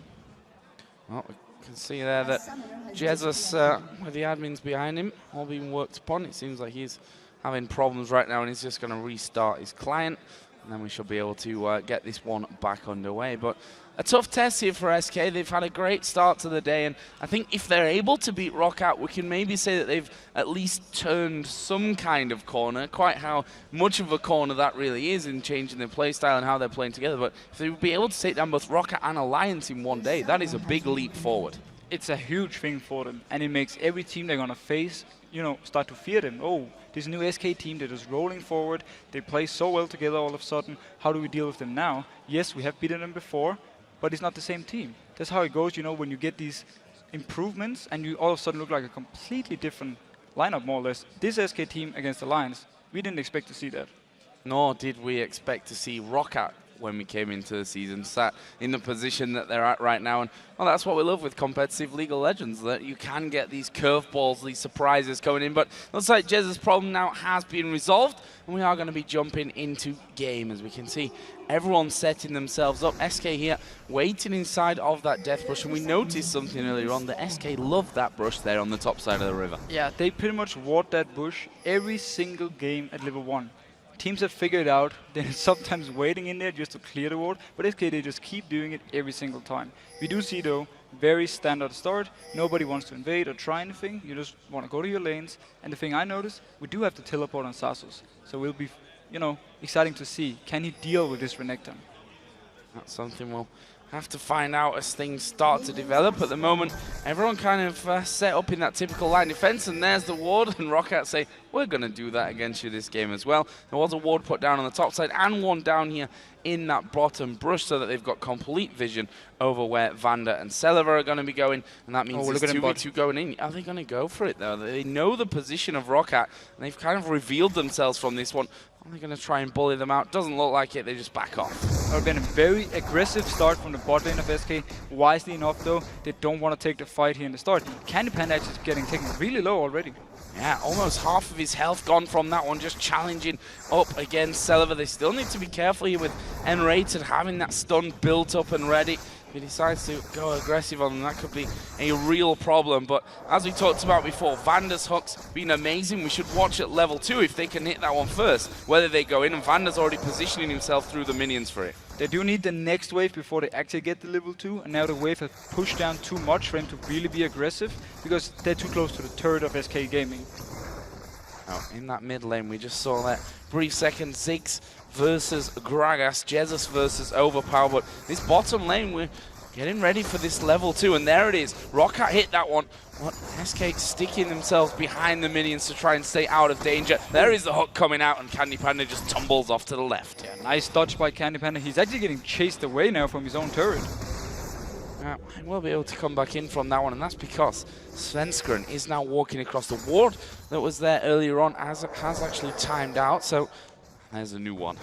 Just to make me eat my words from that. That's going to make them see that one. There's a flash. Double stun coming in as well from Enrated. Celaver flashes away, but Svenskeren able to pick it up. And we talked so much about him pre-game, and that's the kind of thing that he needed to do here to get them going. And SK Gaming keeps up the aggression from their Alliance game. Instantly goes in, picks up the first spot. Jankos did a full clear of his jungle, so he was doing the blue buff while Svenskeren was ganking, and he couldn't even do anything to help. Amazing start here once again for SK, and this is the kind of thing that we've pointed out against Roccat, that if you give them the early game, generally because they are so strong at that split push game and at team fighting, that you can quickly lose out to them. But if you can beat them in the early game, you stand such a good chance. And if you can beat them in the early game with an AD carry like Vayne, who's now been getting ahead in CS due to the fact that Celaver died, then you're actually looking very strong when you get to fights. We have seen Candy Panda on this Vayne before. He can carry games alone. And that's exactly what he's going to be looking to do. There was a ward there from Jesus down in the brush, which spotted Jankos trying to get into that mid lane. As such, won't be able to go through. And we can see already there the CS 26 to 24 as the waves are going to reset themselves. So just a slight lead for Jesus. This top lane, well, it's a top lane matchup between Renekton and Trundle, but it is currently Freddy who's, again, continuing that great play that he's brought almost all season long, ahead in farm at this point. Yeah, I mean, Freddy has been one of the best players from SK Gaming, if not the best in total. He's constantly doing well. He goes at least even in his lane, and we've seen him earlier how he could carry the games. Right now, if he keeps pushing Xaxus into the turret, once he hit level 6, he can call Svenskeren up, and they can do a dive on Xaxus and take him down. He's right now recalling actually from that top lane.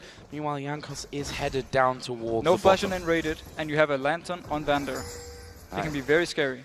That is very true. Can get him into a great position here if that's what they're going to go for. Lee Sin stands at the back. Svenskeren is actually coming up from that bottom side. The hook already used, though, there by Vander, which means they're going to have to wait if they want that crowd control to be available to them next time around when they do go in. Jankos is still waiting there, but by this point, Svenskeren already done his golems. He's up to the tri-bush again. Yeah, and Jankos is unspotted right here. They couldn't see him. The hook comes in. They get on towards Enrated, but are they going to follow through? Lee Sin will dive towards the back. Enrated falling low. Focus going on. Oh, that's a great cocoon. Jankos going super low. And actually, in the end, no one going down. Both Enrated and Svenskeren getting low, but no kill. Crazy fight, and both junglers, they think alike. We want to go to this bot lane. Flashes were used before. We want to try and snowball it even harder.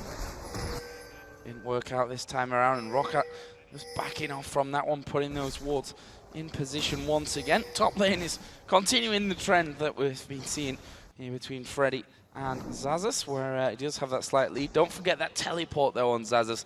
If he's able to get himself far enough away from Freddy to prevent the stun coming down and get himself into that lane, you've always got to factor that extra man into a fight. But the thing is, Freddy can always call if Xaxus is missing from the lane, because he pushes it down to the turret. So if Xaxus is gone to teleport, he has to move far away from the turret, and it's easy for Freddy to call and for his team to then back off and play careful.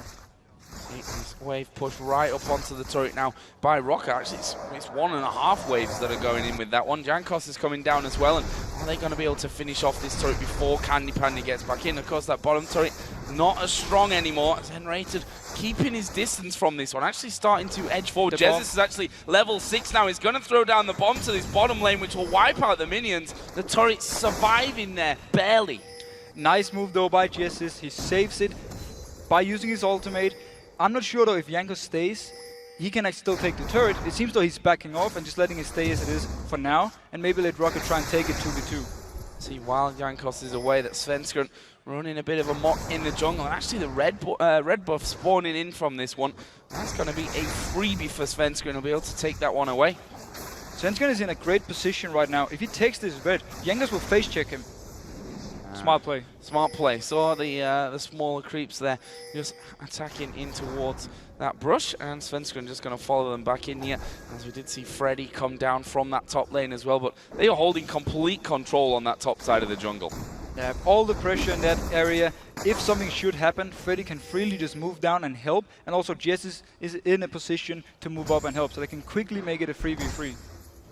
As I see it again, waves pushed onto his turret, meaning pretty much happened since the very start of that one. You see blue buffs are coming up as well, and Jesus will get his hands on the SK one, and assuming the same is going to happen over on the other side for Overpow once Jankos gets that one started. This bottom lane, then we see again aggression coming out of Candy Panda, who's got Vamp Scepter, got boots of speed, and that Doran's Blade in from earlier on. On the other side, Vamp Scepter double Doran's Blade actually for Celaver. Yeah, slightly more damage for Celaver, but he lacks a bit of mobility. Vayne also has her tumble. It's going to be very hard for him to actually land something on Candy Panda, and he should be able to farm fairly safe.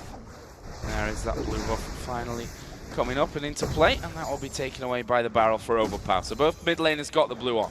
I'm very impressed by Overpower and his farming abilities. He's actually keeping even with 6 right here, even though he's being shoved to the turret all the time. That was interesting. The pillar put down by Zaza to stop Freddy going through. He just pops his ultimate and says, no, I want this wave between your turrets. That's what I'm going to do. Keep that pressure on towards your tower. However, Jankos is coming around. Freddy might fall short if he's not careful here. Oh, he is spotted out here though. Yeah, actually tried to recall from that one. Jankos right on top of him. Does have level 6, so the kick is available, but I think they're just feeling he's too tanky at this point already to take down. Yeah, Overpower was already moving towards the bot lane, so that's why they gave up the chase, because he wasn't there to move up and, you know, help them kill this very tanky Renekton already at level 8.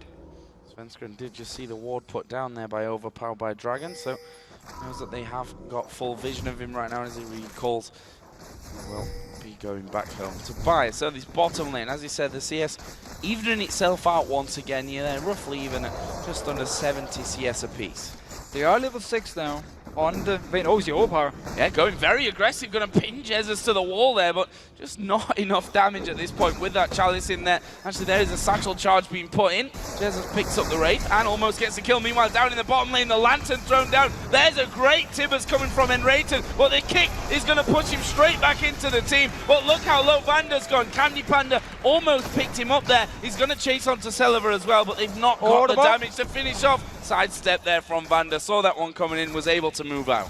Nice sidestep from him. He survives. They pick up another kill. Jankos is putting more attention to this bot lane than expected, simply because they got this gank for Svenskeren early and they were behind. They needed his help, and he's been there to help them.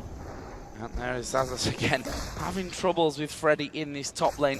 Candy Panda can stick around now, though, without the support there, knowing that Celaver's at half HP. Yeah, I mean, this is fine for Candy Panda. It doesn't even hurt him that much that Enrated died, because he can just stay and free farm, get higher levels. He gets all this XP for himself right here. Celaver getting none of it, because he has to back away from that one. No support, half HP as well.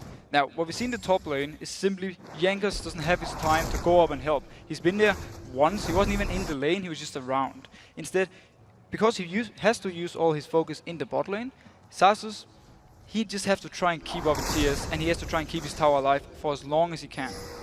Freddy now 20 CS ahead of Zazasu. Now, that constant pressure of having to last hit under the turret obviously becoming a little bit too much to handle for Zazasu, although he's at a position now with that Cutlass in that he can balance that one out pretty easy, but Freddy's having no trouble just diving straight in between the towers and picking up that farm. Svenskeren should have been top at some point. and diving on Xaxus. He's been constantly around this 50-60% HP, and there's an Ignite on Freddy. He can tank the turret, and they can actually kill him fairly easy.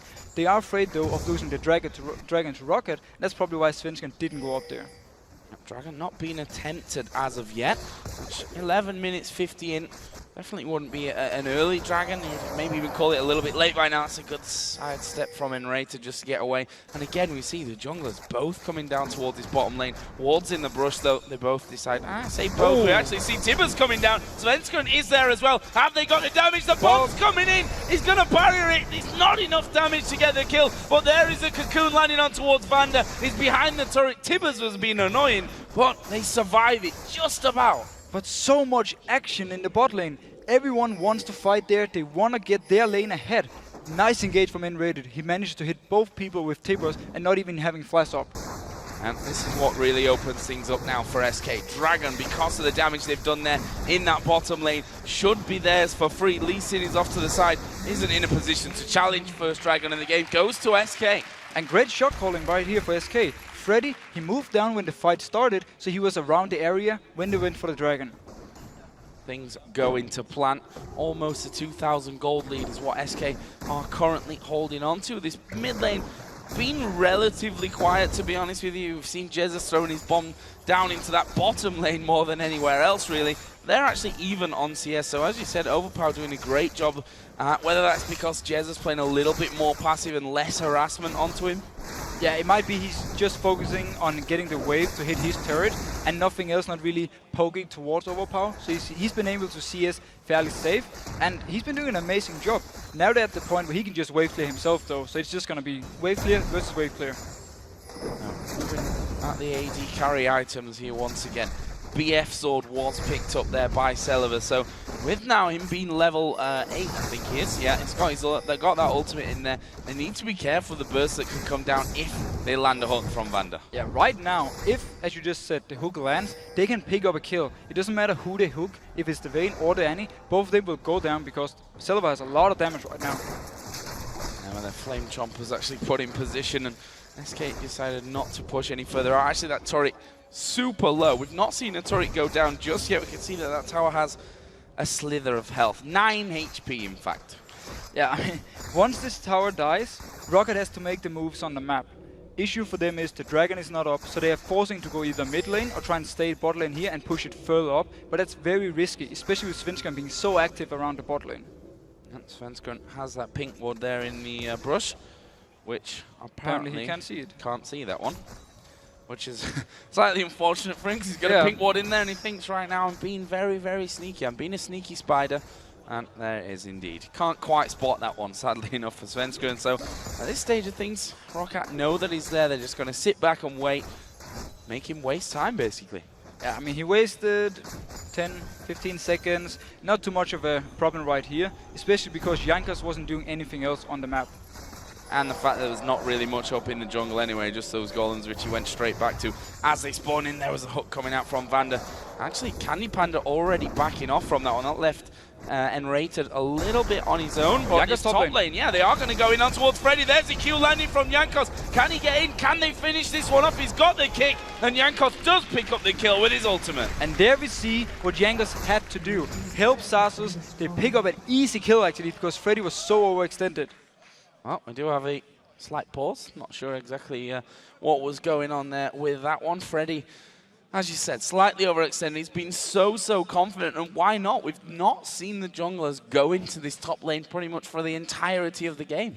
That's the thing. I mean, Freddy, he did his job right. You have to shove into the turret for Trundle, so he's losing CS. You have to constantly pressure him, because later in the game, once we get to the real team fights, Trundle is going to be an absolute monster, and he's going to be able to make Freddy look, you know, kind of squishy when he takes a lot of his stats with his ultimate.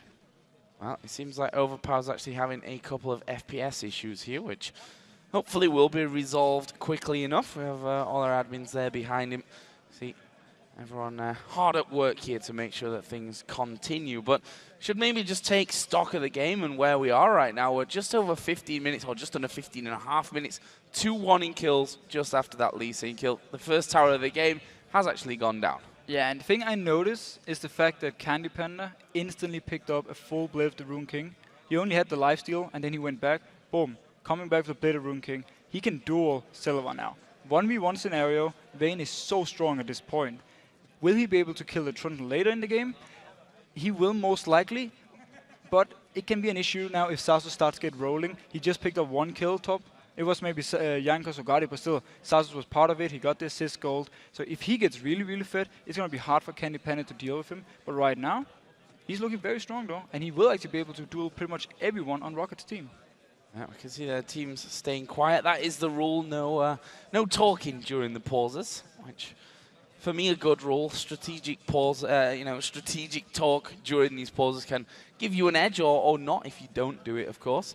But that is obviously all in the rule books, and these teams, to the most part, I think we could say we've seen a couple of little bans being removed for stuff like that, but to the most part, certainly sticking to those rules. We have to look at the fact that SK, once again, are actually looking quite good in the early game. Yeah. They are ahead by 400 gold right now against Rocket.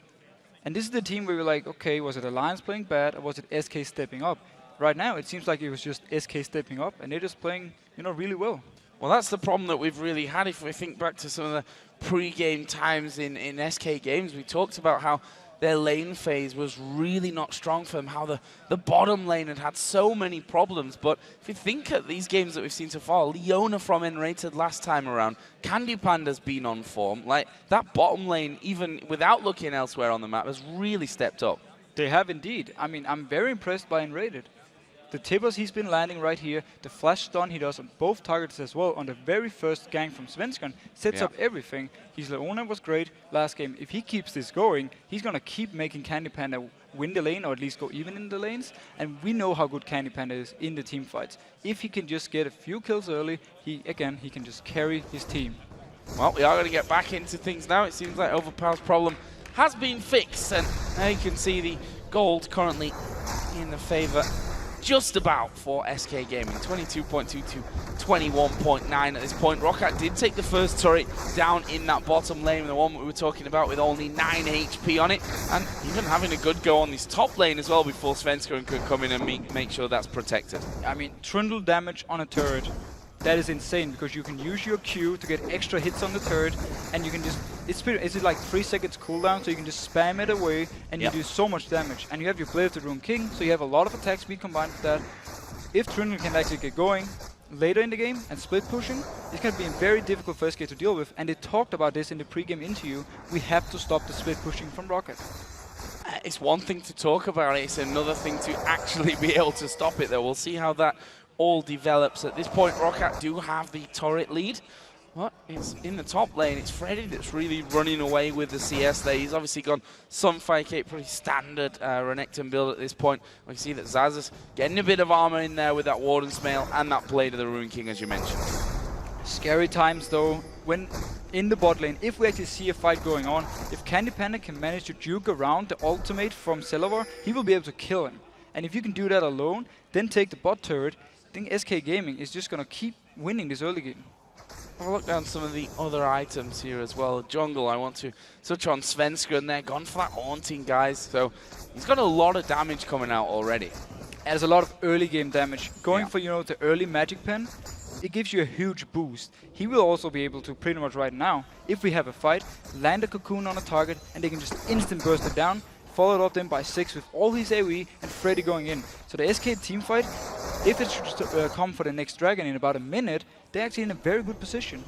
Yeah, and Xaxus in the top, and because he's gone in there for that Blade of the Ruined King, if they pile all that magic damage in on top of him, he may fall short of that one. You can see that Svensson's coming in. Actually, there's a ward down there, as we are going to get another slight pause with him just head up there. It looks like it's Overpower that's having the issue here once again, so as soon as we hear any information about that, we'll pass it on to you guys as well. But he's certainly not feeling it right now. Funnily enough, that mid lane where we thought the junglers might actually end up focusing is, in fact, the quietest at this point.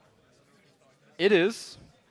They should have focused more on the top lane though, but I like the decision both teams made of saying, you know what?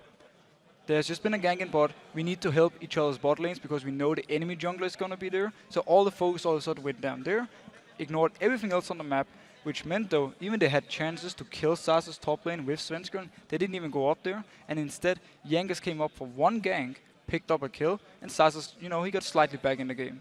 Is that the best way to force the enemy jungler to be where you want? Is by being aggressive to that bottom lane? You say, we want the 1v1 in mid and we want the 1v1 at top. We send Svenskeren as much as possible down to the bottom lane and keep Jankos there as well. I mean, it's a great way of simply controlling what he's doing. If you can determine what the enemy team has to do to react to you, then you're always in the driving seat, and it means you can pretty much decide what's going to happen in this game.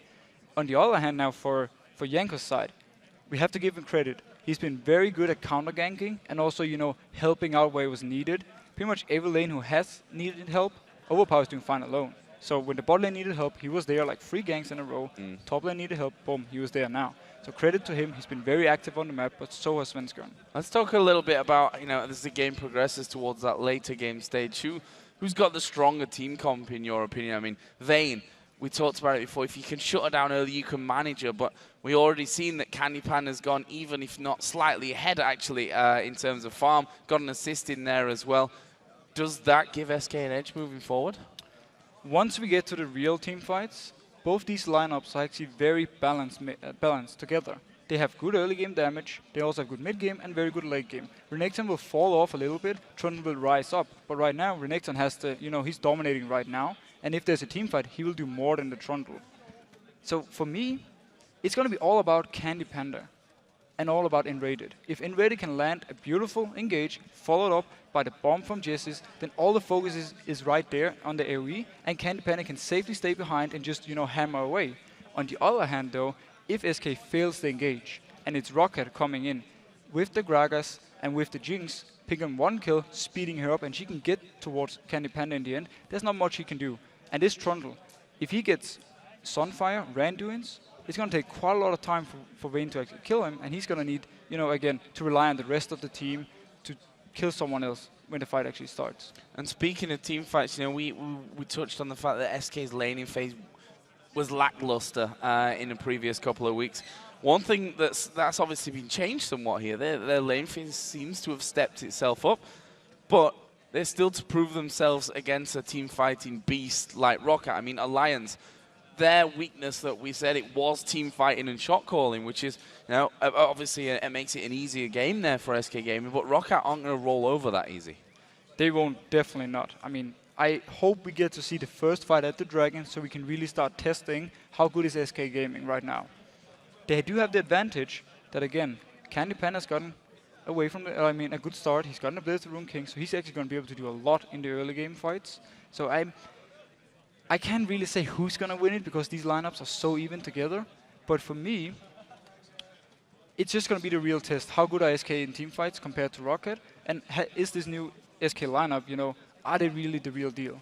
Yeah, that's the thing. So many questions still to be answered in this game. We've got 1 minute until the Dragon does spawn in. It seems like Overpower now has his issues fixed, so we are going to be jumping back into game here shortly to continue with SK Gaming versus Roccat. So, top lane, instant action there. Freddy was, of course, being joined by Svenskeren. They're going to go in on towards Xaxus, and Freddy able to finish off there. They bring back the kills. They bring back almost revenge from what happened to Freddy, and they're going to get the tower. They're gonna get the tower, and there's also 40 seconds until the Dragon spawns, so they can move down and make sure they don't even lose that. Great play overall by SK Gaming and getting a huge advantage. And we can see that already Freddy has started to recall. Svenskeren is starting to move his way down as well. Actually, Jankos coming in. That is a great condemn, but the Q landed on towards Enraided. He's going to try and kick him back, but wow, he got stunned up there from that one. Wasn't able to get into position. Overpower comes in with a barrel. Great play, and there's the execution with a super mega death rocket. Can they get another one? Max range hook from Banda, but they've not quite got the damage. And now Jessis is coming around.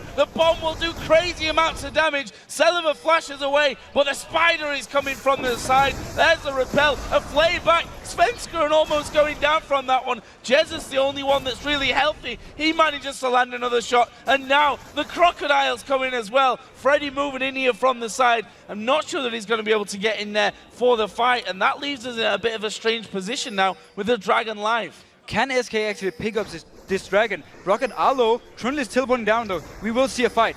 Trundle coming in onto the ward there in the brush. Overpower gonna hop over the wall, followed by Jankos, and the Dragon pulled away from there by SK. They double ward into the brush. always safer than just one ward. That's what I always say, at least when it happens to me. And Dragon, actually, no one really wanted to fully risk it there, although SK have gone back in. Yeah, Vander recalled on a ward, so they know he's gone. They know he's out. At the same time, they know also the full position of Rocket right now. See Pillow going in, the ultimate comes out of Overpower, but it's too late. SK managing to pick up the Dragon, and actually they just start to back away from this one. They're happy with that pickup. It leaves them almost 2,500 gold up. Yeah, but great move though by Rocket in the start. As soon as they saw the two people top, we had Overpower and Jankos moving towards the bot lane. The turret was gone, so it was a very long lane, and they could just catch and raid it in the end. He had to flash early. Wasn't enough though. And Xazas actually still hanging around, was just in the mid lane, helping out or stealing a little bit of farm away, as I think is more likely from Overpower. And he needs it there, as we are going to see Tibbers coming down, Vander going low. One more auto attack will do it. Actually came from Enrated in the end, but a kill's a kill. And again, showing that this bot lane has stepped up so drastically. And so much burst damage. Instantly, boom, they take down Vander. They can now pressure on this turret. Actually, no, they're just going to back up. Smart enough.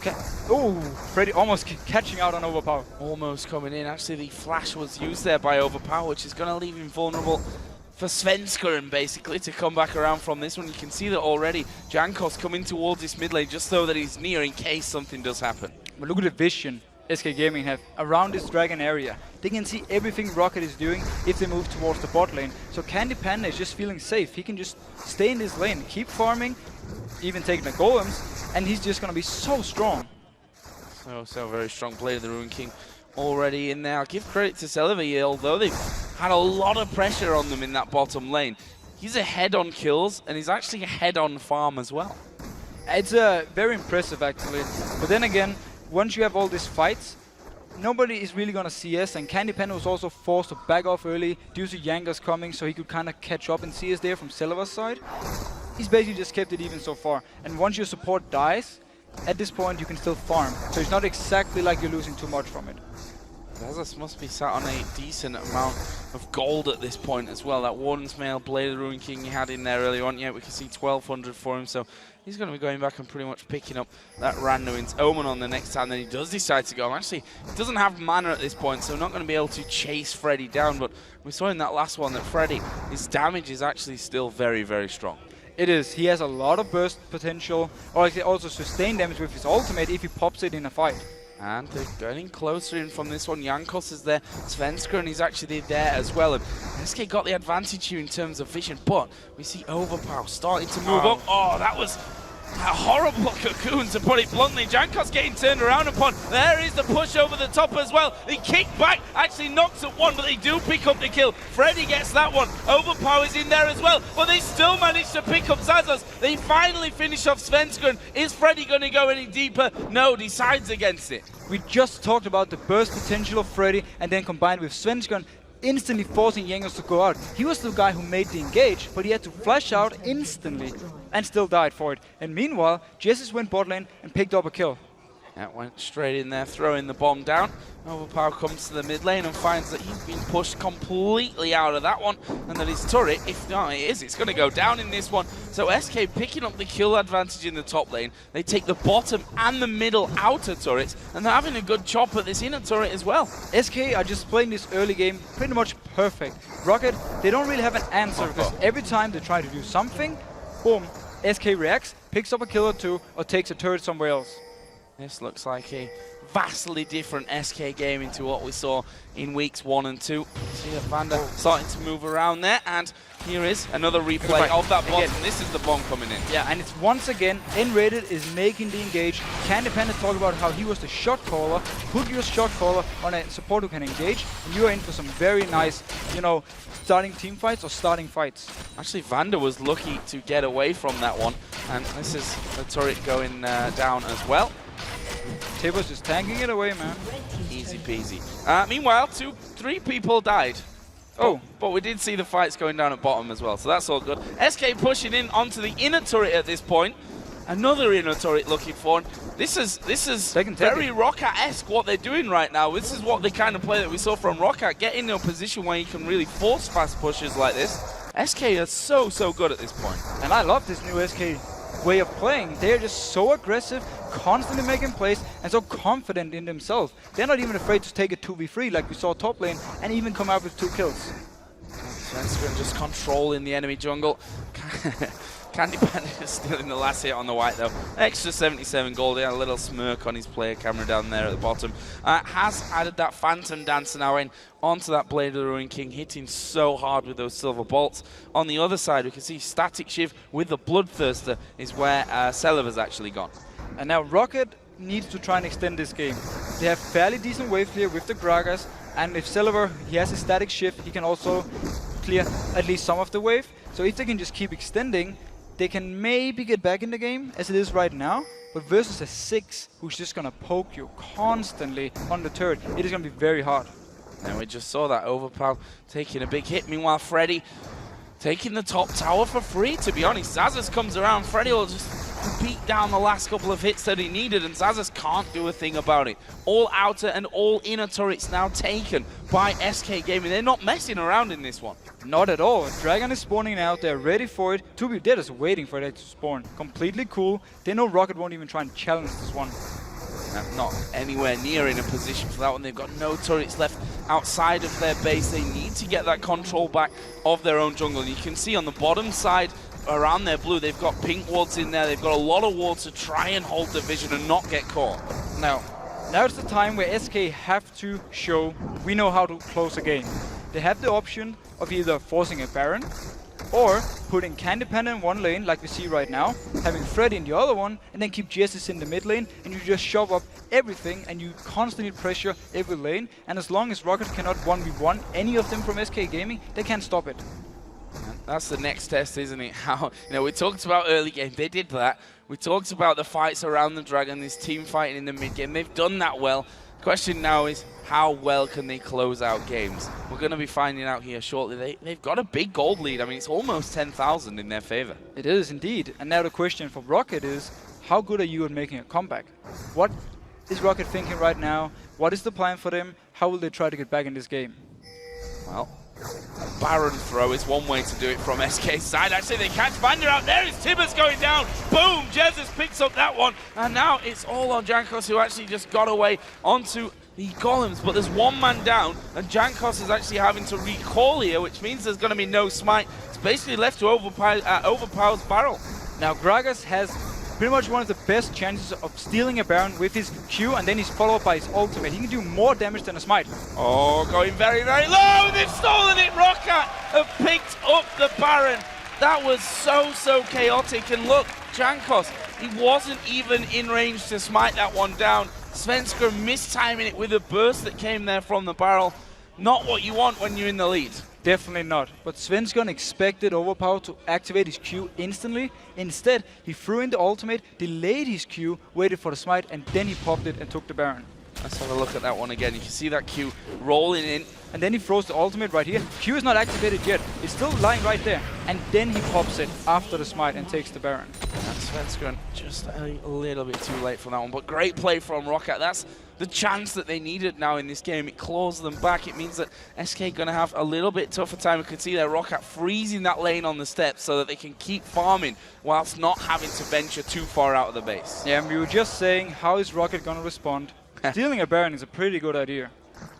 Yeah, or throwing the Baron if you're SK Gaming with this kind of It's a pretty bad idea, yeah. Is a bad idea as well. I mean, is it worth it at this point of the game when you're that far ahead to risk that? Not at all. That was why, as I mentioned, they could also simply spread out in the lanes and just push everything up. Leave the Nash as it is. They are strong enough. They don't need this extra buff to help them out.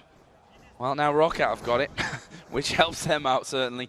See the lenses just coming out there to sweep that top side of the jungle. SK now pushing down the mid somewhat. Freddy had just been back to buy. And you can see from the player cams, if you look at SK, their face has gone from one of happiness to one of, oh my god, this could actually slip away if we're not careful. Yeah, but we shouldn't really put too much into this Baron buff. They are still about 8k ahead, and they have pretty much stronger champions at this point in every single role. They can still spread out, do the same push, or they can just wait and let Vayne get stronger and stronger, and let 6 get stronger and stronger. Speaking of Vayne, got that last whisper added in there, as does Celiver. who's now 3-3-0. Finally, a kill came down during that there for Candypan, who's now sat at 1-0-4. Had a brilliant weekend so far, there's no doubt in that one. Meanwhile, SK now moving towards that bottom lane. As we said, there's nothing outside of the base up for grabs. The Baron buff's on here for Roccat, so wise, I think, not to be pushing too hard while that Baron buff is active. And that pink ward somehow is surviving all this time. Nobody likes to check the bushes for some reason, except for Roccat. Except for when people are in it, funnily enough. That is true. Then, yeah, that is actually very true. Yeah. One thing I want to point out, though, about the Baron, there was a green ward from Rocket's side, which was blocked by Baron. There was a pink ward in the pit. It couldn't see it due to Baron actually blocking the vision for it. A bit unlucky for SK, also with the bot lane part, where the pink ward again was also blocking the vision on a green ward. Well, those kind of things happening, and Roccat, well, they'll take it for granted. There we go. He can scan the pink out and see that it's there, even though he didn't need the scan. Or They don't even want to kill it. Yeah, they just like it. They like that pink ward. They're going to leave it alive the entire game now. But they've got the blue buff. That steal coming in. And always a good one. Take away as much as you can into the enemy jungle, and that Baron buff slowly but surely going to be timing out, and SK should start to move forward again. Yeah, and they can simply just keep Candy Panda in his bot lane, and there's nobody who can deal with him. He's going to get a lot of free hits on the turret, unless Rocket sends multiple people to stop him, but then SK is obviously just going to punish them in the mid lane or the top lane. There is Overpower just pushing out as far as they can, because that's how you are going to make these games last longer. Just push those waves as far out and let them have to be re-pushed by everyone. Freddy obviously going to the top lane, Candy Panda sticking around the bottom. But Roccat actually being a little bit braver about things now, starting as the lanes are pushed through to move up through their jungle and try and get some of that vision back. But look at the vision control they have already. They can see everything SK is doing in their jungle. So really smart play. It actually gives them a red buff right now, and it gives them more safety to go clear the jungle camps and get some extra farm. Speaking of camps, the Dragon is coming up in 15 seconds time. Not sure if Roccat will be quite as determined to contest that one as they were the Baron buff earlier on, but certainly worth its gold at this point. That would be another great pickup for Roccat if they could come in, but the risk, I think, just too high for them here. Yeah, as long as SK is standing where they are now, there's no chance for Roccat to move down, unless they want to run straight into the face of SK Gaming, and they don't really want to fight right now. They just want to try and farm up as much as they can. But can they hold them off the turrets once these sieges start coming in? We talked about Ziggs before and how much of a pain he's going to be constantly just launching damage their way. They more or less have to try and engage on the Ziggs before they get poked too much. And at the same time, if they put 5 people in mid to engage and just leave Candy Panda to push a turret, they might be able to win a fight. Yes, they will lose a turret for it, but all in all, they have to do something. And they won't be able to kill Candy Panda 1v1. Svenskeren did just back off and do the Dragon. So that brings the Baron timer back up. Less than 2 minutes until that comes in, and you have to wonder, are SK going to make the play around that one? Are they going to risk starting it off and going that far on damage onto it this time? I feel at least though that SK lost some of the momentum they had. They were, they were so confident in the play. They were aggressive, making plays constantly. Then the Baron steal is, and you just like boom, completely lose faith in themselves. Yeah. And it's very normal that you do like that because the mentality you have is like, oh, we don't want to throw this game. We are so far ahead. And then you sometimes end up just doing nothing. And that's actually how you really throw a game. Just by doing nothing when you've got that lead and not making it count. Roccat will be quite happy with that to happen, though. They'll just sit back, farm everything up, get themselves as far on as they can in terms of items before these next fights start to come around. We can actually see Lichbane just being picked up there. And we have got Svenskeren here in this top lane. He's going to repel himself, gets behind Jankos there. Oh. The kick will actually push him back to his tower. And, well, nicely escaped for by Svenskeren. Yeah, Jankos tried to flash kick him back into the rest of Roccat. Didn't work for him. He didn't get behind Svenskeren, so instead he just kicked him to safety. And there is a pink ward going in. This time around, SK going to make sure that that Baron is clear or not, because another ward comes in. And Rated a little bit scared to actually move forward and have a go at that one, because they don't quite know what's waiting over the other side of the wall. There they let that one in. They know that it's there at the back. 20 seconds here until Baron comes up. Lee Sin and Gragas both went back. Well, they're going to be back in time for when this gets started off. That is one useless pink ward. They couldn't even spot that one. They had to use the sweep lanes once again to clear it. Not really sure what's wrong with that pink ward. No, not working out for them. Freddy here Gets himself another one there. Just throwing wards at him, basically, hoping that one of them is going to get through the nets. Jankos takes a lot of damage. I say a lot of damage. It didn't really take a lot of damage at all. I just lied about that. I thought he'd taken a lot of damage, but actually got away from the most of it. And SK playing positioning really nicely. There's a pink ward to be taken down. Hulk not quite landing. And that means now that Roccat going forward from this one. Barrel from the side. Freddy's right in the middle of them. Vander going very low. There's the flash in from Enrated, but they didn't get the stun down. It leaves them at 1-for-1 now as Gragas falls. Jankos off at the side, going to take the damage. There's the stun coming across the side. Jesus gets another one, but look at Candy Panda. He's ripping them to pieces right now. Satchel Charge won't knock him in the right direction, but they can chase. Cocoon is going to be gotten away from. One more hit will do it. The Spider's chasing in, but Candy Panda gets the kill, and there is Svenskeren to pounce. That's an ace, and surely the game here for SK. And that was a perfect team fight for SK Gaming. Roccat engages on 4 members. No Candy Panda is there. He comes in from the top side, completely untouched, and he can just finish up everyone.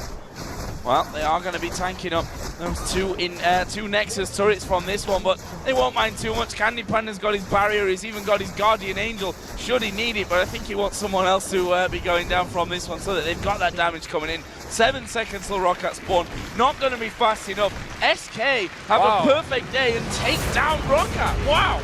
Wow, just wow. SK Gaming are looking fantastic. The entire game, they had everything under control. There was the Baron throw, yes, but it didn't really matter. It just delayed the game by a few minutes. Amazing stuff from SK. This looked like a team that, I don't know, when you saw their faces after the losses that they had, and they looked so, like they had no idea what was going on, to be honest, like they were, without any ideas. This is a completely different team. I don't know what they've been feeding them over this week, but it's certainly working out. The main reason for me that this SK team is really stepping up is due to Svenskeren being very active this weekend. He had a bad last week, but this time he's been pretty much going wherever he was, he would just pick up kills. At the same time, Enrated and Candy Panda together, they have found some synergy and they're playing so well, and they're really picking up kills in the lane. Having a great lane phase. You can see there SK moving back after shaking hands, and make no man happier than Candy Panda. They're obviously picking up a win against his former support Nif earlier on when they took down Alliance. Picking up this one here, but I have to ask you, Deficio, what was your moment of that game? Because there was some great plays from Svenskeren. The fact that we said he needs to be as active as he was against Alliance earlier on, and he did it here, for me was very, very special to see. Yeah, I mean, Svenskeren, the entire game was a pleasure to watch. A moment for me, I absolutely loved the fight they had top with Freddy and him versus 3 members of Roccat.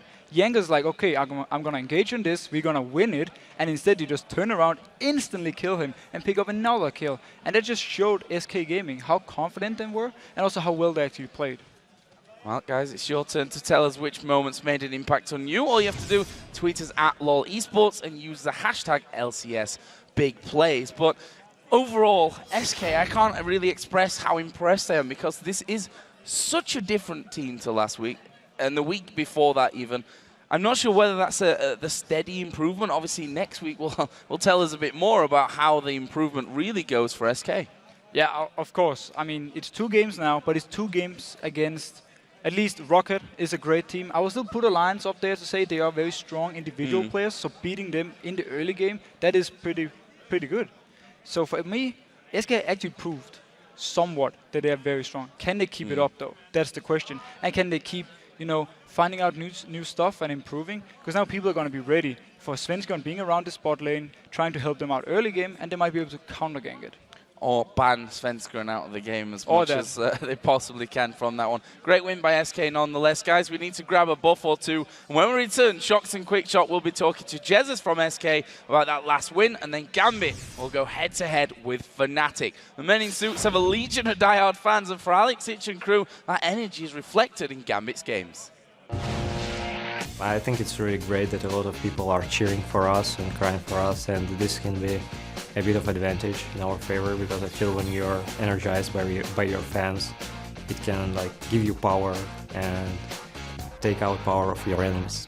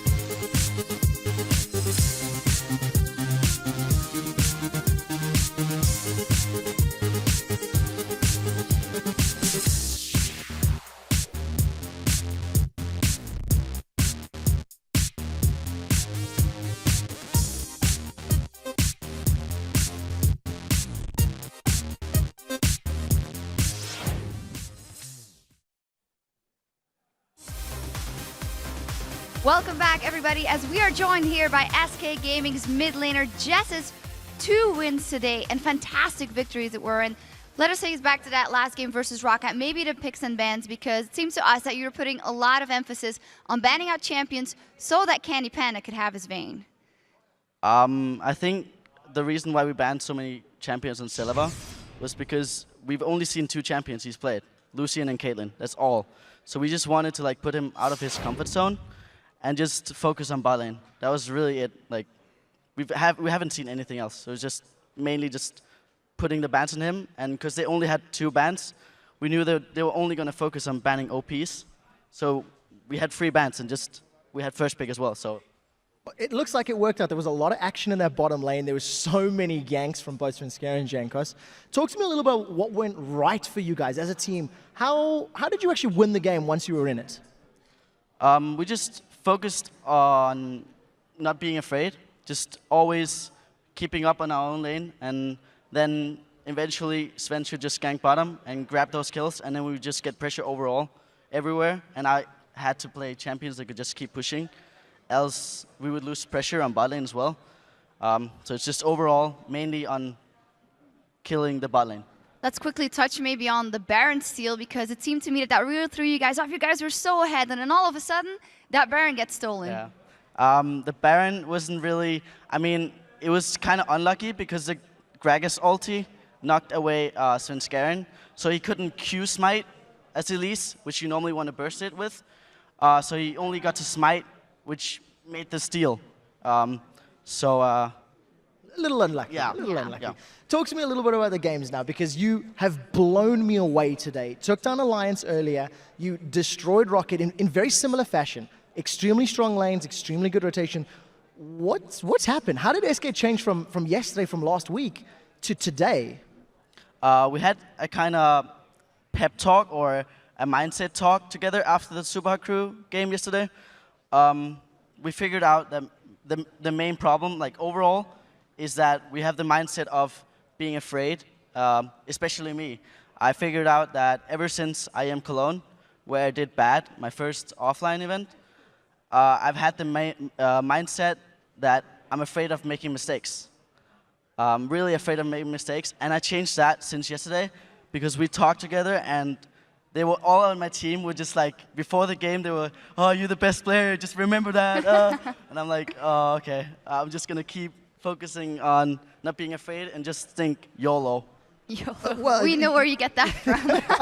Talk to me a little bit about this, because now it definitely showed. Your Ziggs performance is fantastic. I know you were actually saying you don't like playing Ziggs just before. How do you make this work with the rest of the team? Because not only were you playing better, Candy Panda has been carrying the whole weekend long, and Rated's also stepped up his game. Freddy has been dominating. It's not just you that's had this pep talk, so is it a strategic thing as well? Who's making the calls with this extra gusto? I think everyone except me and Candy had that mindset. Both me and Candy were afraid, but Candy picked the thing with being afraid up since last week, but I didn't yesterday, so I just picked it up today. So actually, me and Candy are brand new players.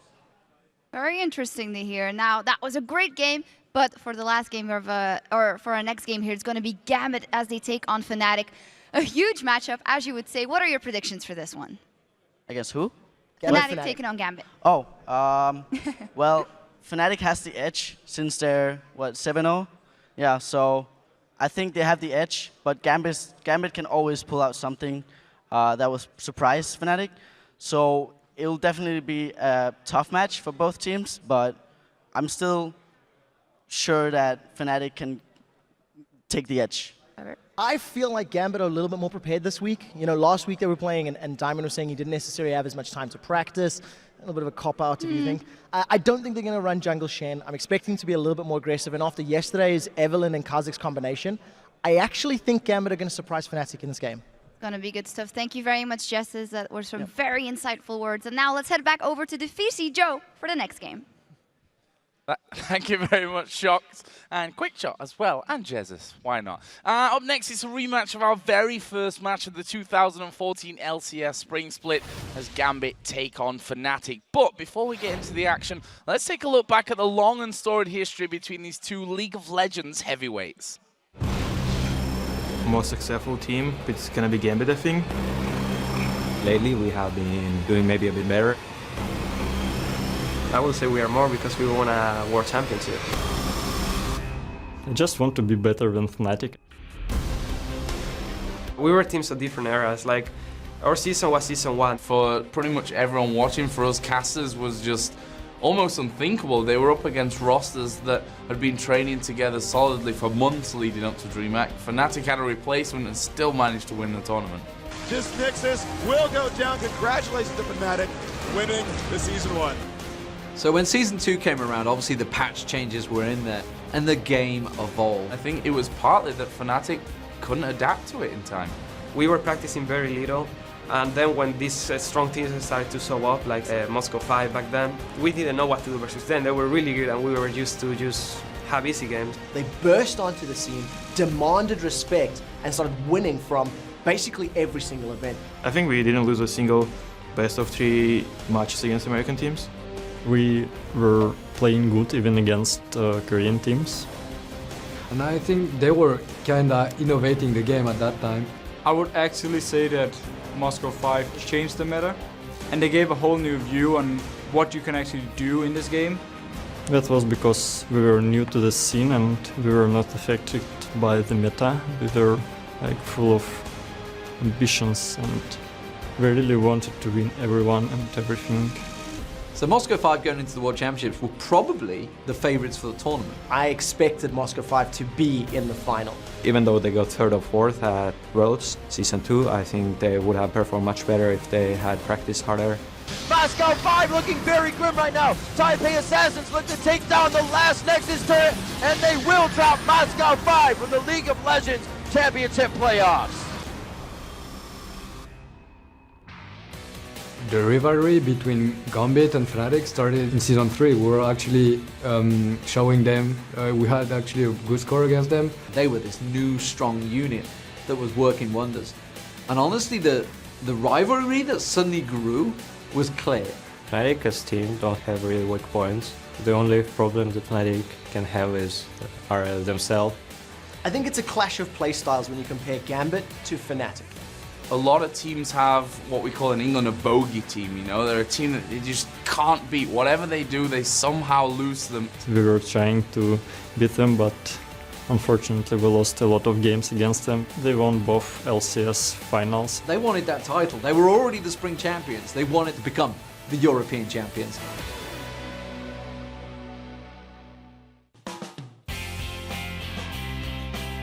I think there's a certain kind of rivalry between us and Gambit. It's still hard to understand their playstyle because it's changing. I think that they stepped up their game and they're playing really good at the moment.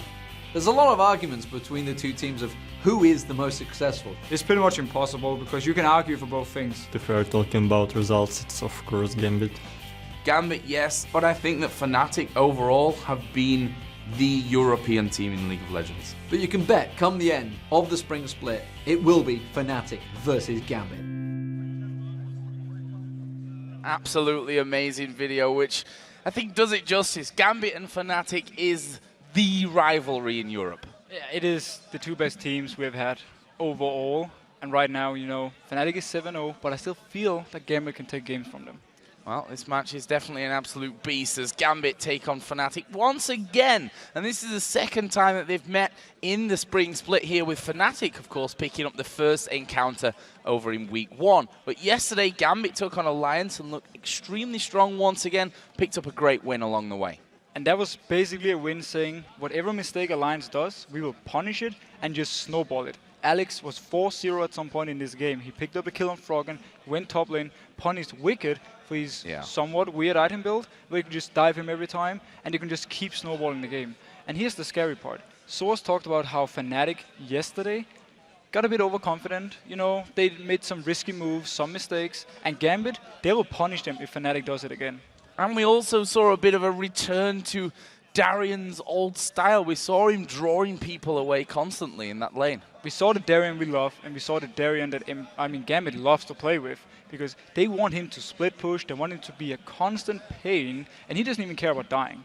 As long as he can draw people up to him and they can take something else on the map, that's a win for him. I think he even feels better if he dies a few times in there as well. Fnatic, of course, kept their unbeaten record as they took down both Roccat and the Copenhagen Wolves yesterday. They were, though, pushed their limits as we expected against Roccat.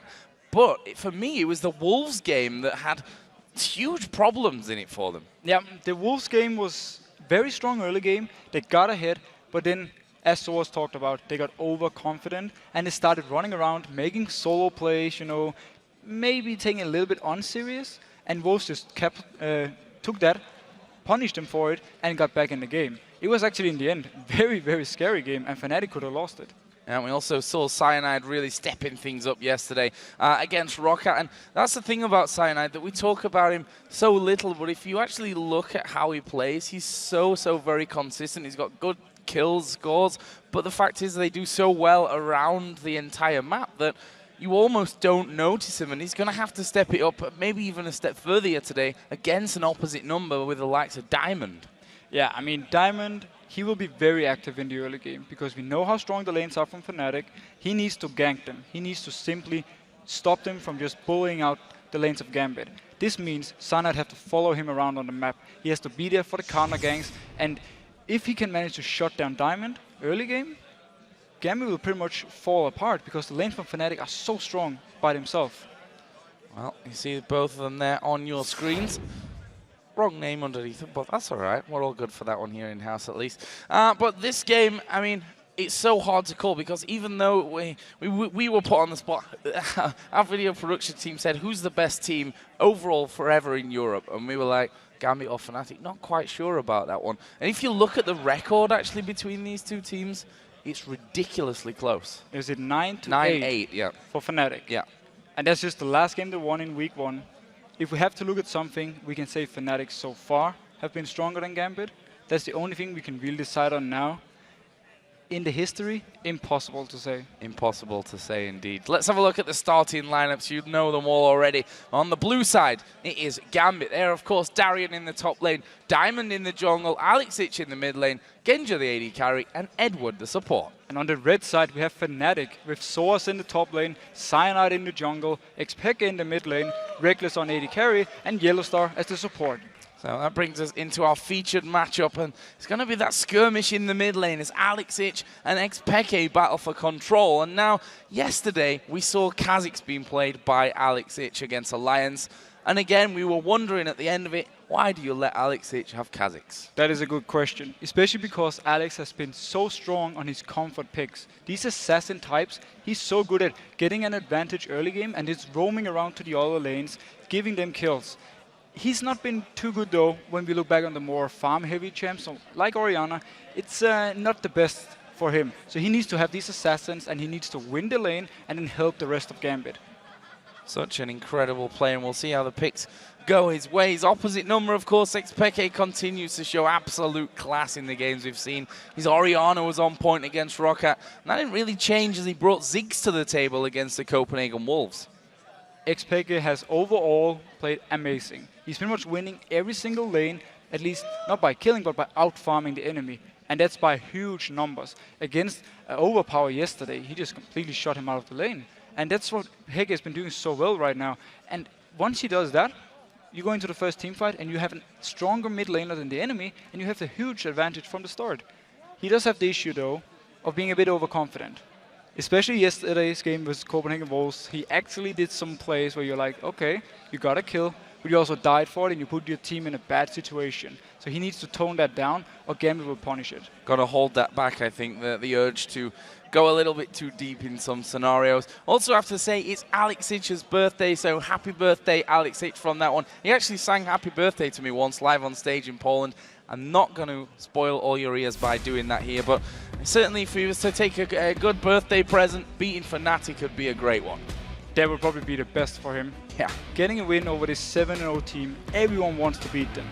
Everyone wants to beat them, but until now, no one's managed it. Let's get into the bans and the picks here. We can see LeBlanc going to be banned out first of all against Xpeke. Kayle taken away from Gambit. And I like this LeBlanc ban because she's one of the champions who can deal with Kha'Zix in lane. By taking it away, they more or less force Fnatic now to think, oh, will Gambit first pick a Kha'Zix again or not?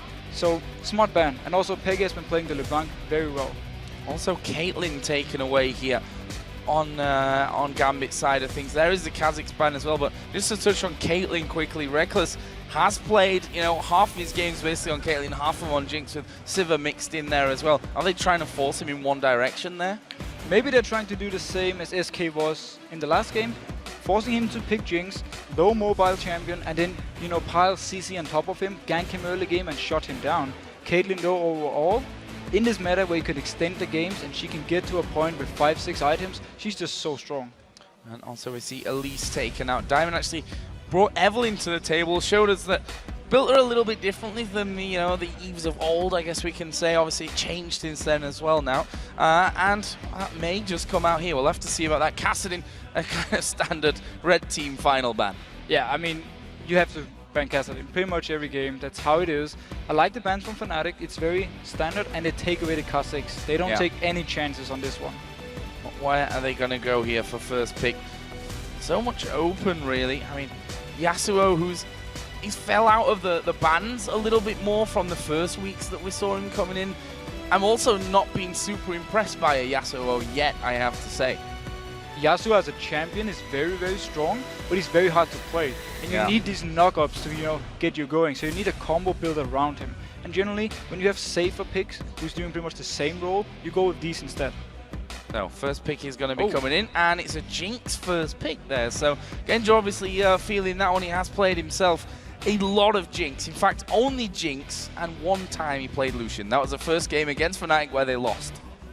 It was. And right now, they put Fnatic in a spot where they have to decide between either Lucian or Sivir as the two standard picks, and Jinx will be able to deal with them, especially around the level 6 mark, where they can have a lot of damage.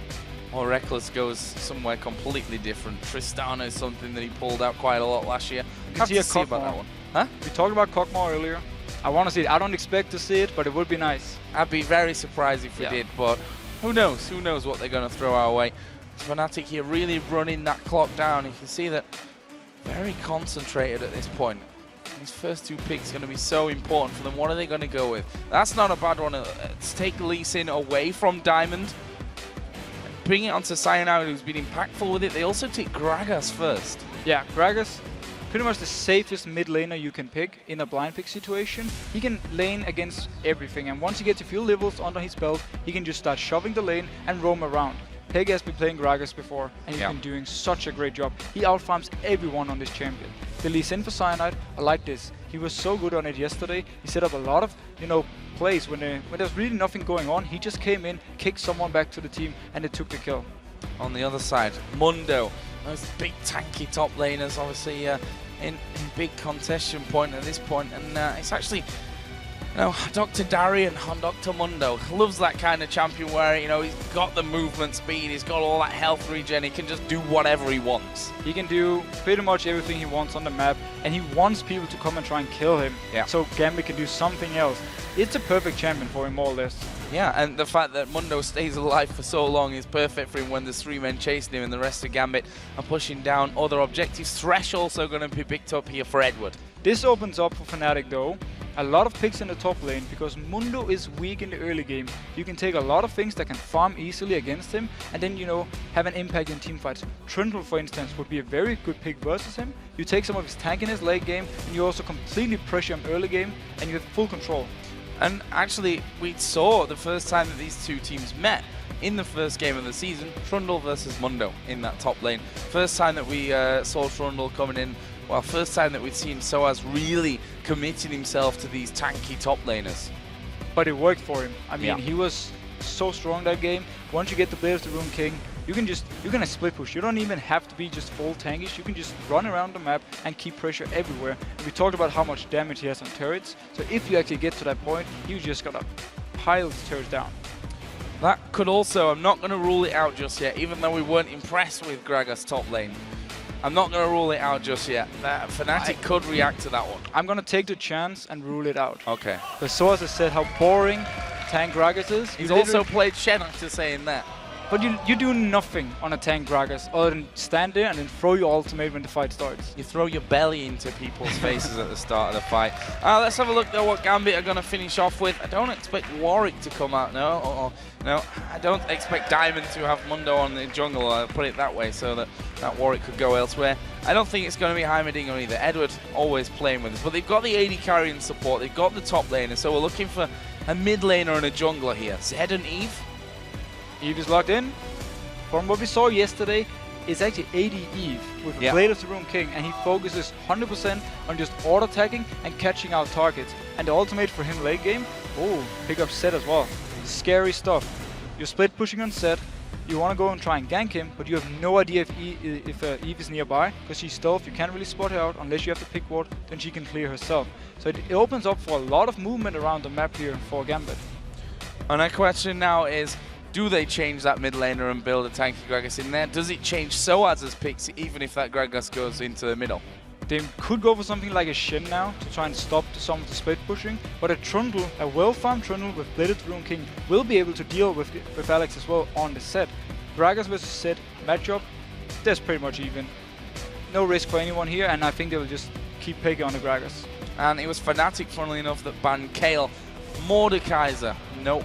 I know, usually you'd say definitely no, but thanks to Overpower, we still have to have a few questions about that one. And they are going to be changing things up here. So as you move in, final pick of this one will, in fact, be Fizz. Is that a tanky top lane Gragas, Officio? It might not be a tank Gragas yet. He can still go full AP on it. If it is, then wow. Okay, Soaz took the Fizz. Thank you. Thank you, Soaz. Saved you on that one. Thank you.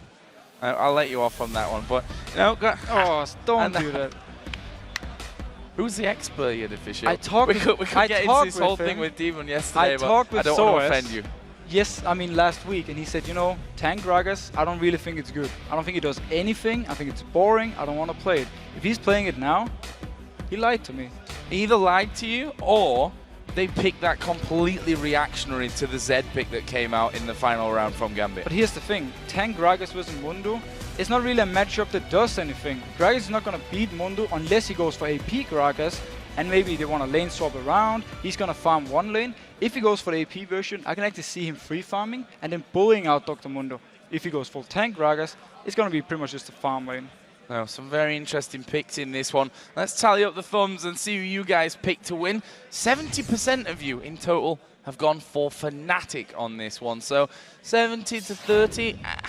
Considering this is a 7-0 Fnatic right now that have not lost and have played every single team so far, have beaten them all, I think that's about right. Yeah, pretty much. But at least people are showing respect to Gambit and saying we actually believe you're one of the teams who can beat Fnatic. Yeah. We've seen some of the other votes where it was like 90 to 10%. This is a bit more even, and I agree with it. And to be honest, we've got Alexic playing a champion that is brilliant on. He played Kha'Zix, and we saw him before in the previous season on Zed, and it's his birthday as well, which might just play into the fact just wants that win a little bit more. I really want to see this Gragas though. What way he's gonna build it. If he goes full tank, then I was completely wrong, and I will admit that. If he goes for AP though, I save something at least. You save something. I'll definitely let you off on it if he goes AP. If he's tanky, I'm not gonna let you live it down. But we are in game here. Gambit versus Fnatic, and this one a classic match in League of Legends by now. If Gambit pick this one up, we'll actually be tied at 9-9 overall. Fnatic are currently 9-8 in the overall head-to-head between these two teams over an entire year. We do see a Doran's Ring start, by the way, on Soaz here, so he's certainly going a bit more damage-heavy. I just checked his runes. He has 50 AP right now with the Doran's Ring, so he's definitely going for the full AP version, and he's now going to try and bully Darien out of the lane. How is that going to work for him? I'll put that question to you. How is Mundo versus a full AP Gragas actually going to work in the laning phase? Once Soaz gets a few levels, he can just shove the wave constantly. With his body slam and also his ultimate level 6, he's fairly safe for ganks. Eve, no CC bringing right there, and at the same time, you need to hit a cleaver to actually get the slow in Gragas, so you can just push, and punish Darien. I actually expect him to maybe try and dive him later on, if they constantly keep him low. So another question here. We saw Evelyn yesterday, 1-1-4. They actually finished their diamond on that one. Caused a few problems for, I say a few problems, a lot of problems really, for Alliance in that one. How are Fnatic going to deal with it, and how do you deal with an Evelyn? Normally what you can do is lane swap, and then you force Evelyn to either go into 3v1 and hit the turret down in the one side, or you force her to come up and defend in the other side. So you always have vision of where she is. The annoying part about Evelyn is when you are in these 2v2 lanes and 1v1, you never know if you can go in for the trade, because what if she's there? And it's so hard to actually get vision. So you could lane swap. It doesn't seem like Fnatic are actually going to go 2 mid for this. Top, by the looks yeah. of it. Lucian is already top, so they will lane swap and therefore force Evelyn to just be more passive now. Oh, Genja and Edward are walking in towards the blue buff, but there is a big stack of them inside of the brush. Edward going to go low. He's got his flash, and there is the flash to get out. Will they follow? Peke comes in from the side. First blood for Gragas, and they're not done just yet. Ignite goes down. Q has landed. Barrier comes out from Genja. One more body slam will slow him right down, and there's the finisher.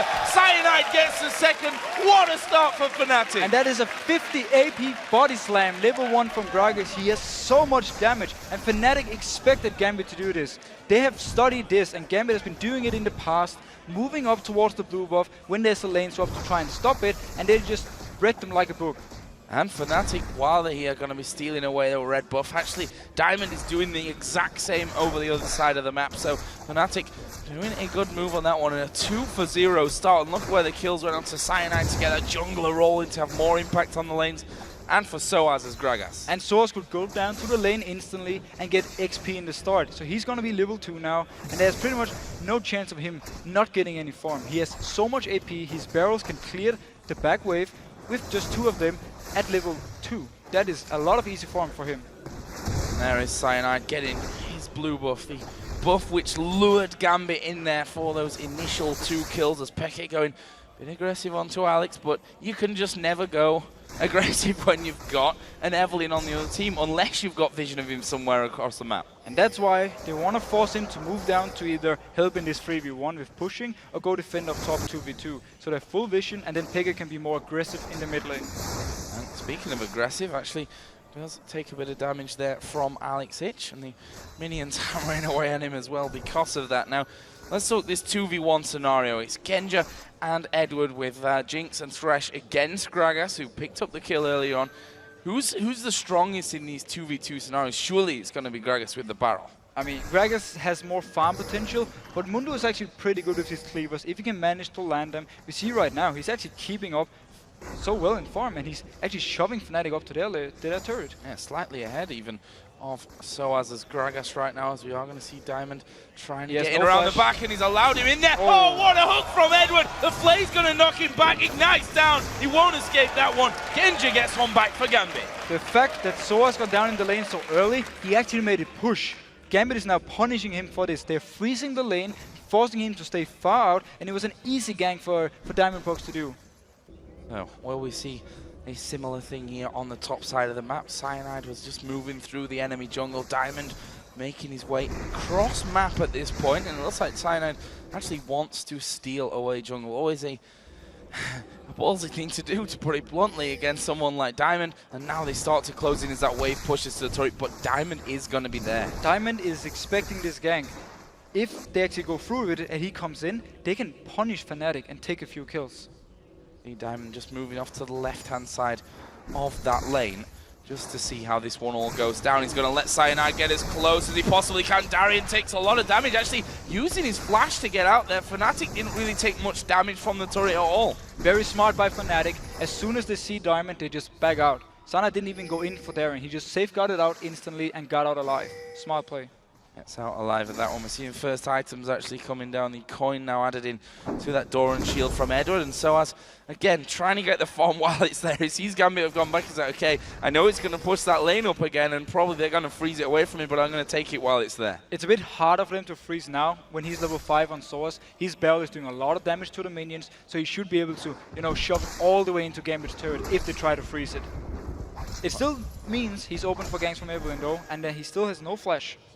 Still no flash, and body slam only gets you so far as Peke Just going to dodge out of the damage there that Alex throws his way. And one thing's for sure, you don't want to get Alex rolling, or let Alex get rolling, I think is the right way we should be phrasing that one, on this Zed, or on any assassin. And Alex is just free farming right now. Normally Fizz... He could kill Cyanide. He can actually go for him. Yeah, I was going to say, he could totally kill him at this point. Oh, Peke can walk in, he'll just chase him down for the kill, and there is the second one. Diamond coming around. That was surprising for me that Cyanide stuck around with half HP, knowing Alex is level 6. Yeah, I know. Cyanide completely underestimated the damage Alex could do, and at the same time, Diamond came in as backup for Alex, so he felt safe doing the dive, even though it was 1v2 at the start.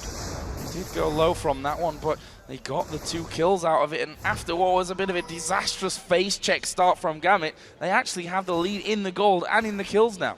Simply due to the fact that they were winning the mid lane so hard, and the gank coming in bot lane, they have now completely gotten back in the game. And Alex, we talked about in the pregame, once he gets rolling early, he can help the other lanes and really start dominating.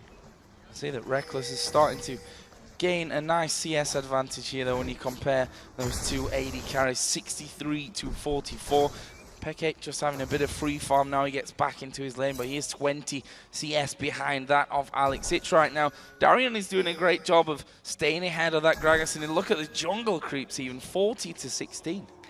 They're basically just winning on farm everywhere right now, except for the AD carry position, where Lucian or Rekkles is just staying back and just farming all he wants. But that's mainly also due to Genji constantly freezing the lane, so he's getting the CS a lot slower than Rekkles is right now. Yeah, and also because of that kill, he's pretty much bang level on gold with him overall. There is the blue buff coming up. Alex just going to be pinged back onto that one so that he can be taking that one away. Actually, funnily enough, if we think back to yesterday's game, we saw Diamond taking most of the blues and leaving Kha'Zix without that blue buff. Yeah, I mean, right there, I think what they simply said was, Kha'Zix, you're strong enough, go bot lane, and then you take the enemy blue buff, and I just get my own. And that's kind of what happened for them. This game, though, they just want to keep Alex snowballing. They want to give him everything he needs to constantly harass Peke. This is just completely wrong for Peke from the guy we've seen the last few games, where he dominated the lane himself. Now he's getting shoved in. Yeah, you can see that the Cutlass is already done here as well for Alex Ich, so he's well on his way to becoming a ridiculously strong Zed, and excited to see when Alex starts to roam. Funny enough, I should say that he heads up towards that top side, but Lee Sin was in the jungle. They were spotted in there by that ward, but when Alex starts to move around, Fnatic have to be very careful about it. Yeah, normally you want your Blade of the Rune King before you really start doing the split pushing. It gives you a lot safer and a lot better 1v1 material for you, and you can also escape ganks with it. Dragon is down to half HP. We see a ward put over. Don't think that's actually got vision of them there. That's a little bit far out, probably spotting Alex going around the side, but Fnatic nowhere near that one. Gambit pick up an incredibly good Dragon. Gambit simply punished Fnatic for having that bot lane top. That's why you normally don't want to lane swap away from the Dragon area, because you lose all the control on it, and simply free Dragon for Gambit, and they're just in the driving seat. Now, top lane is actually pushing out right here. We see Peke getting himself that blue buff. Diamond just picking up his red as well. Top lane turret is down to half HP. Interested to have a look at the bottom turret as well, where the other 2v1 is taking place right now, and so as because of that barrel clear that he's got, there's actually a full HP on his turret.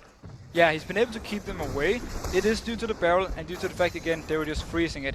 He is falling far behind in CS though, compared to Darren, who's just getting every single one. Yeah, pushing that right up onto him as we see Zap coming through. Are Gambit going to go in heavily for this one? Actually, Evelyn is not there, as SOAS trying to bait out Genja. Wow. What a bait it was as well. Genja down to half HP, he's used his barrier, and he gets kicked back in. Cyanide gets that kill. What a bait by SOAS standing on the traps there. What a bait. He wanted Genja to come in and auto tag him, and he instantly just shot him back. Oh, Fish is coming out. Peke not going to follow it up, though. He was scared that the death mark was coming his way. In the end, Alex Ich decided not to go all in on that one. No flash actually on Peke, so he needs to be careful what he wishes for in this fight. Yeah, but right now, though, when Alex is so low, if he should go in for the kill, he might actually risk dying himself. So, smart play by Peke, and actually getting a little bit back in the lane. See about that one. Diamond has come up now into this top turret to help things out. A bit of more poke damage avoided, and there is the death mark coming down. Has he got enough damage? I think he does. It pops. He's still alive, but he'll finish off. And Alex Ich gets his second kill of the game. We see right here Peke using his Trickster to avoid some of the damage from Alex, immediately he jumps in on him because now he can get the kill without any problems. Had he saved this Trickster, he couldn't have done the same. Diamond started to come up there, and I think he was like, I'm in behind him, but I'm not sure that we're actually strong enough at this point to avoid that damage being turned right around on us and allowing Yellow Star and Rekkles to actually pick up a kill. If you look at the AD carry CS, it's a massive difference. It's a huge difference. We also had Genji just dying before when he actually finally got into the turret of Fnatic. So all in all, oh, great Tibbers. Tibbers going down, and Darian flashes straight away from that one. There's no tower. The culling's going to come through, but is it enough damage? It will be with a flash. Rekkles picks up the 4th of the game for Fnatic. Tied on kills now. Cyanide is actually coming around as well. And this game is just insane. There's plays everywhere. 2v1 they make them, 1v1 in the mid lane, they make the plays. Now they can pressure this turret. He is coming around, but again, not sure how strong actually Diamond will be in that scenario, and apparently strong enough because Fnatic not wanting to risk that at all, backing straight away from it. 20 CS lead also that Alex has, as well as that 2-0-1 Blade of the Ruined King. His Death Mark will be coming off cooldown here shortly as well, and you can bet that he's not scared about using it. And Alex has just loved this lane swap, because it meant that Cyanide couldn't help Peke at all, and Alex was just left alone against him and could just dominate him. Actually, the lane swap kind of backfired for Fnatic in that case, also with Soaz being behind on CS, but we do have Rekkles though, as the saving grace. Saving grace. But will he be able to avoid Alex Sich later in the game? It is not going to be easy. It's not going to be easy, but we do have Yellow Star who can pick up what's it called again? The bell? The what? You're confusing me. I don't know what you're talking about. For some reason, I forgot the name of it, but he can pick up Mikael's Crucible. There you go. Exactly, yeah. And then help Rekkles survive by, popping the heal on him, giving him the cleanse for maybe the slow, so Alex can get a few auto attacks in, and then maybe Rekkles can survive and kill Alex. See how he actually goes on that front. See that Alex, as I said, 2-0-1, big CS lead, and is playing aggressively when he knows that he can pick up these kills. Finally, we see actually the 2v2 coming back into fruition down in that bottom lane, and we'll see how that difference with a Bloodthirst already done here for Rekkles compared to just a BF sword and a long sword actually for Genji affects this 2v2. And Cyanide is down here for backup if he should be needed. He is spotted by a ward though, and Diamond is here as well. Will we see a 3v3 fight? Gonna risk going in for this one. Do they think they're strong enough? That's 2-1-1 Cyanide, and actually they are gonna put the chompers down. They get away. Flash up there towards Rekkles. Where is Tibbers? Surely gonna come down in this one. There he is, but Rekkles is gonna die. I'm not sure they can finish off Annie behind the tower now, but that so well orchestrated by Gambit. They tricked Fnatic into that one because they had the vision of Cyanide all along. Yeah, instantly as they saw Cyanide moving away, they started, boom, the whole fight. Flash hook from Edward, that was so amazing. So good. Gambit, despite that horrible level 1, losing 2 men straight away, which is not as impactful now, we should say, as it used to be, dying that early on in the game, but still has its impacts nonetheless. They've pulled it back here. 5-4, it's a 2,000 gold lead almost that they're sat on as well. And we have Soaz, full AP, no tankiness at all, so he's going to have a lot of poke, a lot of wave clear as well, so Fnatic will be able, with him and Lucian, to extend the game rather easy. They still have to deal with this Alex guy, who's going to split push. Yeah, and dive in onto them as well. Survivability when you go in full damage could be a little bit of an issue for them. See Cyanide just working his way back towards that mid lane because that turret going very low, and I think Alex might have it away. No, Xpeke coming in from the side. Are they going to go for him? Where is the ultimate? Actually, he turns it around here, goes on towards Cyanide, pretty much assuming that he was going to die, and he's not wrong on that one. Cyanide falls, but the time that he actually took there to go down allowed the minions to finish off the tower. Yeah, he did pick up the turret for it, but he still gave away a kill right here. Peke getting slightly back in the game. Late game Fizz is very scary. He can pretty much kill everything. So if Peke can get to that point, we will like to see a very exciting 1v1 scenario between him and Alex in the full late game scenario. And Fizz can dodge that damage as well that Alex puts out if he times everything If he times correctly. it perfectly, yes. Yeah. We'll see about that one. So obviously now up in his top lane against Darian, and that's what we're going to see. Actually, the Cleavers do a lot of damage to Soaz. You can see he's pretty much trapped on his own turret there as the dragon does spawn. Edward just checking it out with the lantern. And This Dragon now up. We've got both duos in the bottom lane. Are we going to see a fight for the Dragon itself? Gambit has a teleport where Fnatic has the Ignite on Source, so they can start it, have Darien teleport down, and they can take it 5v4, or at least force Fnatic into a bad fight. See about that one. There's a lot of pings going down. There's 2 pink wards on top of each other. Who's going to be able to get this one? It's Alex, I think. Cyanide a little bit too scared of the damage that Zed, who's now got a Brutalizer added into his Blade of the Ruin King, can do to him. Gambit hold that vision control at least for now, but it doesn't look like they're making a move anytime just yet towards that Dragon. However, we do see Cyanide coming in. This time there's a pink ward in there, so they've got no vision here, Gambit, of Lee Sin. And Edward just tried to bait out, and they're going in. Oh, they're going in towards Edward, and Edward's going to die from this one before they can do anything about it. Here comes the teleport down, though, and there is the ultimate coming out of Diamond. There's the Super Mega Death Rocket. Diamond flashes in. They're going to tank up the turret. They can afford to do it as well. Flashing from Darien. Diamond's going to fall. Reckless still alive. Darien will chop him down, though, with the cleaver, and now he's under the turret. I don't think he's got enough HP for that just yet. Both Alex and Peke couldn't get in. Alex forced Peke away, and they're trying to close in on towards Cyanide, trying to get into this slippery Lee Sin. Alex has caught vision of him. Cyanide's headed off in towards Gambit's jungle. Even if they don't get him, they can get Dragon here.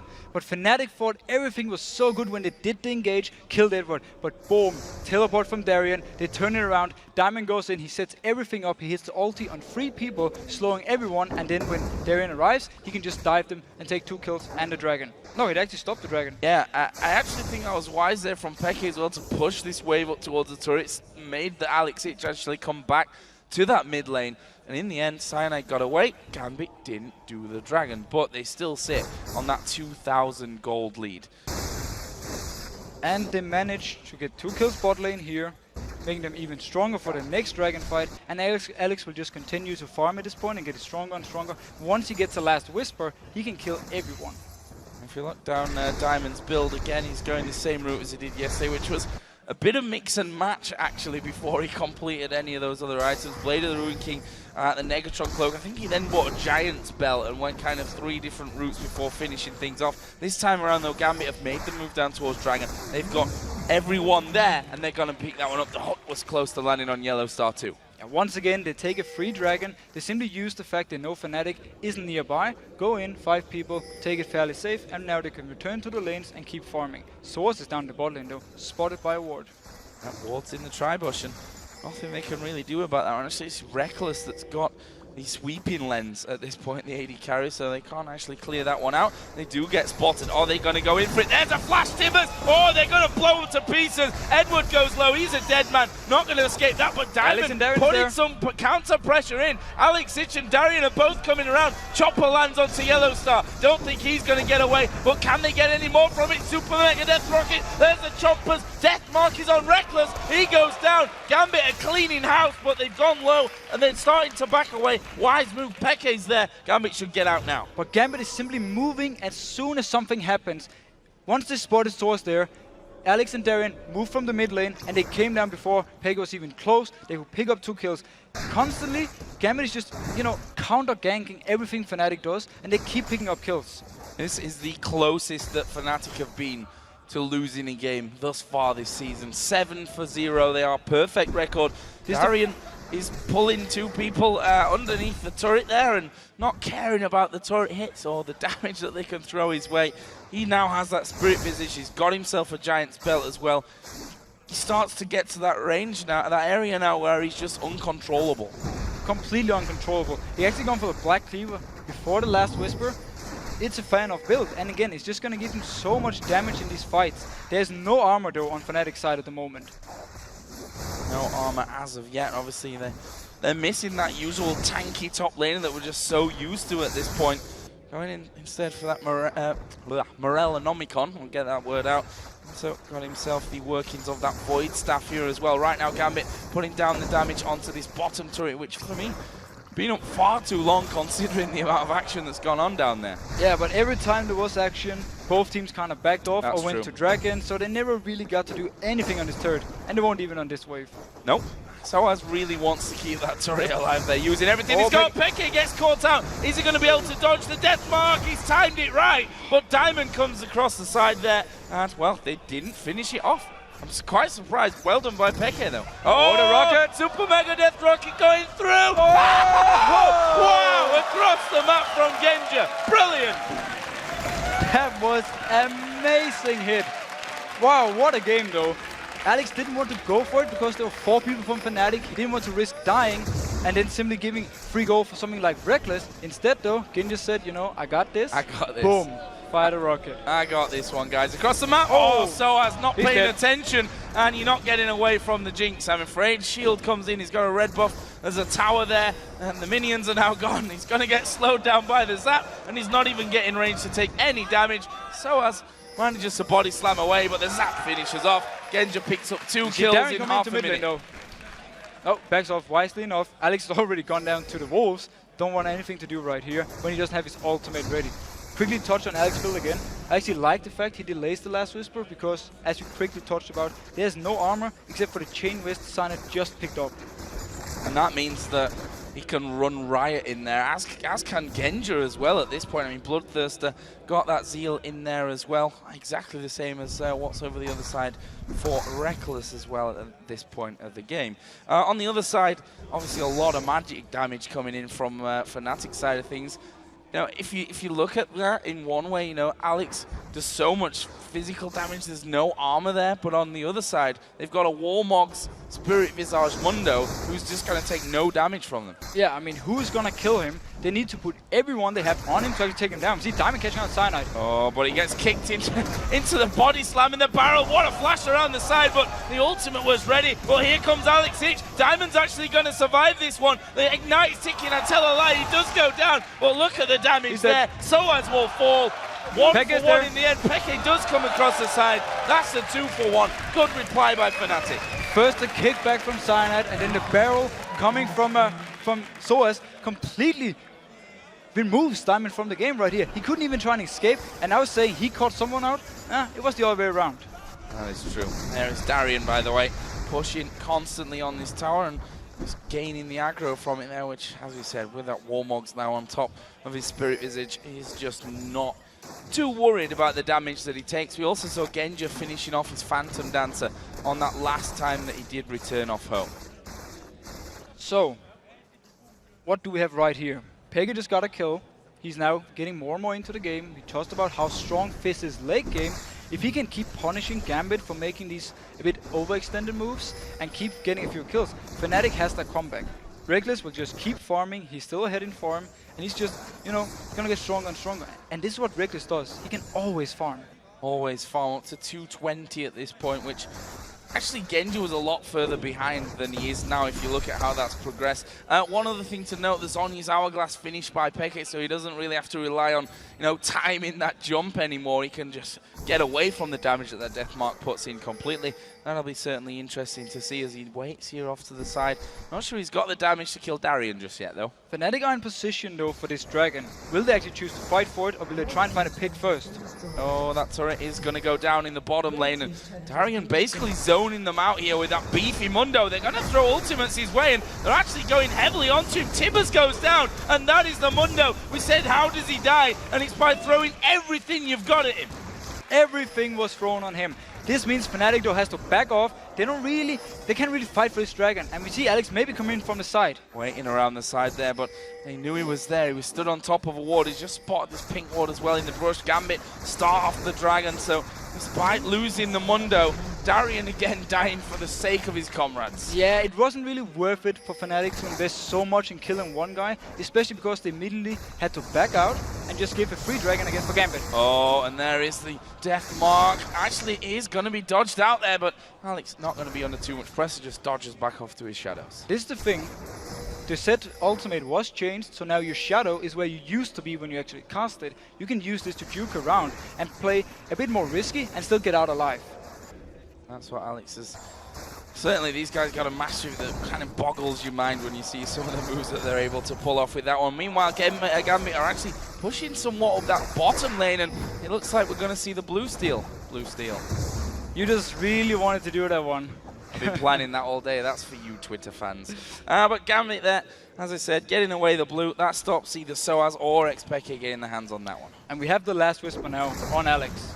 He's pretty much doing true damage when he actually goes in, and only the Sonyas from Peke and the Sonyas the Sword's about to build can actually stop his damage.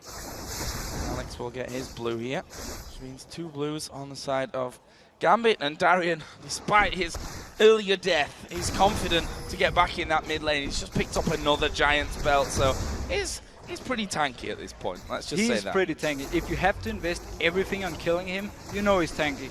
And again, it was very worth it for him, the fact he baited out all this stuff, because it was just a free dragon for Gambit afterwards. Dragon continues to farm up a storm there. 192 CS he's currently sat on. We look down the AD carries. Trinity Force is added in now for Rekkles. He's got a 20 CS lead, but as I said, that's not really getting bigger compared to when we saw it in the early game and it was just growing. It's hard for him to actually go too far out in the lanes, because there's the risk of Evelynn, there's the risk of teleport, and also you have Alex who can walk down and kill you pretty much without any trouble. Alex actually headed up towards that top lane, and they can do this. Alex obviously got the maneuverability. Darian got the tankiness. There you've got your 2 split pushes right there, and the other 3 can go on their own. Yeah, right now though, Gambit is walking pretty randomly around the map. We see Genji walking down to do the golems, while Alex was split pushing in top, and we had Darian just standing in the mid lane throwing cleavers. So they're not really doing anything on the map yet. Edward is clearing out pink wards right under Fnatic's nose though, on the side of the Baron there. And got a pink ward down in that brush, which, if form tells us anything, he's probably safe. And they throw again the barrel. See how much damage he took from that one, or how much damage he didn't take. I think he avoided most of it, but just in time on the Lantern. Yeah, the Lantern actually took all the damage from this and also got him away safely. I do like the fact though, the Fnatic wants to try and punish him, because they couldn't really lose anything on this. No dragon is up, and they were already in position to defend the turret, so they could have done everything to kill him this time and just gotten a free kill. Few lands. You see that Peke waiting off to the side, thinking about going in, but probably wondering again, is it really worth throwing everything at him? We can see just the damage that a cleaver does there. It's about 1/3 of Peke's health. And Darren hasn't moved for the last 5 minutes. He's just stuck in this mid lane, constantly throwing the cleavers in the face of Fnatic, and he's so annoying. And there we go, Deathmark actually coming in on towards Rekkles, but Alex Ich has to back away there just because of the damage that they can put down and the crowd control out of Yellowstar. But again, once again, he can use his ultimate to just back out of the fight. Whenever he makes a decision where he's like, nope, not gonna go for this, safely gets out. Darian is just playing that annoying role. Are they going to go for him this time? The ulti is out of Fizz, and this is Darian going to fall. This time, a lot easier, you know, only having to use those 2 ultimates to finish him off. That's the tank down, but what are they going to do with that? I mean, they have so much healing reduction, so even though he pops his ultimate, it barely gives him anything, and they can actually burst him down. This time, they get a free kill, and this is what they need to get back in the game. Alex is waiting here in the tri-bush. Is he going to have... He has no ultimate though, No. he can't really go for this. And especially when Yellowstar is walking with those rings of doom around him, knowing that you could be taken down at any second, stunned up with Rekkles, who with that Trinity Force and that Bloodthirster in there now is going to be packing quite a lot of damage as Diamond comes in around the back. The stun missing there out of Yellowstar, and Diamond just running his usual annoying self in the enemy jungle. We have to question the way Gambit is playing right now though. They're not really doing anything with the lead they had, except for actually, right now, pushing this turret a little bit. But apart from this, they haven't done anything, and Fnatic have just been able to farm up and actually getting more and more back in the game. Peke is getting stronger. We also have the Sonyas now on Soaz. Sonyas for Soaz, so that basically takes him out of the equation for Alex, who's not got many targets left. And the way that supports work these days as well, Yellowstar could even get himself up if this game continues like this. 30 minutes in, we've got less than a minute for the Dragon. We see already that Tussle is going down on the bottom side of Fnatic's jungle, using the scans, getting the pink wards in there to gain that vision control back. Yeah, I mean, it's very good position by Fnatic right here because they avoid the fact that Gambit could maybe be in this jungle and catch them when they want to go in for the dragon. So it's smart they're actually doing it beforehand. And if Edward or something should walk into ward, they can take a kill on him and then the dragon. There's another scan coming down this time for Gambit. They're starting to walk up a little bit more. Diamond is going to face check this one. Actually, a lot of damage will be blocked by that Banshee's Veil, but the rest of it is going to be coming in. And there is the kill. Deathmark goes down on towards Yellowstar. It's going to be enough to get it. Genja actually secured it from the side of that one. And now Peke is chasing. He's Zhonya's. Alex is trying to get away. Actually dodges away. Soaz is going to try and chase him down from this one. And he does manage to finish him off. Meanwhile, Peke has jumped back over to the blue. I think Gambit are going to make a play for that mid tower here. And Darren is just chasing Soaz right now. He wants to get him. And he's going to be able to stick to him here. Those cleavers doing a lot of damage, but, well, actually got a little bit too carried away with that one because he decides not to chase in there after all, and that turret didn't get any more pressure. But just as we talked about, Fnatic had the position in the jungle to catch out Gambit. They thought they had the full control and they could just walk in where they wanted to. Instead, they found a fizz and Diamond died for it. Alex almost made it out alive. Beautiful jukes from him. Now, Darian is going to try and zone them away because the dragon is spawned, of course. And Genji can pretty much do that one on his own right now. Doesn't need the help of his team. Actually, Peke moving forward towards Darian. He saw how they can take him down last time with just 2 of them, which, you know, you compare that to 10 minutes ago where it took all the ultimates that they could throw at him to take him down. That's also a worrying sign for Gambit. Yeah, that's definitely something they have to worry about because, again, Fnatic will get stronger. The champions they have all do well in the late game. And you also have an Annie with some perfect engages so far with the tippers. Combine that with the barrel from Soaz, and all of a sudden you have a team fight on you don't really want to take. Let's have a look down the CS here. We're 32 minutes in. We've got 300, over 300 on Reckless. We've got over 300 on Alex Ich, and well, Genja's not too far away from this one either. And if you look down the total golds across the board, between the 80 carries only 1,000, but the mid lane at 3,000. And now once again they chase down on towards Darian. He gets knocked up, knocked back by the barrel, and he's going to go down again. They throw a couple of good big ultis onto him, but they've taken him, and that's the tank out. They can go for the turret. Tibbers tanking it up. They can take this. They can even keep going. Peke is going top lane to stop the push from Alex, and right now they just keep punishing on Darian. He overextends and he gets killed every single time. And not really able to go where he wants because rather than just letting him do that and forcing him back each time, Fnatic saying, no, we're going to punish you even harder than just pushing you back a little bit in lane so that you can come back once again. We're going to kill you every time, even if it takes 2 ultimates. And this time, Fnatic finally got something for the trouble. They took the mid turret down. That is goal for everyone, and is again, they're just making a beautiful comeback. Oh, we're going to see Alex going in on towards Peke once again. Last seconds on yours, but I don't think he's got enough to get away from this one. Actually, he gets over towards Diamond, but Diamond was right there, stunned up, albeit when he came out of the stun, picks up the kill. That's the kill they were looking for. That's a lot of damage down from Peke and from Fnatic. But there's still a lot of wave clear, especially with this Gragas. He can keep them off the turrets. Mid turret is fairly low. They can just actually go in and face tank it and take it if they want to. It seems more they just want to back off and, you know, reset the whole game again. Now, let's have a look again down some of the items we saw. Oh, actually not, because Cyanide here getting pushed into. There's a flash hook landing on Yellowstar. He's at half HP, will fall. And Gambit going to back away with that 1 kill, happy with what they got in the jungle. Are they going to go straight towards Baron here? They can do it. There's 2 people dead from Fnatic. No teleport on Peke. He can only have his home guards, and they're starting it right now. They can take it very fast.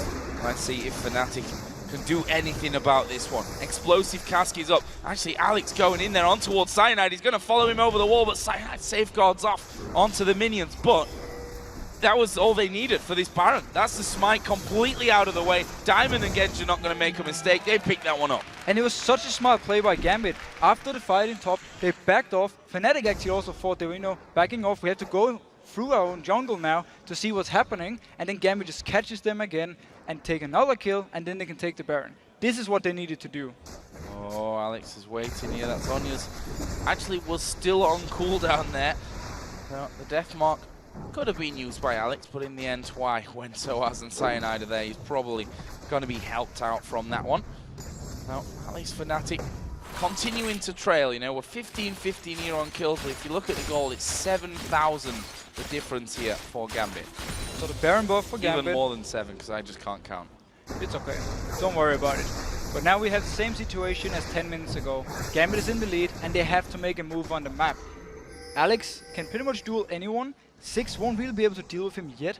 Maybe when he gets his death cap, he can actually start fighting back, but he can't yet. So Alex can just go to the lane and push it in constantly, and the rest of Gambit can move up. See that Guardian Angel is there for Evelynn now, for Diamond, and they only need a couple of hits with Jinx in particular here on that turret, and that will be gone completely. Leaves then this open mid lane really allows them to split push out the side lanes as Peke here home guarded up, coming back in to make sure that they can hold on to this one. Diamond's trying to flank, Alex is trying to flank as well, and they could be in for a bit of surprise. Actually, Wisely, I think, going to give up that turret. Yeah, they were ready for Fnatic to engage to try and stop the turret going down, and then they had the perfect positions with Evelynn and Alex to come in for the back line. See if they can hold on to this one. They've got some good wave clear there with that Gragas putting out tons and tons of damage. The Hulk not quite connecting on towards Yellow Star there. But the poke, decent here as well for Gambit. They've got those cleavers who, they do sting at this point. You've got Alex who can throw in. You've got Genji who's got a decent range on him there as well. Will it be enough to actually break through here? Now the top lane is pushing in favor of Fnatic, so they don't have to worry about that right now. Bot lane will push up for Gambit. It opens up for the possibility to rotate on the map and then take the outer turret in the bot lane if they can keep Fnatic in their base. If they can keep them there, Genji has just taken away the blue buff and the white on the Fnatic side of things. Diamond has gone towards this top lane to make sure that that one is pushing back in the correct direction for Gambit. Darien has just been Dr. Mundo in the jungle, stealing everything away, being that tanky beast at the front of things. He's got a Banshee's Veil now added in on top of his Spirit Visage and the Warmox. But let's see what Gambit will do. They've pushed up every lane right now. They have pretty much full control of the map, and they decide where Fnatic is supposed to be, and they decide when Fnatic, you know, can defend. Fnatic right now, they don't really want to engage unless they get the perfect one, the knockback on someone from Gambit into their own turret, and then they can take the fight. See that the Infinity Edge has also been added into Genji's build, and looks like he's going to be finishing off that last Whisper in the not too distant future. Gambit just looking for that opening, looking for that opportunity. They did push bottom out, they're pushing top out here as well. Darian's just going to stay in middle and say, if you leave this, I am going to start pushing through. And right now, we see Genji pushing down in the bot lane. He's far away from everything. If Fnatic wants to fight, they will lose a turret for it, but at least they'll have an advantage number-wise. They certainly will. Diamond and Alex between them actually getting through, and Diamond going to get caught out here by Peke. The ultimate is going to snag him, but he's got a Guardian Angel. Darien is there at the front. They've gone in on towards Yellow Star. Deathmark won't be enough damage to pop him, but Alex flashed in there, got more damage down and got the kill, and now his Guardian Angel goes down. Can he get away from this one? Only so far. Cyanide is able to follow through. Darian's actually behind the turrets there in the enemy base, looking for an exit, but I'm not sure he's going to find it. Oh, Cyanide follows him through. Hugh already connected. Chain comes in there, but they can't finish it off. Box goes down from Edward to keep them safe. In the end, it's a 2-for-1. And Fnatic, instantly as they spot Genji being gone, they just go for it. Peke is just landing the fish, and they engage. They get also they got the Guardian Angel of Diamond as well. Oh, this is bad.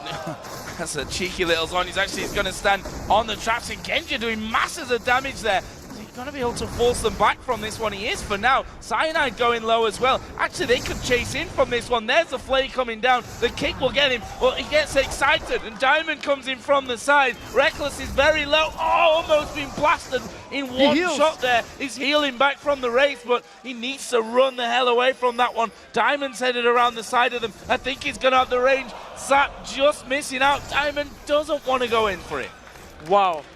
Fnatic pushed it down, and Gambit just turned around and took it. Soaz going for this. Oh, Edward actually going to be caught out. Soaz starts to move in. Flame Chompers go in, and actually Fnatic can't chase on after that one. 1 minute 50 until Baron comes up. This is Fnatic Gambit, just as we love to see. So much action, and Fnatic, gotta give them credit. They made the right decision when Genji wasn't there, took the fight. Then they overextended their welcome. They pushed down, and Gambit simply just turned around on them, picked up a kill, and now pushed Fnatic down. Now, what's next here? The Dragon is up. That goes down super quickly from Genji here. We saw in that last fight. they can't really stand and fight against him, because as soon as he gets that movement speed of when they take one person down, they can chase the entire team. There's nobody tanky enough in that lineup right now for Fnatic that can deal with him. If you look again, you made the point, while we were at 40 minutes, you made the point 20 minutes ago that there's not really any armor in there, and I hate to say it, but there's still not really any armor there. No, but I mean, that means simply free damage from Alex. But he's really not the issue right now for them. Just the overall team of Gambit, they're team fighting so well, and they're so far ahead that it's very hard for Fnatic to do anything unless they punish Gambit when they do something wrong. So a bottom lane just being pushed out once again, and really ramping up to this next Baron where Gambit are surely going to be in the right place at the right time. Something like that is not a freebie that you want to give up at this stage of the game. Alex is actually on the top side of things as he spots Yellow Star. Not going to want to go too aggressive on him there. They just want to make sure that they can hold that portion of the map. They just spotted a ward going down in middle. Alex is already flanking around the sides from this one as well. 10 seconds until that Baron comes into play.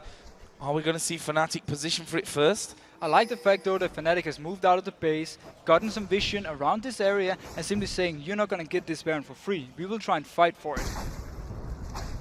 They're trying to push out that top lane. I don't think they're going for that one. Alex has gone on towards Yellow Star, and he's not going to die from the death mark. Alex got away without taking too much damage, and he forces the support and that big AoE stun out of the fight. I think actually the Mikael saved his life right here. He popped it, and boom, after the death mark hit, and he actually survived. So that was, they got it. Oh, really get caught. Yeah, Pekka getting caught out here somewhat, as we are going to see Diamond throw down that ultimate. Cyanide is at the front, can kick one back here if he so chooses. Darien actually taking a lot of damage. He's now got that Guardian Angel in there as well. In fact, we've got, what, 3 now on the team for Gambit. They force Fnatic off, but will they have enough to do Baron? I think with Jinx in there and someone tanking it, it's going to go down so quick. Yeah, they can do it with a few people and then keep like Darien to just harass and try and keep Fnatic away. There is a ward, so they have full vision of what's going on, and they're moving in for this. Moving in from the side, Soaz up on the top there, just harassed out by Diamond. Darien trying to be a wall, basically, between that Baron and the Fnatic team. Peke has started to move around the side. They've stopped doing Baron for now. He's going to be low at 2,900. Edward is going to get singled out from this one. Uses the Mikael's on himself as Peke uses the Zonias, but they're focusing now. Darien, is Darien going to get away? Super Mega Death Rocket. Alex Hitch is in the middle of them as well, and Alex is still going. Double kill for Zed. There's surely going to be more. Good kill in there from Reckless. Will throw Alex back, but they can keep chasing here. Cleaver doesn't quite connect on Yellow Star. He's going to try and walk off on the top side. Diamond going to pop his speed boost. He'll go under the turret, no problem for him, but he actually can't get close enough. Yellow Star gets away. Crazy fight again. That was absolutely fantastic by Alex. He goes in from the flank, gets a kill, and then he dodges the ultimate from Soaz with his own shadow, and he stays alive. That was insane play. And now Gambit have the time to back away once again onto the Baron. It was down to about 3,000 HP once Gambit peeled away from it and started that fight. This time around, though, with Genja, Alex, and Diamond there, it's not going to last 2 minutes, but look at it. Cyanide. If there's one man that can steal Barons, it is going to be Cyanide. It's got Darien to deal with here at the front. Is he going to be able to go over? Gambit have actually stopped doing Baron for now. Too risky to go in there. Alex Hitch goes over, but gets kicked straight back as Cyanide goes down to half HP. He's got, actually Baron's gone down there. Diamond actually finished it off in the backside. Darien's fallen low, but Alex is right in the middle. There goes the Super Mega Death Rocket in. Darien is still chasing this one. Doesn't want to go too far on it, and actually will overextend there a little. Culling comes through, blocked by Genja. The Guardian Angel did get popped there by Darien. Can he escape from it? Lanterns there. Regens with 5 million HP. Very smart by Gambit, though. They stopped the Nashor when Cyanide was close. Once he got pulled away, they finished it fast, picked it up, and then went in for the kills. Ignore, by the way, what I said earlier about Alex not being the main issue, because holy cow, he's doing so well. He is. An annoyance, I think, to say the least, on that one. And look how fast these towers go down. That is the first inhib tower of this game. The inhibitor's going to fall. Cyanide's done up for 25 seconds, where I don't think Gambit are confident enough to finish that one off. They're going to go bottom. They could go top as well. The Waves in similar positions. They can take the blue buff and the turret, or they can play it safe and simply back off. But this is Gambit. They'll definitely go for this turret. Not wasting any time, and that's what they like to do there. Finishing time after picking up Barons is lightning quick, to be honest with you. You don't mess around when they know that they've got the advantage to get things going. We will, however, see one of them just backing off, and they've not been home for quite a while. We can see the CS totals. Genja is now ahead of Reckless. It's Just taken by- yeah, 45 so minutes, close. but he is. And now he's behind Now again. Reckless ahead again. So all in all, though, Gambit got pretty much everything they wanted from this Baron. Not only did they get the buff, they took the inhib, they took another turret, they blew buff away from Fnatic, and they can recall with a lot of gold and now come back and fight. And the Banshee's Veil in this setup, you know, it's going to block the explosive cask out of Soaz. Tibbers coming down, so many uses for it. They got 4 on the team right now. And Edward didn't go that way, but he's got the Crucible anyway, so even if he does get on him, he can get out of it. Yeah, I mean, they're just doing everything to avoid, first of all, the engage, but also the burst damage from Peke. Because that's the only thing they can really die to now, is a good fish from Peke, and just instantly taking down a target like Genja or Alex. There's also the Guardian Angel, though, on Alex. He's going to be so hard to deal with. Banshee's Guardian Angel, and all that damage as well to add in. Gambit start to move their way up towards that top lane here through the enemy jungle. And Darian, is not scared of just getting in, picking up the Twin Shadows here. Twin Shadows for Darian. If they couldn't chase down quick enough before, then they certainly can now. That's already starting to take a lot of damage. Diamond's actually going in for this one. This could be the final fight as Soaz is going to get forced away. Super Mega Death Rocket, Zonya'd by Soaz. Brilliant timing on that one, but they've gone in onto Cyanide with the Death Mark. He's not going to die. He'll get back onto the fountain to regen. This is a 5v5 still. No one's died. Fnatic have got the regen in there. Gambit have got the Baron running on for the regen of that. And Fnatic, it looks like they've actually pushed them away. They should be able to tank up this bottom in turret, but I don't think they want to risk it. No, they're just going to take the minion wave up and then do the exact same thing. Wait for the ultimates and then go in for another dive. Incredible game. 86,000 to 67,000 gold, the lead for Gambit. We're almost 50 minutes into this matchup. Gambit so close at this point to ending that 7-game win streak that Fnatic have at the top of the LCS table. But can they do it? Can they see it through, or will Fnatic come up with something somewhat of a miracle at this point?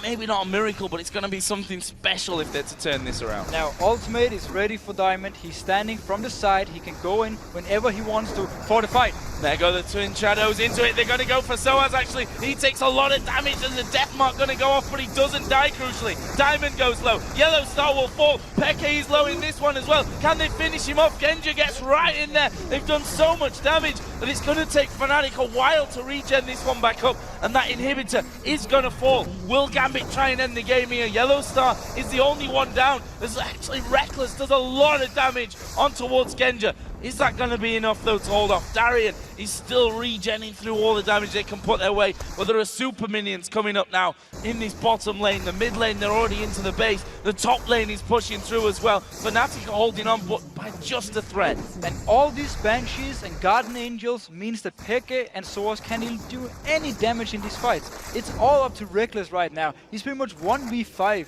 in these fights, and he can't do enough, obviously.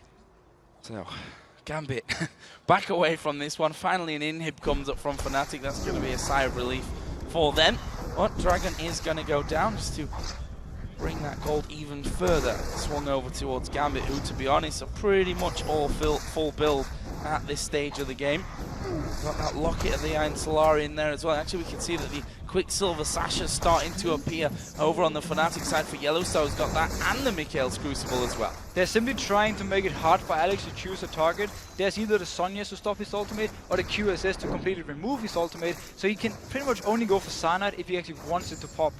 Now, Baron buff is gone here for Gambit. You see Alex go in there. That, as I said, inhibitor did respawn in. They're going to put some good damage down on towards Alex Sich there, but you see Diamond getting involved as well from the front side. Alex going low, but don't forget the Guardian Angel. That's going to get him out of trouble as Darian is going to fall low. The Culling is coming through on that one. Can they finish him off? Alex so close to going down. Genja's going to go low as well. Soaz's barrel not quite going to land on its target. No one going down from that one. The super minions, though, they're hammering it away, and they're going to take down at at least one of those Nexus turrets. Gambit see their opportunity. They're going to try and push through for the win. The second Nexus turret is still alive, but Cyanide has now fallen, and here surely will be the win. And the first loss for Fnatic this season. So that's going to Zhonya's through the damage there of the death mark, but not the rest of it. Double kill for Edward. Gambit still fighting here. They don't want to finish the game without getting more kills. Peke will Zhonya's. Darien going to get his Guardian Angel pot, but the Nexus goes down,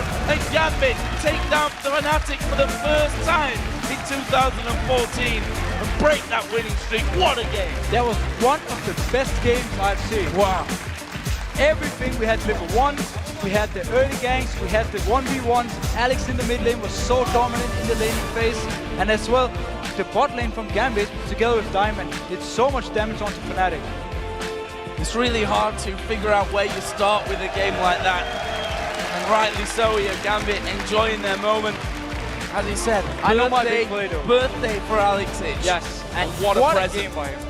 I mean, I almost feel sorry for him that I said that he wasn't the main issue at this point, because team fight after, he goes in and he just takes 2 people down and dodges everything from Soaz and Cyanide and stays alive. That was one of the most beautiful plays I've seen from a set. And that is a crowning moment here, I think, for Gambit. The fact that they've had a few issues. We should probably sit ourselves down here. So excited about that one that we forgot to sit back down. So I'm going to move on here and ask you, what was the big play in that one? There were so many big plays that I'm going to be hard-pressed to single one out. I'll take 2. The one I just talked about with Alex, where he picked up the kills from the side and got out alive, dodged everything with his shadows. And then I just absolutely loved the rocket that Genji fired earlier in the game. Hit Peke all the way on the top of the map and got a kill. That was a good rocket, and they're the best ones, of course, the ones that come all the way across it. But we have to talk here, Fnatic's first loss of the season. You know, it's obviously far too early to start talking about what Fnatic are going to do after this one. They're sat 7-1, which I'm sure they're annoyed that they're not 8-0 right now. But if you look at a record, Fnatic are still so good. That game wasn't dominantly one-sided for them. You know, that was a game that they could have easily won as well. And there's never any shame in losing to Gambit. Of course not. It will never make you a bad team. They had, you know, a few chances to win this, but the longer the game was, the harder it was. They kept falling behind. The level 1 was pretty much perfect for them, but the Fizz pick in mid lane versus Alex was a huge problem. Cyanide couldn't help him due to the lane swaps, so he was pretty much left alone, and Alex just got further and further ahead. And while they slowed down a little bit, I feel like Gambit had it under control pretty much the entire game after that. Was that a technical, a tactical fault from Fnatic to force that 2v1? We talked about it earlier that that's the best way to keep a hold on the Evelynn, to know where that Evelynn's actually going to be defending or pushing on those lanes. But because of that, it left Peke a little bit more isolated in middle. Do you think that cost them in the end? Yeah, I actually think it pretty much cost the game. Also the fact that Soaz went bot lane at level 1, he got the early level 2 by pushing the wave, and then they could freeze it. So he was stuck in the middle of the lane, and then Diamond could just come in for an easy kill on him, and he also fell behind in CS compared to Darien. So all in all, the only one who benefited from this lane swap was Rekkles. Everything else went in favor of Gambit, gave him the whole early game lead. They just snowballed it. And then we just saw some great individual plays to keep this going. Yeah, and Darien, I have to touch on him again, playing Mundo. Super tanky at the front pretty much the entire game. Went a little bit. Yeah, but they were throwing everything at him. A lot of teams will simply push him back, scare him off, and, you know, he just comes straight back to you. He's kind of like a boomerang. But they actually took him down 2 or 3 times. They threw a lot at him, but they stopped him from doing it. That is true. I mean, the times where he got the Dragon for Gambit by tanking up all this damage, it was worth it. The rest of it, not too much. He was basically just giving free kills to both Soaz and Peke. Not exactly people you want to give a chance for a comeback on. There was also a time in that one where Gambit were walking somewhat randomly around the map. I mean, is that a weakness that we spot there in Gambit? That, you know, maybe indecisiveness or lack of plan at certain points in the game? I'm not sure exactly why they didn't do too much. Maybe they were waiting for some certain items, so they're just farming up, got back to recall, you know, bought these big items and got back in, and then they started contesting for the Baron. It wasn't still, they gave a lot of chances for Fnatic to actually farm up, and it could have been a little bit smoother if they just used the advantage they have. Which is something that Gambit usually do as well. I think, Fnatic are obviously the team to beat these days. Even though Gambit have done them, Fnatic will remain the team to beat, obviously at 7-1. Does, however, put Gambit at 6-2, which pushes them up the table and puts them clear of Rocket after they lost to SK earlier. They are, for me, we talked about it before the game, the two best teams in Europe, Fnatic and Gambit. They deserve to be in this position. Credit to Rocket still. They lost today, yes. They lost to Fnatic, but they're still a great team. And I'm sure we're going to see them coming back next week, bouncing back. And again, fighting between Gambit and Fnatic for these top spots. Well, let's hear the story directly from the horse's mouth. We have Alex Ich from Gambit after that incredible game. He's standing by with Shox and Quickshot. Thank you very much. First off, happy birthday, of course, Alex. And I would say Fnatic gave you guys a birthday present, but it was hard worked for, hard fought for by you yourself, actually, on Zed. Talk us through the pick and bans phase. Maybe for us, what was interesting, the Gragas. Did you think that it was going to go mid? I really saw that Gragas is going mid. And I was thinking about Riven or Zed. But after seeing like Lutzen pick and Lee Sin pick, I thought that Zed is better overall. So I decided to pick Zed, and then they pick Fizz, and I'm like, okay, if like Fizz is strong against Zed, it will be tough.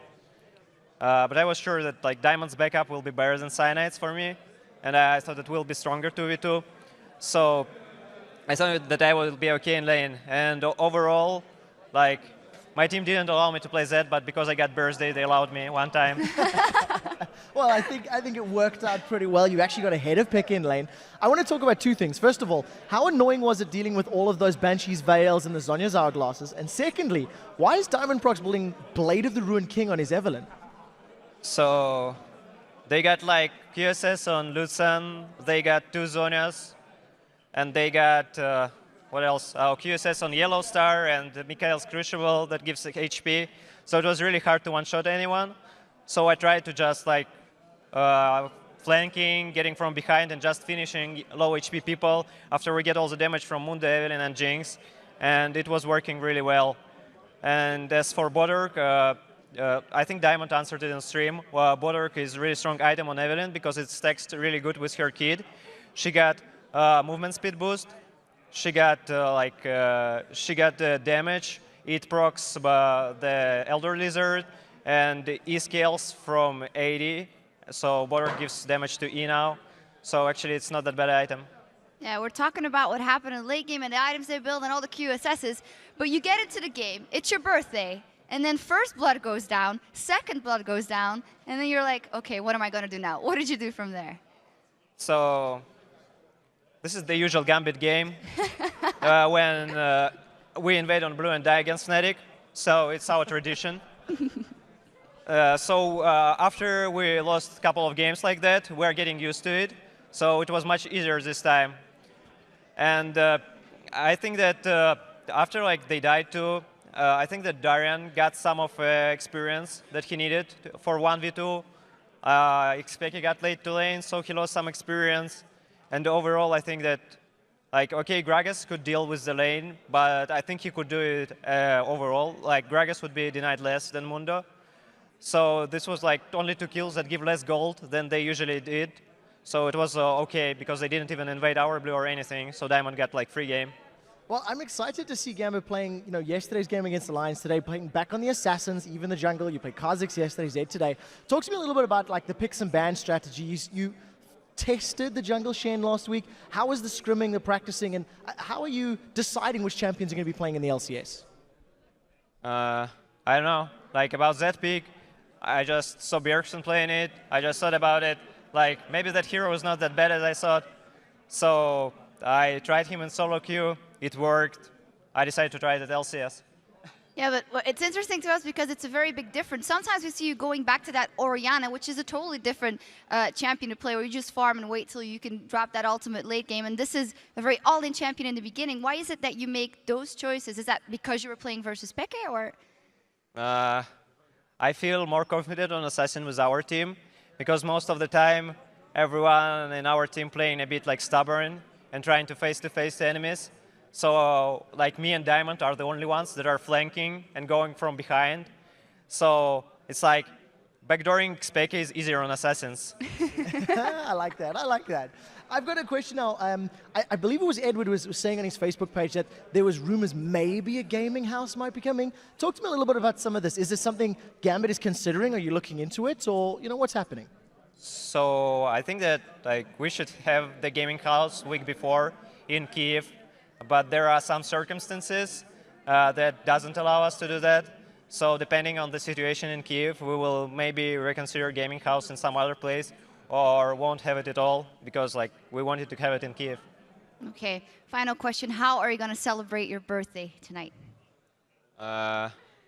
This is a hard question because we're getting back to the hotel around 1 a.m. I think, and at 3 a.m. we got flight. Okay, that's a good point. So my birthday is almost ending already, and we got to prepare for the flight. So overall, maybe we'll have with Katya, my wife that is here, we'll have work just in night cologne, and hope we won't get ganked by Fnatic's fans. All right, well, enjoy that and enjoy a little bit of your birthday you have left. Fantastic victory here. Thank you very much, Alex. And now we're going to go back to Joe and the Fee Show to see where we are at the end of week 3. Thank you very much, guys. And with that match complete, let's take a look at where the teams stand at the conclusion of Week 3. Despite their loss, Fnatic are still in first position at 7 wins and 1 loss. Gambit is right behind them, though, now in second place with 6 and 2. Roccat find themselves in third at 5 for 3, and SK in fourth at 4 for 5 after their 2 wins today. And the Copenhagen Wolves has slipped to 5th, where they're now tied with Super Hot Crew. Both teams have 3 wins and 5 losses. Millennium remain at 2 wins to 5 losses, having not played this week at all. This puts them on 7th place. And sliding back to the bottom of the rankings, we have Alliance. They're now in 8th place with 2 wins and 2 wins and 6 losses. Well, a lot of impressive gameplay in the books this week. Let's have a look back at some of the players who turned in some outstanding performances in their position, starting off in the top lane with Mima. Mima was amazing this week. We talked about earlier how he's been underperforming. His KDA in week 1 and 2 was 1.44. His KDA in week 3, 14. That is an insane number. He played the Shyvana and he dominated on it. Most top laners has gone away from it now. He kept playing it and he was so good. Well, that moves us on then to our jungler, and no real surprises from this one. Svenskeren, brilliant this week. Svenskeren was pretty much the MVP for SK Gaming. He was there with the ganks. Every game he did the same thing. He got them rolling early game and he was just playing absolute fantastic. And in the mid lane, the birthday boy, but more importantly, the spoiler of Fnatic parties, Alex Hitch. And the Assassin King of Europe right now. Hands down, that set play he did this game was one of the best I've ever seen, and it was beautiful. He really deserved this one. And to our AD carry, no real surprise with this one either. Mr. Rallis after this weekend's performance, with Caitlyn in particular. Yeah, I mean, Mr. Rallis has pretty much every week been doing his job, and he's been playing so good. This week he really stepped it up together with the rest of Super Hot Crew, and they managed to pick up the wins they needed. And with him managing to get that one as the AD carry, his support, Mixer, picks up the support role as well. Well, again, they are bottling together. They've been playing so well, and there's not much to say. His Morgana was on point. He landed bindings, he landed some good ultimates, and the Black Shield was just there every time. Well, of course, one player has to tower above the others this week as our MVP. Pretty hard decision to make this week with such amazing games across both days, but ultimately we decided to give it this week to SK Gaming's Candy Panda. And he's simply been taking the team, once they got out the laning phase, on his back, and just his team fights have been perfect. He managed to get 544 CS as Sivir. Even though they lost the game, he was still the only one keeping them actually in the game. Afterwards, his Jinx game, there was great synergy together with both Svenskeren and Enrated. Every time they started something, he was there, he picked up the kills, and he snowballed the game. And the last one, the Vayne game. Great early game from him, and as soon as he got out of this laning phase, we just knew that he would do something fantastic in the team fights, and they couldn't deal with him. Yeah, and we've heard him in an interview before saying that he can always rely on that Vayne when he needs to be picking up a win, and they did that against Roccat. 4-0-5 he finished. By the way, that CS that he had as Sivir in the game that they lost was a record across both the European and North American LCS for this season. So congratulations to Candy Panda on that one, and for SK for having a great day today, winning both of their games. But guys, for you at home, the good news is that your weekend is just getting started, because there are 2 days of North America matches coming your way, starting on Saturday with TSM taking on XDG, and then Team Coast against Cloud9. And then we have Curse versus CLG, and EG takes on Cloud9. Those matches start on Saturday at 9 p.m. Central European Time, 12 noon Pacific. And of course, we'll be back this next week with our 4 LCS matches, which you can find all the matches here on Thursday night at 7 p.m. Central European Time, which is 10 a.m. Pacific. And those games are going to be Fnatic versus Alliance to kick off the week. Then we'll get Millennium back from Brazil, and they'll take on Roccat. And then we have Copenhagen Wolves versus the Red Hot Gambit, and we have Super Hot Crew versus Millennium. Well, right now, guys, Freak and Kobe are ready to bring you the next match in the European Challenger Series quarterfinal with Cloud9 Eclipse versus Pulse Esports. Guys, take it away. Thank you very much, Joe, and welcome everybody to the 2014 European Challenger Series, brought to you in part by your friends at Coca-Cola. I am David Freak Turley. Joining me tonight is Sam Kobe Hartman Kensler. We got some fun games going on today. Very excited. I like how we get to watch the whole European LCS now before we jump into Challenger. Yeah, it starts at 10 a.m. We get to go into work and immediately start watching games and then just cast more of them. It's a wonderful experience. Now, guys, coming up on tonight's broadcast, we have the last European quarterfinal match in the spring series. That is Cloud9 Eclipse versus Pulse Esports. Yeah, so the winner of tonight's best of 3 will advance to the next week's semifinals, where they'll face off against Meet Your Makers, who took out Eyes on You last night. Now, it was a good match. If you guys didn't see that, you can go back and watch it, of course, on the YouTube and everything else. But, of course, don't take his word for it. Let's check out the bracket. You can see for yourself what's going on. Let's start at the bottom and work our way up. Like Kobe put it a moment ago, the winner of tonight's best of 3 quarterfinals will face Meet Your Makers next Friday, February 7th, in our second semifinal match of the week. But first, on February 6th, it'll be former LCS pros, the Ninjas in Pajamas, taking on the tongue-twisted squad of the Challenger Series, Trick, Tick, and Duck, in our first semifinal series. Yeah, even you got that one wrong. Boo. Trick, Tick. It's just Close it's a tongue enough. twister. I didn't even know that was on purpose, actually. I should have even called you out on that one. And of course, as always, if you want more information, head over to the home of LOL Esports, the appropriately named lolesports.com. And you can find all of the information on the Challenger information that you need. Just click on that tab that says League and Tournaments near the top of the page. Of course, guys, let's get to it. Tonight's best of 3 quarterfinal between Cloud9 Eclipse and Pulse Esports. Spawning in the blue side for tonight is going to be the top-seeded Rank 5's team, Challenger Series, Cloud9 Eclipse. Yeah, so far in their 2 games in the Challenger Series, they've locked up the top. They've looked like the top team. Yeah. Pretty easily dominating Aatrox Gaming before taking down heavy bot lane as well. The key to their success has actually been their bottom lane. Yeah. Their support, Voidal, has played on Gambit last year, and he's actually now in Challenger for Season 4 already. So he's jumped up the ranks pretty quickly. Then the MVP, we have to give it to their AD carry. Hjarnan is how you say that. Yeah. He's played Lucian in both of their wins, and he's got an incredible 15-1-8 combined. Yeah, and he was like top 40 on Challenger last I checked, so he's like way the heck up there. Now, of course, the team tasked with shutting down Hjarnan in C9 today is Pulse Esports. Now, Pulse went man mode and Revolt Gentlemen Esports Club before tossing aside Salat Mazzagnon to reach today's quarterfinal match. Pulse Esports roster used to play under the moniker of Heroes Team, and they're a Polish squad with a lot of ties to the European LCS. A couple of them were actually on Team Rocket.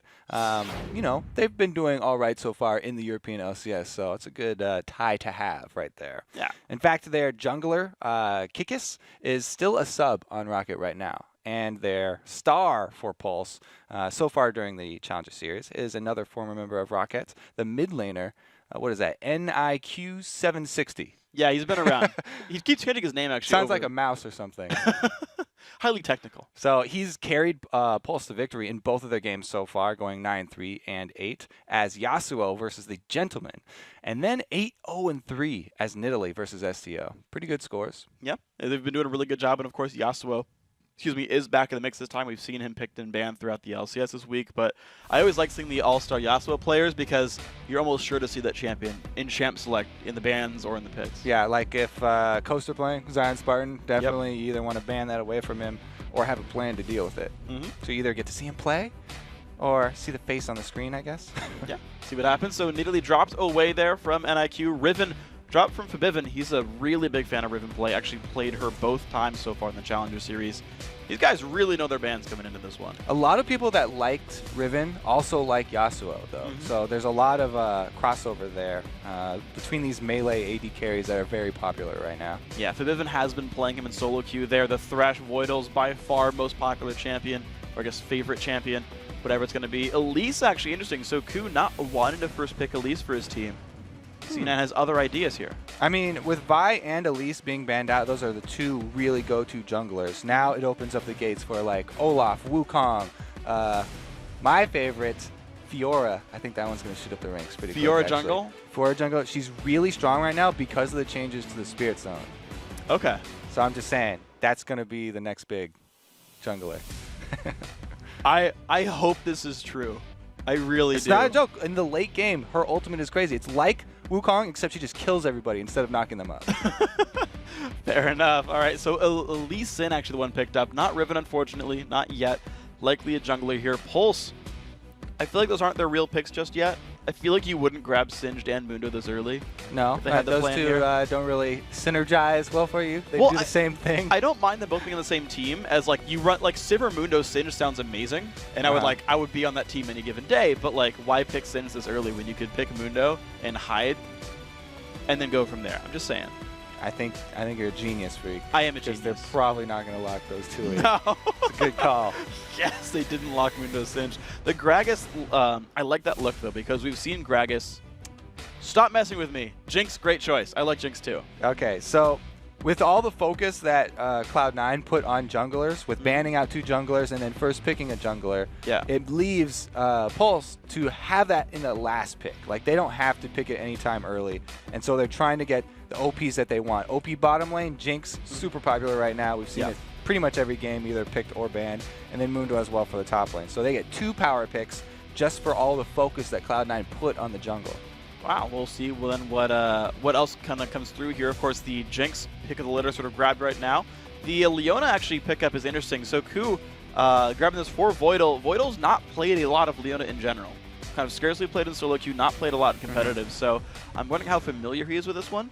Meanwhile, the Caitlyn, also not something we see a ton from Charlotte. Well, especially if you're going up against a Leona that's not that practiced, then you want to get either Annie or another ranged support like Lulu that can harass her down early. We've seen so many people starting Annie now with just Q instead of W, so you don't even have to charge up your stun. You just start with Q, go at Doran's ring, and start shooting Leona as soon as you get to lane, harass her down, and you kind of cut out that early aggression that she brings to the table. Lulu does a lot of the similar things there, and she can actually also shove the wave at the same time she does that because she's using Glitter Lance. It's true.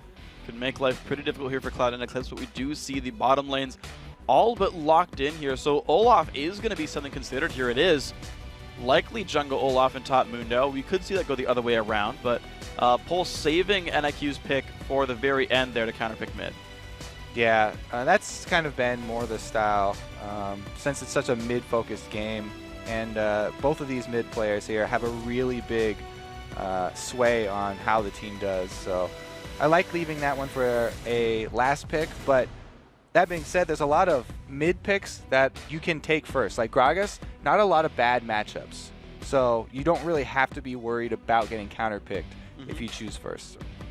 Well, looks like he's going to lock that in, so Febiven going to be back onto Gragas there. No strainer to that champion in general. But looking at what's going to go top lane for Odwam, that's going to be Shyvana versus Mundo. I feel like I don't see that matchup very often, which is weird because like they're both really popular. But Shyvana versus Mundo in the top lane. Lee Sin, I couldn't tell. You're being sarcastic, right? Like, are you serious? I'm actually like, the thing is, relative to their popularity individually, I don't see as much Shyvana versus Mundo. Like, I keep seeing Renekton show up. You need to watch some more League of Legends, Freak. Like, no, I mean like 2 patches ago. Okay. Shyvana versus Mundo was like every single game. Since 4.1, I guess with the Shyvana nurse being a big part of that. So you're missing I missed the glow Dragon days. Lady. Okay, okay. The Dragon Lady's been gone for a while. Well, to refresh your memory on just how this matchup goes. since we have seen so much of it. Shyvana is going to take that Ignite, so because she wants a combat summoner versus Mundo, cut through her healing freak. That frees up Mundo to have the global advantage because he can take teleport. He doesn't have to bring Ignite. And you know, when she gets level 6, she can interrupt the teleport. Oh, you're so good at this. You know, also, there were some nerfs to her in the recent patch that you're talking about. So maybe, you know, that's why I haven't seen quite as much of this matchup. She's still very strong, and she can actually still bully Mundo early. It's just not as dramatic of a difference as before. And we've actually seen players where the top laner is a little bit better on the Mundo. He comes out even in CS. Yeah. So it's like, seems like they're a little bit more in favor of Mundo nowadays. We'll see if Jokies can do it. Of course, Nyx760 picks up Kayle for the mid lane grab right here, even against Gragas, which is scary to me just because you can kill her. She's squishy until Kayle? at ultimate. Yeah. Kayle's a killable champion, like most champions. Everybody is always like, oh yeah, Kayle is such a good counter to all these assassins like Kha'Zix and Zed and all this stuff. If you CC her at all, she does not build like HP. You can 100% her before she can get her ultimate off. Yep. So if she decides to save someone like Jinx, we're like, oh, such a good comp. We're gonna save Jinx with Kayle ultimate and Lulu ultimate. Yeah. You just switch targets. Take out the Kayle because she's very squishy. She's also an attack, melee attack, or not a melee attack range, but Can be. she's also fairly close. Exactly. Yeah. Only goes up to 500, I believe, with Righteous Fury on. So shorter than basically Sivir attack range with her E on, if I have my numbers right. And thankfully, we're in Spectator, so if she misses the ultimate, we can just point it out and be like, yep, didn't press R. What a scrub. You enjoy that, huh? I'll just make fun of all the players that are significantly better than me. Such a bully freak. I'm safe here in America. It's got to take a while to get over here. I'm not going to see these guys till Worlds if they make it to Summer Split. Not even a problem here. So I'm predicting some dance-off action I hope go so. down here. It's always fun to see the Mundos up top lane because you get the little mini game of chucking cleavers into the bush. Yes. But Lee Sin here isn't even playing that game. He has not even gone into that bush yet, so we don't actually even get to see a skill shot contest early. That wouldn't even be fair. Ku couldn't even see him coming. No, but he could hear him coming. It's true. Throw out sonic waves. Yes. Sonar the cleavers. The speed of sound is slower, though. You get less time to react. I'll drink you. All right, so actually we got taunts and laughs coming in the mid lane. No dancing, actually. Odwamna in a bit of an interesting spot. He's kind of more towards the mid lane. I feel like there's a plan here for C9 because of just the fact that Lee Sin's up more, or maybe I'm like looking at nothing. I'm pretty sure he's just going to start on his red. That way their bottom lane, the Caitlyn and Leona, can shove. This is what a lot of people have been making this adjustment because they don't want their bottom lane to get pushed in early and be behind that early level 2. Yeah. So a lot of junglers have been not requiring their duo lanes to help them. So I think that's what Ku and Odamne are doing right now. Whereas we'll have to see how it turns out because Lulu is going to help, and it's just going to be Jinx in the 1 versus 2 down here for the first 10 seconds or whatever it takes him to help. So that's going to mean the early level 2 going to the Leona lane. That's going to be scary. Doran should have both these guys, so Ku hits level 2. Yeah, so the junglers start out pretty much equal and safe. They've been missing some early CS, really early push by NIQ. So that's going to be a 2 minion lead here. Dang, 2 minion lead, that's huge. Now it's down to 1. So I thought Kayle got the entire wave, and I'm like, wow, she only got 4 CS in the shove. Never mind, that completely ruined my entire point. It was good because she was going for that harass that you're talking about. If you establish yourself as the alpha player in lane early, then you can play around the other person being defensive from then on. Yeah. So even though you lose out on the CS on the first wave by going for full harass, you can make it up later. Ooh, Voidal shouldn't have missed that one. So I guess you were talking about how he hasn't played that much Leona. Yeah. Maybe it's showing. Missed that one. Right there. Thing is, Alendix actually, he's been spamming the crap out of Leona in solo queue. It's like 3 times as much as next most played. And so some of that was like, oh, they're trying to steal because they researched. But then like if Voidal doesn't do well, it's like, well, you kind of picked yourself. Yeah, sometimes you get yourself into a sticky situation if you are counter picking, but it's not something you're comfortable on. Yeah. So then everybody's uncomfortable, and it just is awkward, kind of like sitting next to Freak. Meanwhile, Lee Sin's down bottom lane. He's going to go for a gank. All right, there we go. Lands it. Will it take a bunch of damage? Slowed down by Lee Sin. Good glitter lance, but the guy's still running away. going to be Voidal eating a Chomper and then walking back, but good damage, forcing a flash. All right, so they got a flash down bottom. Let's see what happens up top, because this is basically just the jungler's choice now. Lee Sin opted to focus his duo lane, whereas Olaf is going top, and is not even going to get a flash. Wow, good job by Dwamna, knowing the timing roughly, getting that one down at a good time right there. Sees Olaf was looking for a gank, doesn't find nothing. So we're back down to this bottom lane. So Hjarnan and Voidal getting the early push going. Of course, they had that at the beginning.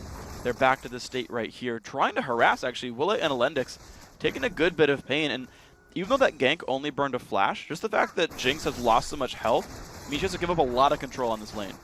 Definitely, successful ganks are not just measured in kills. The harass and summoners burned doing a really big part, because that takes its toll in CS. Since they were already getting shoved under the turrets, it's going to be harder for her to keep up. Burned that potion already, about half HP, actually even lower. Yeah, okay, so an early recall here from Jinx, just enough for a Vamp Scepter. That's going to be where she goes back in. We'll see if Cloud9 Eclipse matches that with their bottom lane soon. Ku looking for an invade right here. Does not get it. Actually, Smites early does not steal the big wolf. Steals a little one, level 4. That's a good one. Consolation prize. Consolation, 8 gold. You get the junior wolf. That's going to be a waste of time for him. So Olaf slightly up now. But Caitlyn has been doing work on this bottom turret because of that early recall you talked about for Jinx. It's not always a terrible situation to be the one to be forced to recall first, because as long as you do get to the point, your first purchasing point, which is that Vamp Scepter, then your opponent pretty much has to recall as soon as you get back anyway, and you've gotten through the early phase where they got shoved in the early level 2 of Leona, and they can even it out here in the next wave. And Voidal on the recall actually picks up a Relic Shield as well. So Cloud9 actually got a second recall. They got both their champions, whereas Alendix stayed in the lane. So random things to think about. Lulu's going to hit 6 first, and Lulu has no new items. So I want to see if that actually plays out anywhere. Yeah, good thing for them. Lulu hitting 6 first is more of a defensive ult that she's going to get, whereas Leona would be looking for a kill as soon as she hits it. So it looks like it is going to be a bit more of a defensive posture here. But because they're both spread out, Lulu wanting to go purchase as well leaves, again, Jinx by herself for a little bit here, and going to lose out on a few more CS. All right, so weirdly timed recalls. Willet's going to be stuck in a 1v2 for a bit of time. You can see you're zoned out right here. Mid laner's tried to roam through and doesn't find anything for it, though. Gets pinged out, doesn't find Mundo. Zap gets the cannon, nice play by Woolite. Does not get jumped on by Voidal. No, another good juke, or misplay from Voidal, however you want to look at it. He was revealed, too, so he had hit a Caitlyn trap already.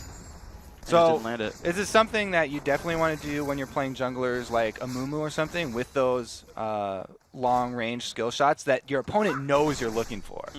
If you also have something that's melee, like Leona, you can just run up and Q her.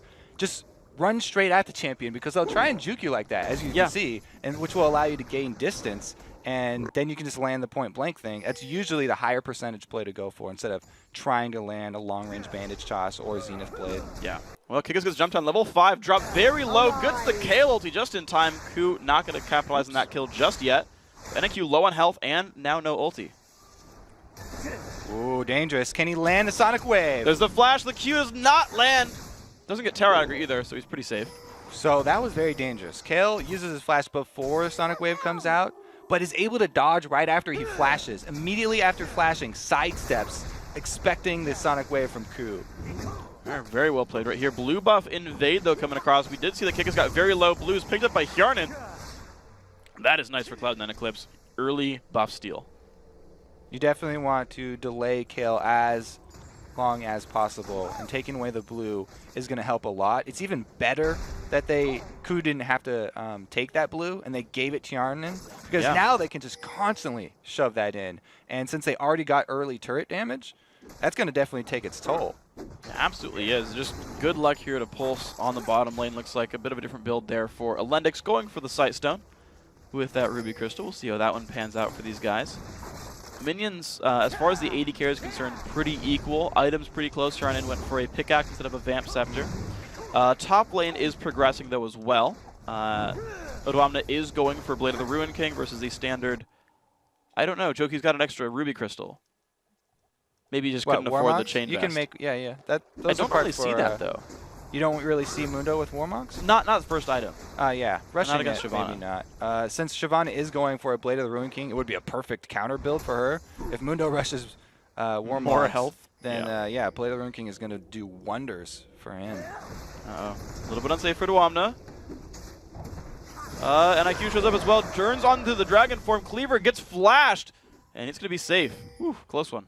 Very close one. But meanwhile, down bottom, as we said, I feel like Blue Buff is really underrated on AD carries. Caitlyn is half AD caster with the Piltover Peacemaker making up a tremendous amount of her damage for harass and wave shoving. Yeah. It's really going to help her out. And they're doing a lot down there. Ooh, good ult by NIQ, though. Is going to put some damage back out of Forbidden. Kika shows up as well. All right, they trade ultimates and decent amount of health bars on both sides. Without that blue buff for Kayle, it's going to take a lot longer for him to sustain in lane. And he is slowly draining on mana, so Ku could go for another turret dive, knowing that the Kayle ulti is down. Oh, there he is. Missed axe! They're just walking at each other, looking for NIQ. No flash available, kicks him, and down goes NIQ. Ku just getting run at by Kikis, doesn't even care. Good kill pickup. I like that he was going to go for the Dragon Kick into the Sonic Wave so that you can actually use your target's body as an escape to get out of the turret. But the kick killed him anyway, so it was unnecessary. Good thing the turret was on for Forbidden, though. Just able to walk out. Wow, the jump on a kick is good damage there. Ku forced backwards, but he is playing very aggressively and landing a good amount of it. Yeah, Ku's really having a good time in that mid lane. Every time Forbidden calls out the cooldowns there for Kayle, he makes the move and he capitalizes on it very, very quickly. I like their mid and jungle communication seems to be really on point so far. Yeah, they're doing a good job of it. And I also want to point out that Ku got an early Doran's Blade. His Spirit Stone just now got finished. He's going towards Ancient Golem. But he had Boots, Machete, Doran's Blade. So like going for the combat stats, knew he wanted to get those ganks in. And he found him, so that was good. That is an interesting play because a lot of people really want to get the Sight Stone as early as possible to be able to make those more of those spectacular plays. But with the addition of those trinket-free hopping wards there, less so nowadays. Yeah, you got something to cover that one for now. Pulse pushing up the mid lane for now. Minions actually going pretty well into Forbidden's favor right now. 1,000 gold lead for Cloud and Eclipse. Oh, nice knockback, and they've got Ku coming in, but Forbidden forced backwards, but just buys enough time, doesn't land the Sonic Wave. So that one, we already talked about the mid and jungle communication. It seemed like Forbidden was just a little early there as Lee Sin was not in position. But sometimes you do that on purpose because a laner that sees that much aggression is going to instantly check for jungler. And when there's no jungler around, then it'll put them at ease, allowing him to come in later. Shows up, yeah. It's like a double fake or something. Pulse. A triple deke. Go for Mighty Duck reference? Yes. Yeah, oh yeah. Yes. Oh man, here we go. Cloud9 Esports into the flying V right there. Ku looking for the race. He's going to find him. He's going to get that one. Not a big problem. There's no counter jungling by Kikis just yet. Odoamne still trading with Chokis up in the top lane. These guys actually holding pretty equal. Only 14, 15 minutes apart. Kikis, though, kind of a random call for Dragon here. They do not have a pink ward down. This is not prepped. They have not made any changes over to sweepers for sweeping lens control. And they did not have vision of Lee Sin. And so definitely good. I think it was a good reaction by whoever told them to stall out and cancel that Dragon. Yeah, I actually like random dragons because you never think about them. Ku just actually warded that second, though, and I was like, actually, you know... And he finds it, so that was cool. There was a pink ward here for Lendix. Didn't use it to sweep anything, though. The Voidal still running at the back lane. Look at the levels, by the way. 8 and 8 versus 6 and 8. There's a big level lead down in the bottom lane here. Yeah, it's really showing because of the mistimed recalls, I guess. You actually lose out on some amount of experience because two people share lane experience and you get a bonus. While a single person does get more, you lose out on that bonus. And looks like the Dragon's going to be falling down pretty quickly. Oh, he's coming across. Kikis does pick it up. Nice smite. Ku couldn't even press the button in time. So Dragon goes to Pulse. Didn't even have to use his Ragnarok there, but just the Ghost going down so he could get into position, and very well-timed Jinx Rocket as well. Like the steal away for them. And their AD carry situation bottom, you have to remember that the Leona did pick up Targon, so even though the CS showing a little bit in favor of Jinx. There are a few extra ones there coming from Leona. Yeah, now to tier 2 of that one as well. So getting pretty nice here for the Cloud9 Europe squad. Top lane turret did go down. That was Odwamna winning the lane against that teleport Mundo. Now up 25 minions. And again, that turret kill, pretty nice. So that has worked out so far for C9E. Early turret definitely going to benefit. They actually got the turret top before the Caitlyn lane gets turret. I did not expect Caitlyn with blue buff to be the one behind on turret destruction. But man, did Odwamna really show that Shyvana is still a great early champion against Mundo.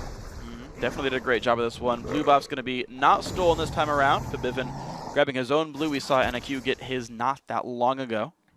So mid lane's back to kind of normal. Only 17 minions apart here. Both finishing their first big item, Nashor's Tooth versus Athene's Unholy Grail. I do like the rush Nashor's Tooth, especially with Kale's synergy with the offense tree now stacking up blade weaving and spell weaving so fast. But the Mundo that you were talking about pointing out early, the early Giants belt, looks like he stalled out on that build. Maybe it was just because he had the right amount of gold on his back to pick that one up. Now it looks like he is going straight for that Spirit Visage instead. That's just, yeah, sorry, that's just weird. Yeah, I just like sat there, I was like, huh.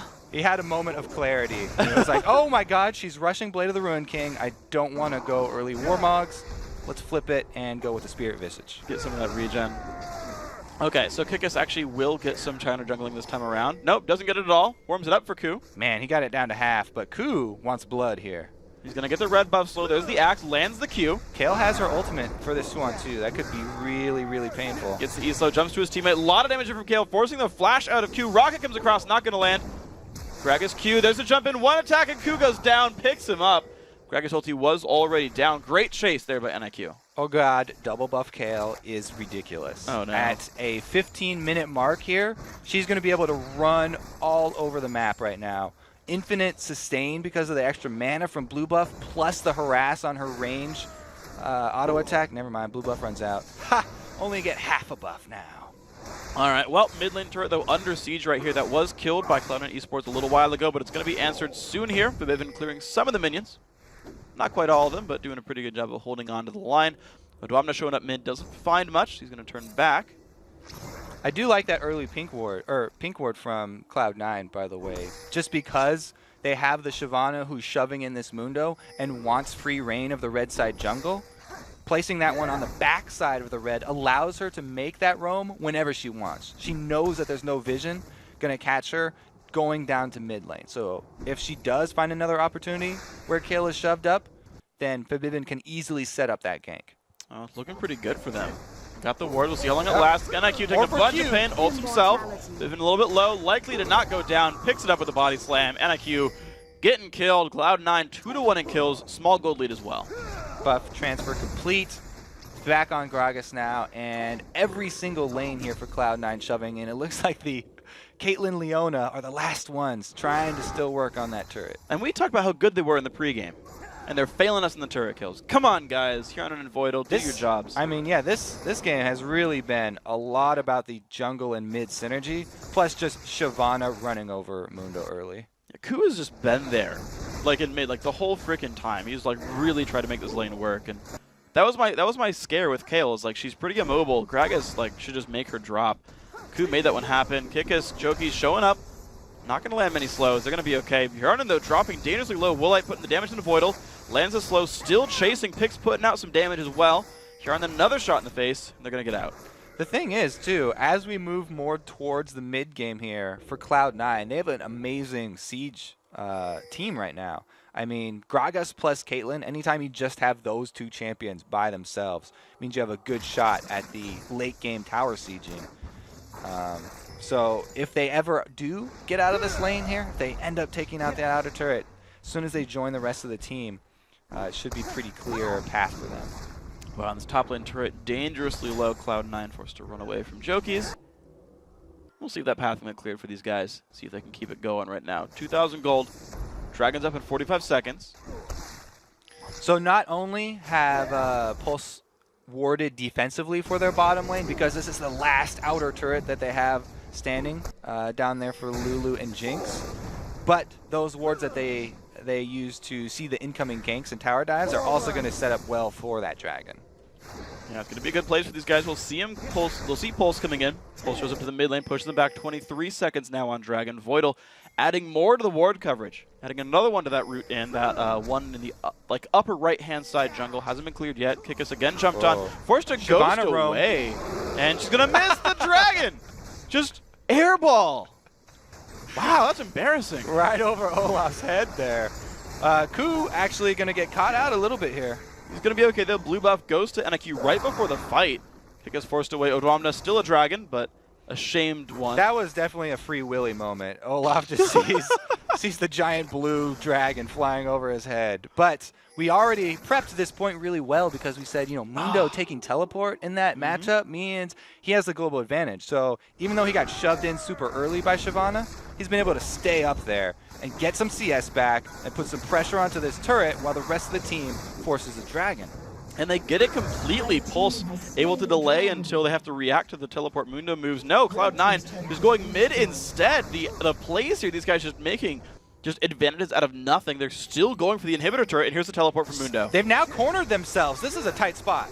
Okay, Traps land, hit 2. Shyvana in a bad spot right there. Mundo comes on and Kikis chasing as well. The dive in towards the Lennox. 3-man knockup. Q forced away. Oh, the stun on the NIQ. He got it. Oh, he kills him in midair. Goodbye to Lee Sin, trading 1 for 1 so far. Voidal trying to solo the mid laner. One more, gets him. Fabivin not in a good spot though. 1 versus 2, or 2 versus 1. Kikis picks up 1. Now the 1 versus 2 for Odwamna. Nowhere to go, is going to have to be pretty careful at this one. Still wanting to fight. I'm not sure that this is a good idea. This fight's going well for Pulse though, 3-2. Now, Cloud9's thinking there. We have the global objective of Dragon being forced by Pulse. And their Mundo is top teleport, so we need to go somewhere else. They don't want to take the fight at Dragon because the Mundo is going to teleport in, and they didn't have the greatest of vision. So they decide to rotate mid. Sounds like a good idea. But after taking them down the first turret, they move on to the inhibitor, which sandwiches them between the turret damage and the rest of the Pulse team. So they are inevitably going to have to take that fight anyway that they didn't want to take around Dragon. And it ended up going against them this time. It was actually a pretty good job by Cloud9 by splitting up the team. As soon as Kayle ulted, you saw Ku kick him out, so he couldn't get off damage freely while he was invulnerable. But then it was so hard for them to finish off the Kayle. Ended up getting another kill before it went down. The mid-air Lee Sin kill, I think, was my favorite part of that one, where he's like diving forward and is like, I'm gonna get you, and then like swatted out of the air. Like Ku going in again, though. He misses the combo this time. Slow onto Willet. They're going to go on forward. Actually, Ascension used. Oh, no, the slow lands. And goodbye to Jinx. Alendix going away sad and alone in that bottom lane. So when you miss the Sonic Wave after your Dragon Kick, that's often because your mouse was too close to your champion trying to throw it out, so you don't get the right angle, and he just barely missed it right there. Got to spread it out a little bit more. If you're going to throw out your Sonic Wave after the kick, I mean, they go in a straight line, but you have to make sure you hit it. Yeah. A lot of people, just to be super safe, land the Sonic Wave first, then kick them away. Yeah, the point-blank Q and whatnot. So that allows a little bit of counterplay, though. Yeah, you get another quarter second there to get around to that one. So we got a quick pause for this one. You saw the bottom turret finally going down. Hjarnan and Voidal, they got the turret kill, only required Ku to show up and kill him for them. But it worked out, they got it. So 3 turrets, the outer ring is done. The top lane secondary, remember, was low as well. So Cloud9, I remember from looking at these guys that they're all individually very, very skilled. And on paper, they look like stronger players. 4 of them were in Challenger last season. Voidal made Challenger this season. That counts all 5 then. They've all been in Challenger recently. In the last like 2-3 months. And obviously Challenger in 5s. Rank 1 5s team under Apples' Sour. But what I saw from them, and this is what they said as well in interviews, is that they were really bad in terms of like coordination and shot calling and like closing out games. Now I did see that in their game against Heavy Bot Lane a couple weeks ago in their play-in match. They had like an advantage and kind of sat around Baron for 20 minutes and finally closed it out. Now I don't think this is like a game where they're heavily winning, but it feels like they're hesitant on making a lot of these moves to me. I think a lot of that has to do with how their bottom lane was still down there, and they weren't moving as a team yet. Yeah. I mean, I did like the Lee Sin communication with both Gragas and also the Shyvana play by herself. Yeah. So I have to see how they actually play when they do group up. Because like you said, the bottom turret just went down. They've got Gragas and they've got Caitlyn. So that's a good tower sieging team. We'll have to see if they can actually pull off that end game strategy of the 5-man where they use the Gragas barrels for wave clear, as well as the Puto for Peacemaker, and then they can get chipping away at those turrets. Because they're going to have to avoid, was it Olaf is going to be running straight in. That's not really hard engaged, so all you have to do is kite back. Yeah. And we'll have to see if they maybe can actually with pull it off. Lulu. Is that like enough? Like if you like whimsy ults I mean, there's definitely reaction to that. Like Caitlyn is a mobile AD carry too, so as long as she nets away, it's going to be like just a ghosted Olaf running at you, waiting till he gets close enough for a Lulu ult. Trying to sprint out of that one. Yeah. Let's see. Yeah, and so we think about this, and of course, Pulsar doing a very good job, right? Like they got freaking camped in the mid lane, and it's still pretty good for NIQ. We haven't talked much about Pulse. You have to say that last move that they did, where they got the top turret and the dragon at the same time, and then converged mid for the team fight, really was a whole bunch of gold in their favor because they were even further down at that point. Yeah. That was a good stepping stone for them to get back in this game. Yeah. If they want to continue that, all they have to do is hard engage on that Cloud9 team and pick somebody off, because Kayle Ultimate, if they can use it well to actually block damage instead of just using it on somebody who's low to delay their death, then that really makes a difference in those team fights when you have Kayle. He's done a pretty good job, I think. Thinking back to the fights so far in this game, NIQ has been ulting with Gragas ultis in the air. He's like, it's going to hit me in the mid lane, so I'll self-cast that. And he's tending to block the damage pretty successfully. I feel like his reflexes and his awareness is on point right now, so I think we'll keep seeing more of those. What I actually want to kind of think about, though, is, so you remember the Fnatic versus Gambit game, where, so Gambit's got the teleport Mundo, they're like in the gold lead, and they kind of weren't doing anything with it. They're like splitting around, but nothing kept happening. And Fnatic would like Gragas ulti initiate and just pick someone off. Yeah. I feel like we're going to be in store for something similar, where if, like, Pulse is going to like split push. Yeah. Moon is going to be on his own. And then Cloud9 has to like go in and find someone and just blow someone up and then keep going. Because we were trying to come up with initiations for Pulse right now, and it's Olaf who can run at you and slow you, Mundo who can run at you and slow you, and then if one of them does get close, then it's the Lulu knockup. But neither, like, those are not hard engages. That's not something you can count on for a quick initiation, especially when you're going against Gragas, who can knock people back here. So it looks like it will be a shaky late game here, and we'll have a lot of time spent sieging up around towers and a lot of kiting, I think. Unless there's like a crazy miraculous play where it's like everyone dies all at once, like a big Gragas burst. Kayle has done a good job of catching people just with flash and slowing them with the Q. Yeah. So we might be just seeing slows being enough, and that's all they need. We saw that in the Wolves versus Fnatic game. Kautai would like just like flash on a Peke and just like burst him out. He's like, I have a Lich Bane, I'm Kayle. I'm gonna kill Ziggs, and it worked. And he would ult himself to not get traded back on. So, and that's always kind of fun, right? Like, this is one of the reasons I like heavy offense builds, is because you can be the guy who's behind, but if you play it right, you like two-shot your opponent, and you're like, haha, I won because I finished 2 items at a time. It's true on both teams, because if you're ahead and you're a heavy offense team, you can actually one little misstep and you're going to go down because you're built like paper. Yeah. So it makes the games more exciting. That's why I like the Ruin King Shyvana. Do a bunch of damage. Ruin King Evelynn, also a good one. Diamond. I know we were thinking about that too, right? Like Diamond going for the Ruin King Evelynn, and I'm still not completely convinced. I mean, I'll like, stick with my Fiora jungle. Yeah. Okay. so you guys, if you want at home, you can, at LOL Esports #LCS. Would you rather see in your solo queue game Blade of the Ruin King Lizard Elder Evelynn or Fiora in the jungle? So here's my Fiora build that is just amazing, because the Spirit of the Elder Lizard is so strong right now because of the HP and mana that you get back on camps. Like, you just rush that thing. As soon as you get the Spirit Stone, Fiora is amazing. She has a lot of damage, so you'll be coming out of the jungle with full life every time. Her ganks early, not that great, I apologize, but her team fight late is ridiculous, and you can hard carry from the jungler with her if you just have Spirit of the Elder Lizard and a Hydra. Okay. And then you get armor penetration after that. You just get every armor penetration that you need. You just go offense like that. Doesn't matter if you die because you're invulnerable during your ult. As long as you don't use it on something silly like Jax, then you're going to be fine. That would suck a little bit. Yeah, you have to be careful with who dodge. you use that on, because her ult is a little bit tricky. But as long as you get it on an actual target, and there's people around, you win the team Good to go. fight. What's the 6th item? GA. GA, okay, pretty That's standard. pretty much just always my 6th item. Just buy a Standard. Guardian Angel. It's worth it. Just do the Gambit methodology. Everyone has a G at the end of the game. Yeah. Then Okay. you get 2 lives, 2 team fights. 2 team fights. Plus, you're going to have so much lifesteal on Fiora. When you get back up, you'll actually be able to do something. Instead of Okay. just trying to run away, you can jump back to full HP really quickly. What's the skill order? It's Q. Max Q? Yeah. The last time I did it was Q max, yeah. The last time, what was this, like 3 months ago? It was a couple weeks ago. Okay, fine. So, all right, Max Q, what's next, W or E? E.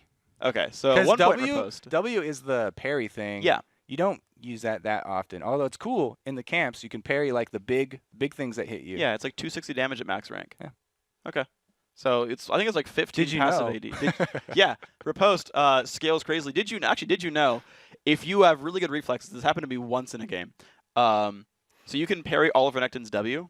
I played Fiora versus Renekton once, and like I just somehow guessed every time he would If he comes in with that red bar, yeah, and you know he's gonna want to stun you, yeah. Yeah. Just Block have to the have good entire timing. damage, hit him back, and you're like, I'm winning the trades now.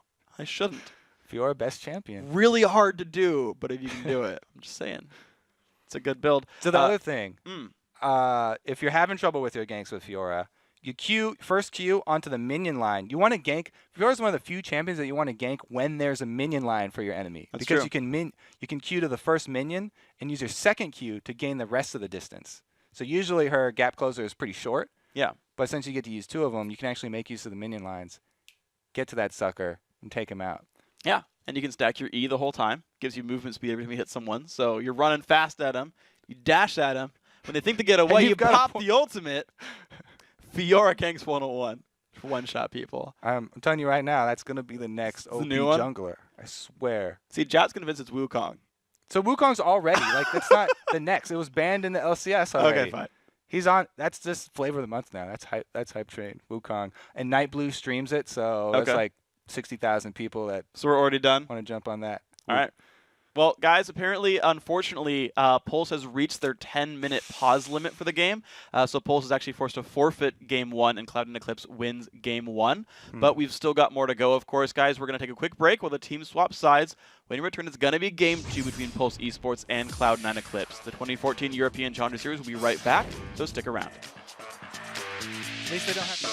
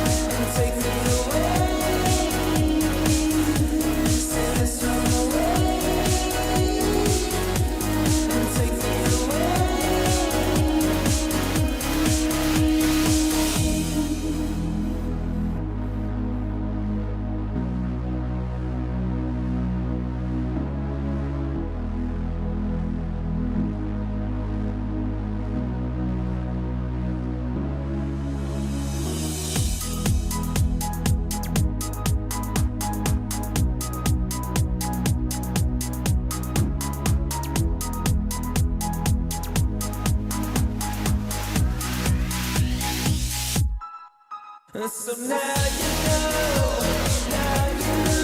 what you're feeling. I see you feeling what you send me.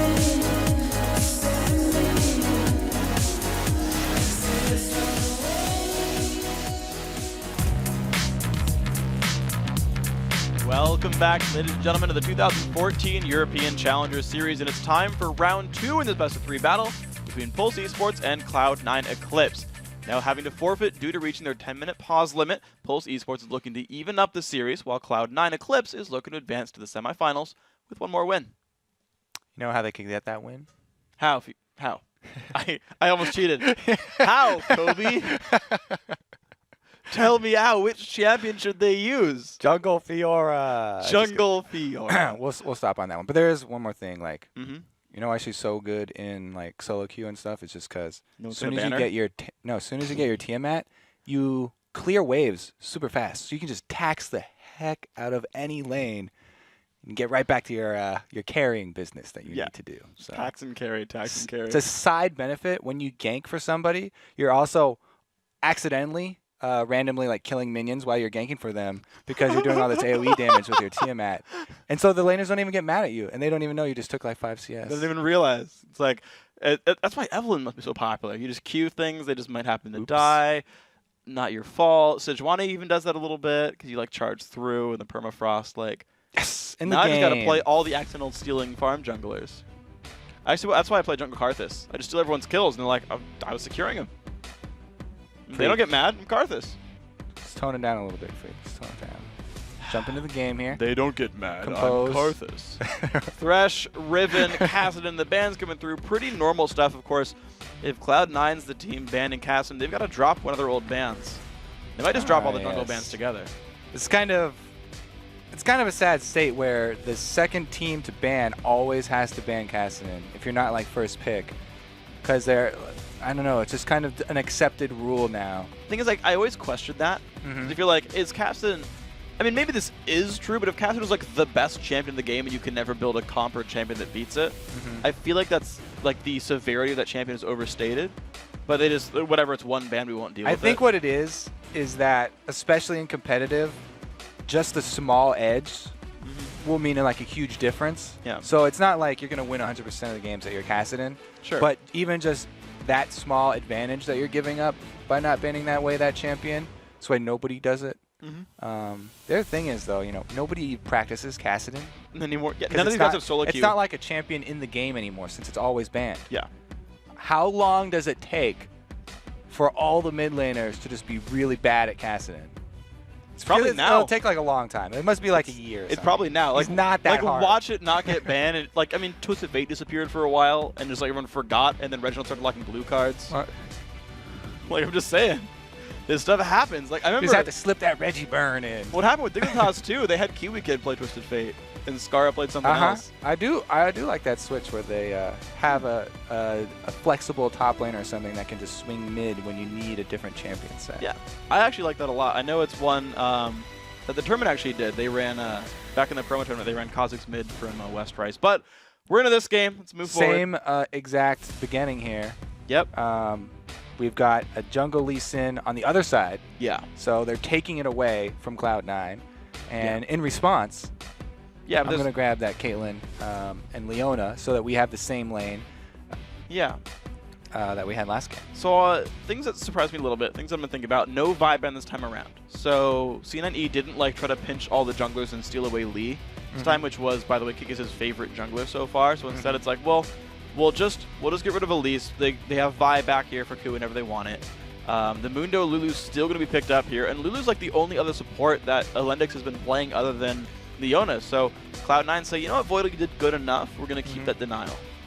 You know what we're seeing here on this Pulse team? I mean, they've got Lee Sin, Dragon Kick, and Lulu Knockup are both pretty good sources of knockups for Yasuo. And he is on the board. As we said, he's available once again. I really like just like seeing that champion. So anytime we see some sort of setup, I like that possibility.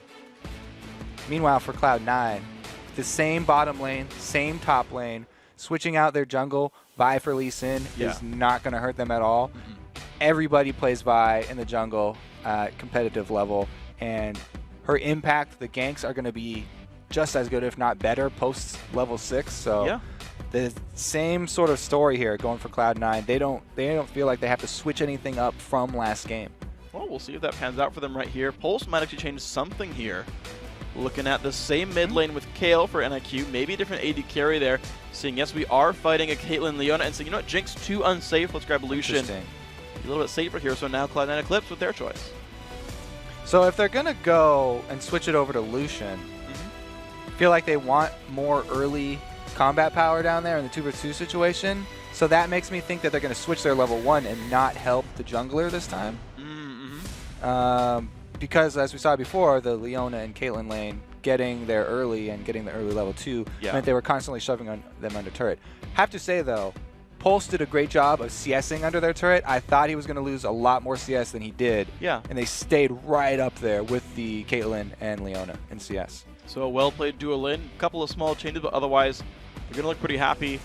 Looks like Cloud9 Eclipse going to make the last couple of seconds for their choices here. Gragas might be locked in, which means C9E, the only champion that's different between the jungler, picking up Vi instead of Lee Sin. For Pulse, they took the Lee Sin. The only change for them is their AD carries now Lucian. So both these teams were happy with how the previous game went, basically. I guess this is kind of respect remake of the game, since we didn't really get to play the other one out. Yeah. See how it goes down this time. The only thing around this time, though, Kale can easily ultimate Vi's target. Vi is a giant blinking siren that says, I'm going after this target. You should ult that target now because we're going to hurt this person. So it makes Kale's job really easy here. Just ultimate whoever Vi is going to target. Especially if she runs the skin. It will literally be a giant blinking siren. If she goes with the police skin there. Yeah. The thing is, Cloud9, they can play against that. If Gragas ults Kale away, the range on Kale's ultimate not that long anymore. It's like 700-ish. Gragas Barrow is actually a really good counterplay to Kale. Just as long as you split those two targets away from each other, then you can still pull off the combo. Nice. Let's see if they can do it, of course. It's going to be a pretty fun one. A lot of high-skilled players, and they've been pretty well coordinated. A lot of really good ganks. The mid-lane jungle synergy, we talked about that a bunch, but that was really on point for Cloud9 Eclipse. I want to see the Vi Gragas. See how that one pans out here, trying to punch down Kale. The dual lane, actually, we thought it was going to be big for C9. Went pretty equal. Props to Pulse there. See how that one pans out. Top lane was already won last time. Same lane again. See if C9E still wins that lane. I really want to see the top lane matchup once again because Shyvana really did a great job last time, even with the slight changes to her damage early. She was still able to pull off exactly what you want from that Shyvana Mundo matchup, shoving him in early, getting an early Blade of the Ruined King, and just drawing a whole bunch of pressure to that top side of the map. Yeah, he pulled a couple of ganks, got away from him. I'm pleased to report that Ku is, in fact, running Officer Vi, and so is... I know I got yelled at for pronouncing his name wrong. Hjarnan. Okay, so his name means brain. Yeah. And I'm pretty sure it's Swedish, one of those Nordic languages. So we'll just call him Brain from now on, since we don't want to offend anyone. I guess that'll work. I'm just happy to be offensive. Okay, we'll stick with Hjarnan then. Since Officer Caitlyn on the case. I don't know, maybe there's no H sound in it. That's a good point. Some good dancing from Vi. So the dance-off is here in Game 2 at least. We missed it in the first one. Now, I would definitely prefer Neon Strike Vi, just because of the backing animation. But the combat animations for this one are very cool. We will see that blinking siren that will tip off NIQ who he needs to ultimate. We'll see. So a couple of spammed emotes there. Oh my god, that's why they didn't run Jinx this time. They switched it over to Lucian because they're going against the Caitlyn and Vi. They would apprehend her every single time. Oh, it's true. That would be not okay. Ooh, they dodged a bullet there. Yeah. Switching over to Lucian. Yeah. Jinx is hard counter by Piltover. I don't know. She's outsmarted a lot of cops too, though. I wonder. I hope there's like a tracker somewhere of cops outsmarted versus criminals apprehended, and who's actually won that battle. All right, we'll have to see if this police brutality is going to pay off for Cloud9, or if Pulse are going to be able to evade the law.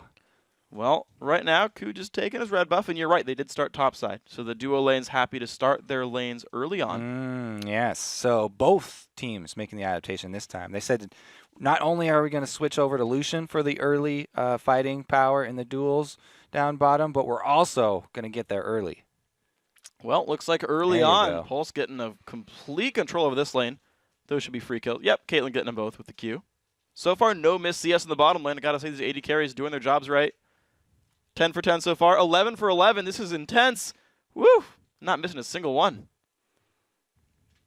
Can you do that? I'm just waiting to see if a support grabs one. Real sneaky-like. What? That one's low. Oh, gets killed by the Q. Oh, so the jungle here, we got a little bit of mix-up. Lee Sin actually going from Wolves over to Wraith, so he's doing 2 small camps before he gets Interesting. his double buff, instead of going just to the Wolves into the Lizard, because that will get you level 3. So he's going for a more thorough clear of his jungle here, and he will end up with a bit more money, but Vi has the opportunity to make the first gank, so it'll be very interesting to see how that turns out. Actually, they're both just hard farming now. Vi also returning to the jungle. Back to her wolves. So, but she's got a long way to go. We're gonna try to run across. Oh, the race came up. Okay, that was well timed. This Guess it's pretty Shyvana, standard. though, this Shyvana's not wasting any time. 17-9 already. Taking advantage of the Mundo early. Yeah. Poor guy.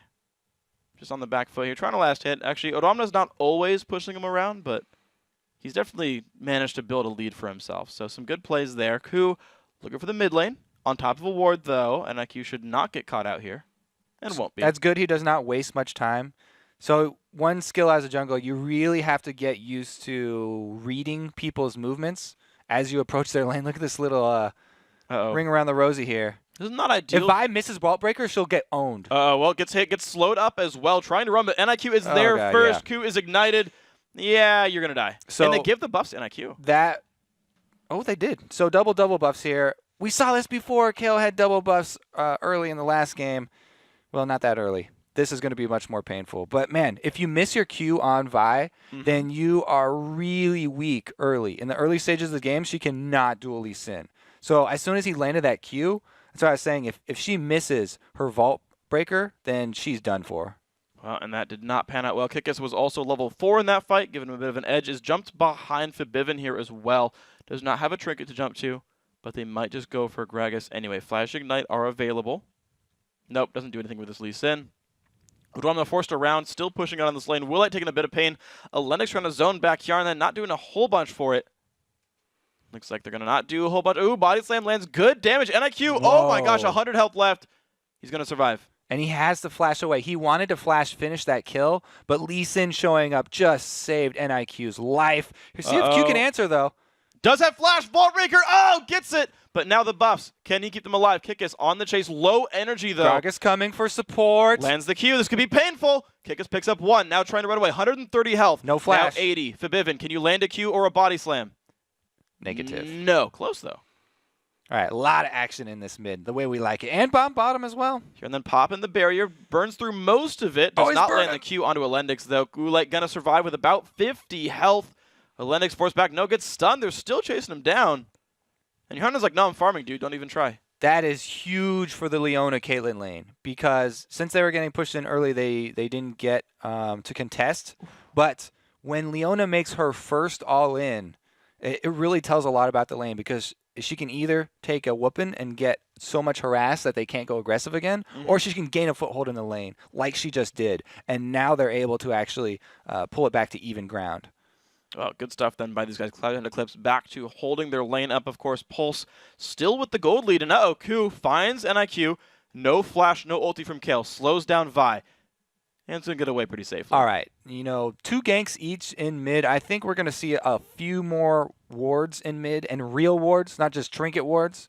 I think they're going to want to have both sides of that river warded up from now on because both the junglers have really shown what type of play style we're looking for here. And they are both camping mid. Well, they are just going to keep that tent popped right here because we're likely to see them come back again. No buffs onto Forbidden. Didn't get any back. He did hit level 6, though. Yes. So you can see it changes Kayle's play completely, knowing that Gragas can knock her back. She's playing so much further back when he shows aggression. and then only moving up when she can actually turn on that Righteous Fury. Now she's turned that on right now, pushing the waves down a little bit. 4 minion kill lead, very small. Ooh. Jumps in Willite, taking some damage, but no follow-up. Void will force a run back around through the minion wave. Easily safe. All right, these guys, I mean, everyone's chomping at the bit to put more damage on. And you can see whenever it is Caitlyn lane, they like to constantly be auto-attacking to try and build up those big minion waves, because that's where she gains a lot of her power, is fighting in giant minion waves if she can stand next to the ranged creeps and make use of her long auto-attack range. He's done a good job of making use of a first recall as well. BF Sword already picked up here for Hjarnan. Looks like nothing for Voidal so far. He's actually holding this lane 1v2. It isn't really getting pushed around. He's taking some damage, but like they're letting him stay in XP range. He hasn't backed yet. I wonder what he's gonna get when he does go back. No, that's pretty bold play from him. I definitely commend him for being able to stay in experience range, and he's also regenning up here pretty well too. Well, there's no kill threat from Lulu. That's part of it. Is the I mean, only aggressive champion in Lennox's pool is Leona, and they picked it. He can like poke, but like there's no way Leona dies easily. Yeah, just the slows would be hard to take him out. Since he started Doran's shield. But man, whenever you have a Lucian, yeah, you do have to worry about even a Glitter Lance slow getting you down that in the mid lane. They could get off a good amount of harass. I get some of it. So we'll see. So far, so good for this Cloud9 Eclipse bottom lane. Actually going to be the recall as well for Woolite. Jumping on an NIQ. Good burst. Knocking Kale back. He's still waiting on the ultimate. Fabivin just going to stop putting the harass down. And actually, they trade health bars fairly equally for an ultimate. He would have been definitely ahead if that last barrel there had taken its toll. But Lee Sin, as soon as you saw them fighting, you could see his rotation up towards that mid, because they've been fighting so quickly and so often in that mid lane that they probably thought Vi was going to show up as soon as Gragas went aggressive. Yeah, so not too much picked up. Instead, Kick is trying to solo out the Dragon. Getting some help from Woolite as well. So Pulse really, they're trying again basically to sneak Dragon, and they're getting it this time. No one's even around. Really great timings. And look at these deep wards that they have in the jungle on both sides. They can be alerted as soon as Vi returns to either side of the jungle from that mid lane. I really like those two wards right now. They're working very well. They see Ku again, this time on the bottom side of the Trinket ward. NIQ should know where Vi's coming from. Lee Sin alerted to that presence They're as calling well. out an invade here. They actually pinged out Kikis. Well, right now the fight down onto the bottom side. Voidal trying to make Woolite go down. He's trying to really chase him down. Good slow, but he's going to get dodged out. Now Elendix also on the run, but hits a Caitlyn trap. A lot of damage now onto Lulu, who is getting pushed around, has some extra health in the Sightstone, will survive that battle. Woolite low. Lulu ulti keeps him alive. All right, that seemed a little excessive. I mean, the Caitlyn ult wouldn't kill him, but I guess it's better to be safe than sorry.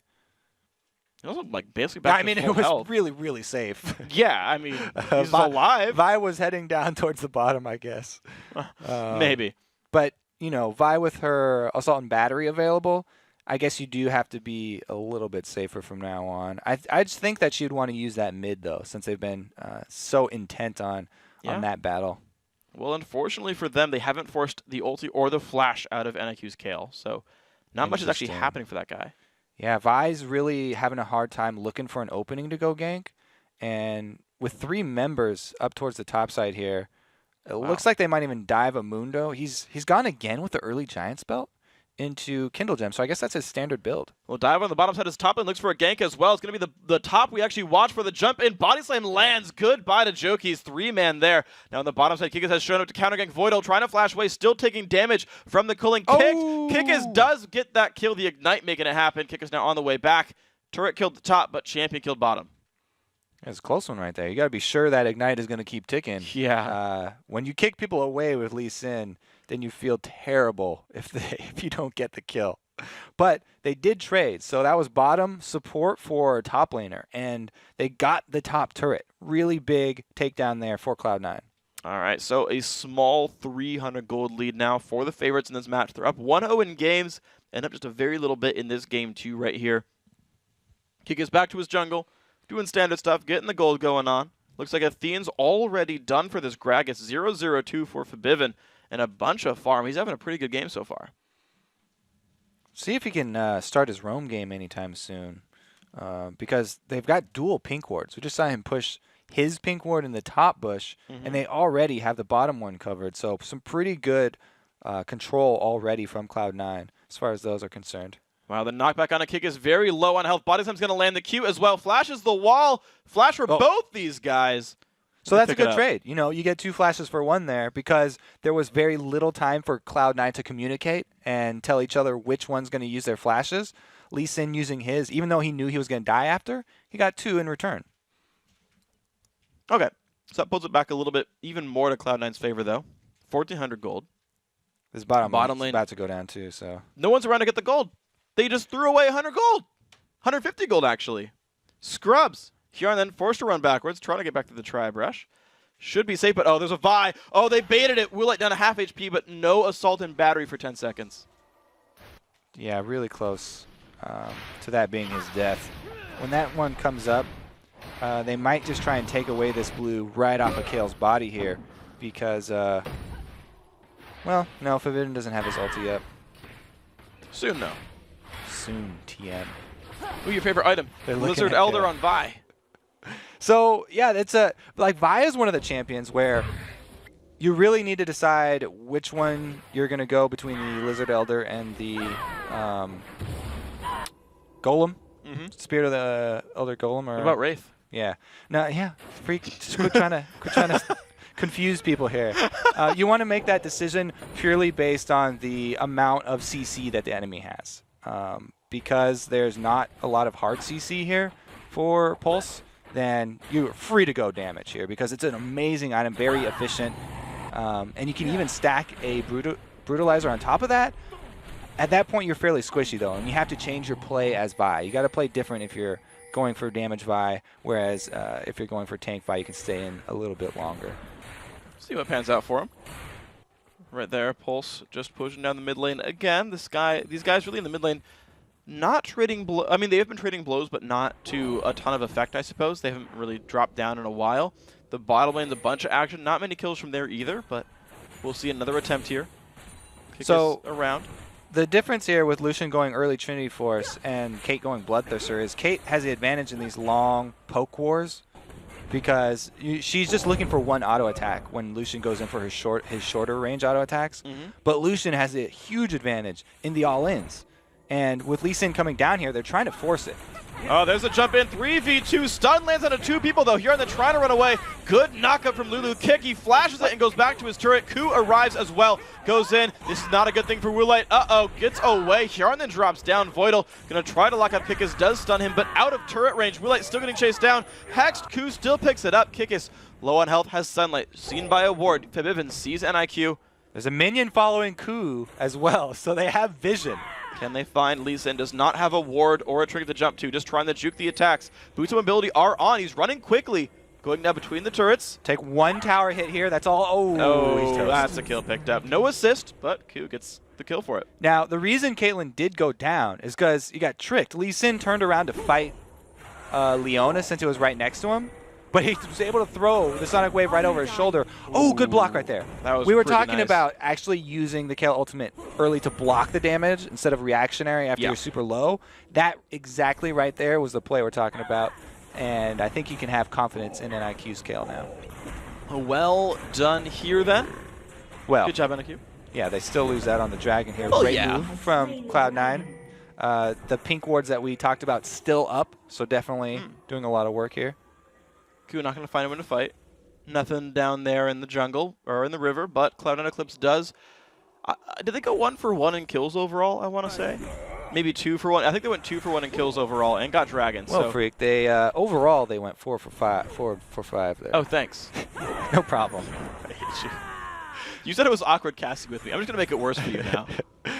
I liked how we have the exact same situation top as we had the first game and the exact same builds too. So both of them were just okay with repeating this situation here. Mundo, I guess it's not exactly Giant the spell- same. yeah, but he's going last time Sunfire. he had the Negatron, so he was going with the Spirit Visage first. This Build time, differentiation for Mundo. a little bit of armor there instead. But man, rushing right into the Blade of the Ruined King gives him so much pressure, and he's using that pressure well. Not only is he clearing out the waves and putting it onto the turret, but he's also taking that white, which is a whole bunch of money.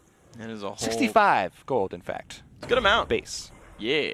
We'll go up over time. So Into the 70s or so. Yeah, there's also something. Did you know? You know how the jungle camps have levels, right?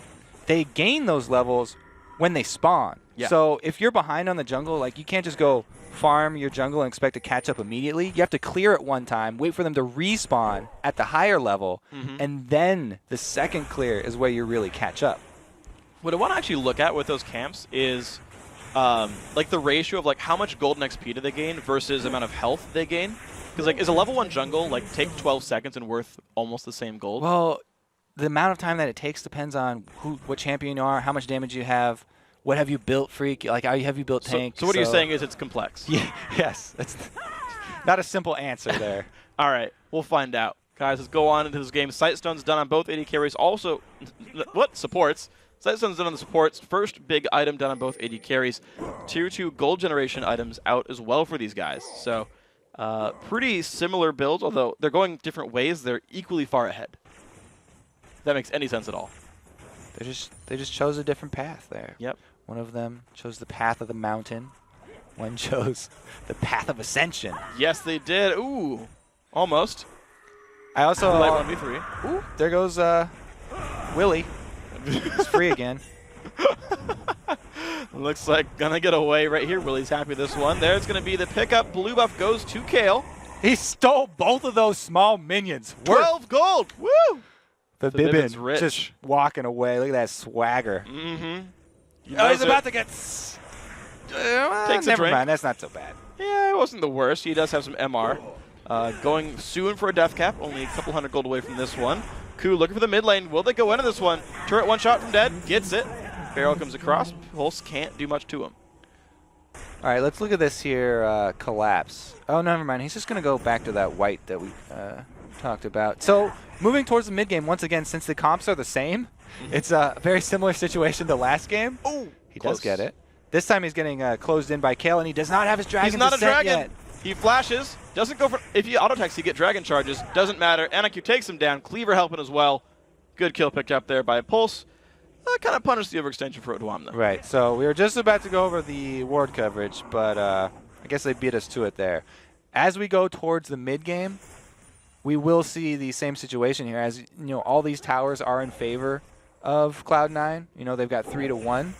Their next round, they can actually start sieging up pretty easily, and there's still no hard engage here from the Pulse team. Yeah. It's really going to have to be a spectacular play from Lee Sin to try and pull off some nice ward hopping, maybe combo with a Lulu ultimate to keep him safe, for them to actually pull something like that off.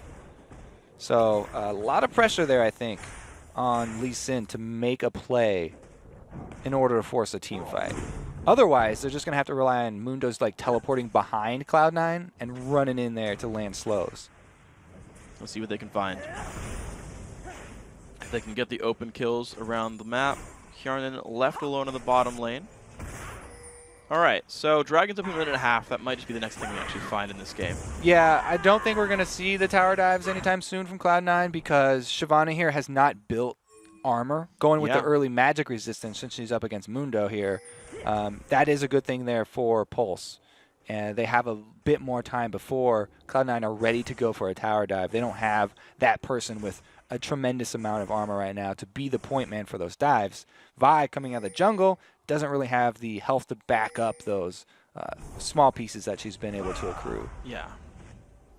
But she does have pretty much all the kill gold on her team.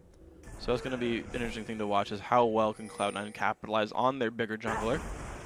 Level 12 on that Vi. Mid lane getting swept out. Looks like Odwamna is happy to start playing on other sides of the map, but it's weird. I feel like he's there early because Dragon's set up for 30 seconds. Like you said, I don't think we're going to see them dive for a little while. Oh, the smite game. Nice, Gragas. I think Gragas. Yeah, So they even got it. that is a good point because they're allowing Mundo this extra 30 seconds to shove this wave in, and they've created the situation once again for themselves where they're gonna lose damage on this top turret no matter what. And the only choice right now is, do Pulse actually go for the fight? I think that they'll just leave Mundo up top and not have him burn his teleport.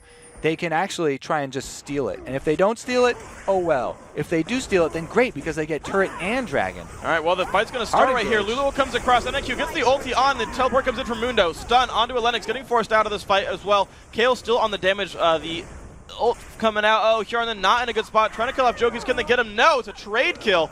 He's going to fall down, but Adwamna in the middle of the enemy team is going to drop as well. That's a good fight for Pulse. 2 for 1 in this one. And Kikis survives with 7 HP right there. Kale did such a good job, by the way, of kiting the Vi Leona. Really draw a lot of the pressure off the rest of the team and bought time for Mundo to teleport in. I really like Pulse's play calling there. They're going to go for the Dragon in this one. They've got control. Cloud9 Eclipse looks like they might want to go in here.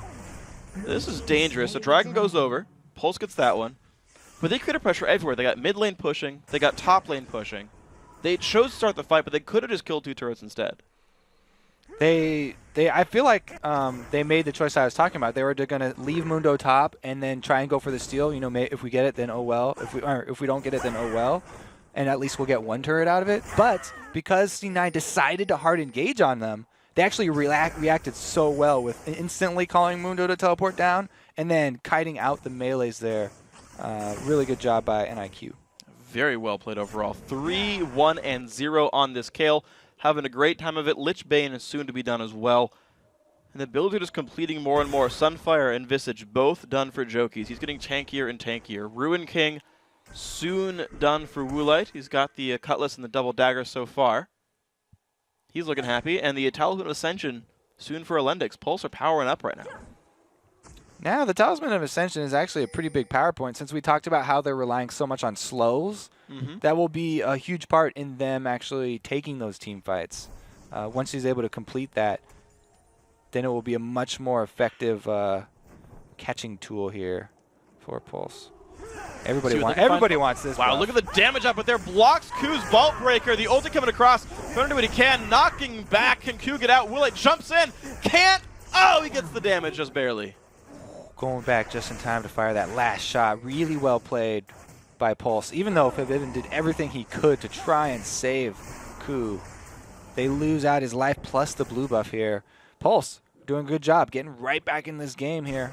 Pretty much even now. 8 to 6 in kills, 700 gold deficit, but not much. NIQ getting around Odwamna. This is not a good thing for Shyvana. Dodges the cleaver, goes into Dragon for him, putting some damage across, but not going anywhere fast. Flashes the now cleaver. He's fast. Wow. Now he's Q, slow. auto, one more.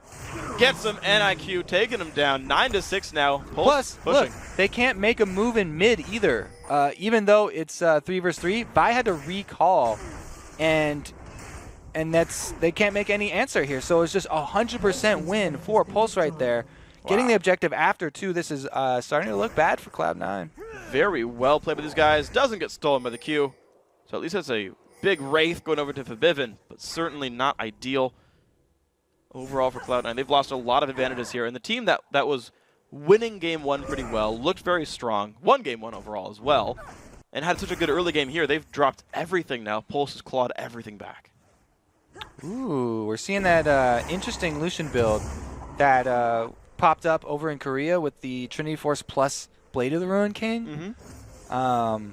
Really skirmish-oriented build right there. And I don't know, as an AD carry player, how do you feel about the scaling of Lucian's culling with attack speed?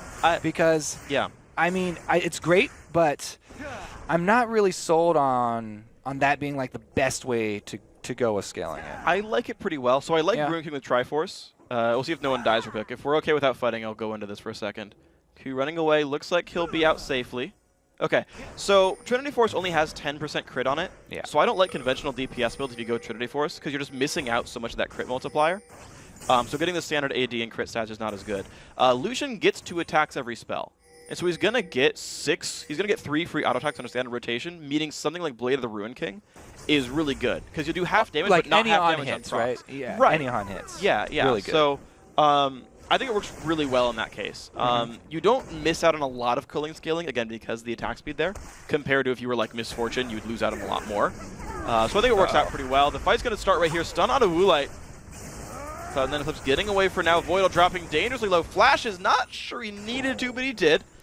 And they're just going to give up this turret right here. Pulse doing amazing. Yeah, also Talisman is done here for Pulse. So from now on, when they get those catches, they can actually follow them up. So the slows are going to be plenty nowadays, as they've also been able to level them up there. So it's very, very Very, very tough here for Cloud9 as they're trying to defend the secondary turret. They only have 3 members. This is dangerous. Because Mundo's full tank. He could go for the dive. And look how fast his turret's going down. Only about 1/3 health left. The ulti from Greg is going to push back Pulse, but seems like they're ready to keep going. Yeah, they want Soon. to stay here with the siege. You can see Mundo's chugging health potions on top of his ridiculous regen that he has inherently. Who's got his ulti up? Vivin is down, so that's a really big tool from Cloud9 that they won't have to defend this. Yeah, and Solar they're Flare too. going to have to rely on wave clear, which is really strong. Okay, comes up right then. There's the ulti in from Carol, and the fight has begun. Odwamna into the back line. Kickus in the front. You'll see who goes down. Joki's locked up for now. NIQ forced back even farther. Odwamna's gonna get out just barely. Solar Flare misses everybody. Joki's still in this fight. Sharnan trying to win away. Does get out. Dragon coming back in for this one. They're trying to escape. Joki's not gonna land a cleaver. 0 for 0, but a lot of low health bars. And the reason that came out with no deaths is it was really well played by both Kayle and Lee Sin. They protected each other's backs. Instantly, when the Vi ulti comes off, as we said, flashing light, Kayle, ult that person, did that, block the damage. But then Lee Sin also comes back because Kayle is now defenseless, having given up her ultimate for Lee Sin. He comes back to kick away Shyvana and save Kayle from being dove at that point, since Kayle is squishy at there. And they're able to have nobody die in that situation. Only thing for Pulse is they weren't able to finish off that dragon. Just one more hit needed to land before they got the actual exit. Okay, but looks like Cloud9 Eclipse looking for something even trickier. Dragon's alive. And they're looking for the top lane. They're sneaking towards Baron. Well, There they've it got is. that sucker time, so they can actually burn it down really quickly.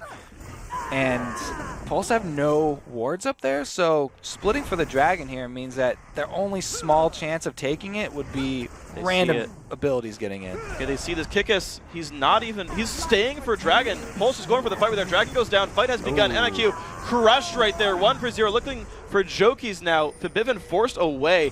Just 1 kill for Dragon so far. Good trade overall. Voidal now on the run, puts a shield on himself, still trying to run. Culling comes across. Lee Sin, get in that fight. Voidal doesn't go down, actually. He survives with the shield. Another kill picked up now on Shyvana. 1 for 1 in this battle. Pulse just running forward now. Ku forced to run away for Bivin. Nowhere to help his team. Flashes in and does find Woolite. They turn that one around. Sharnan cannot quite get the kill on the backside. 2 for 2 so far. Plus the Dragon. Pulse another win. Ooh, a win by a very small margin, though. And man, was that a beast Lulu ultimate. Knocking up 3 members there on the exit. It was just all it required to stop Cloud9 from taking that Baron were those 3 members. So Kickus having the confidence to finish off the Dragon meant that they did end up coming out with a gold lead. But really close fight right there. And we'll have to keep an eye on that Lulu ultimate, because we were talking about it in the last game how it has to be Mundo or Olaf running in there and then getting it. Mundo was able to run right in there and get into a great position, so they could very well just rely on that. Well, it's worked so far from 11 to 8, now 4,000 almost gold the lead here for Pulse. Turning this game 2 around quite nicely, and I gotta think you don't really want to let that Kayle through anymore. He's been doing such a good job, NIQ 760.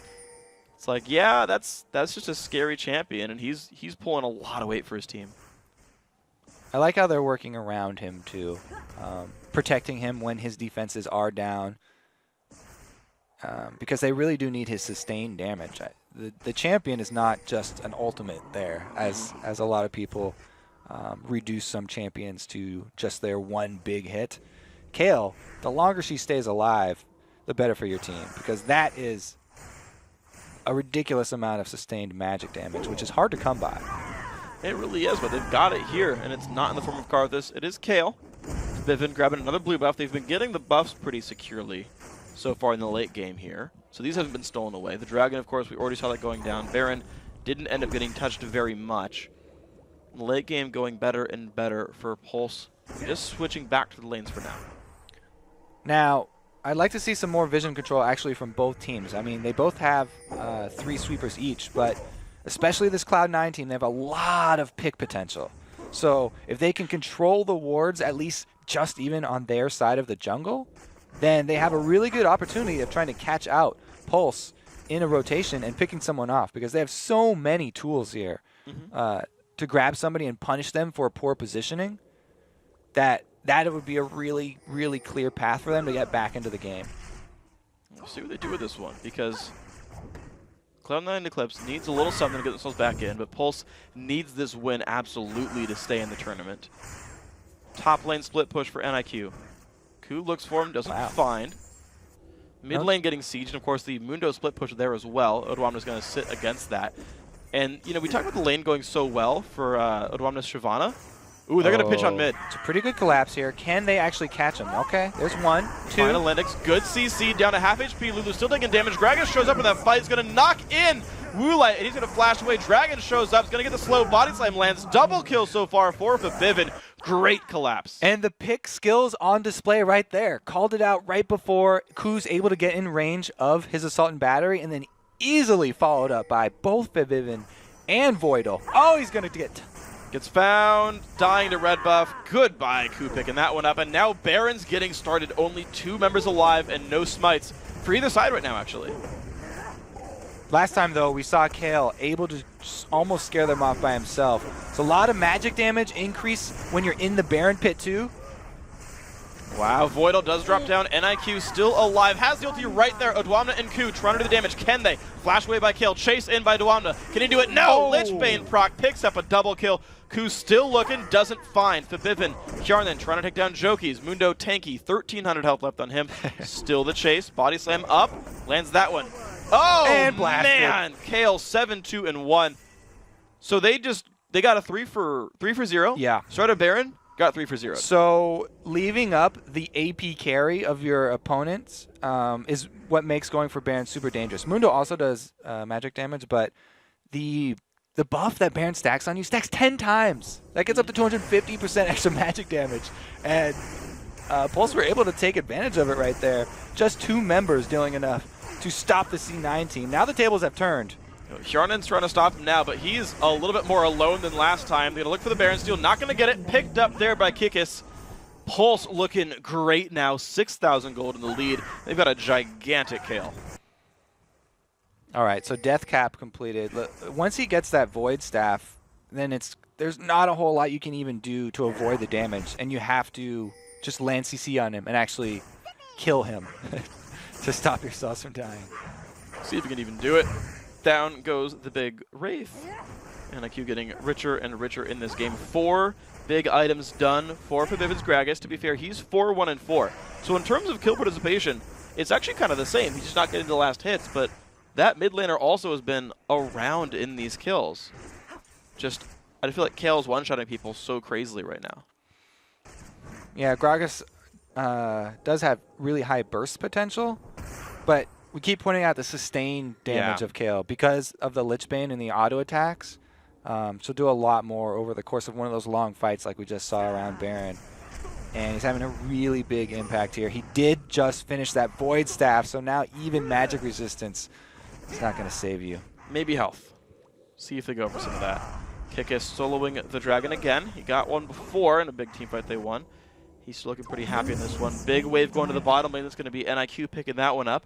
Looks like Pulse putting a lot of eggs in that Kayle basket and saying, you're going to get more farmed, you're going to get level 18. You already are level 18, but you're going to get more items.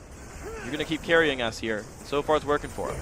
Pulse also have a ridiculously tanky Mundo here. He's gone Blade Mail on top of his 3 main defensive items, so he can just run down this Caitlyn.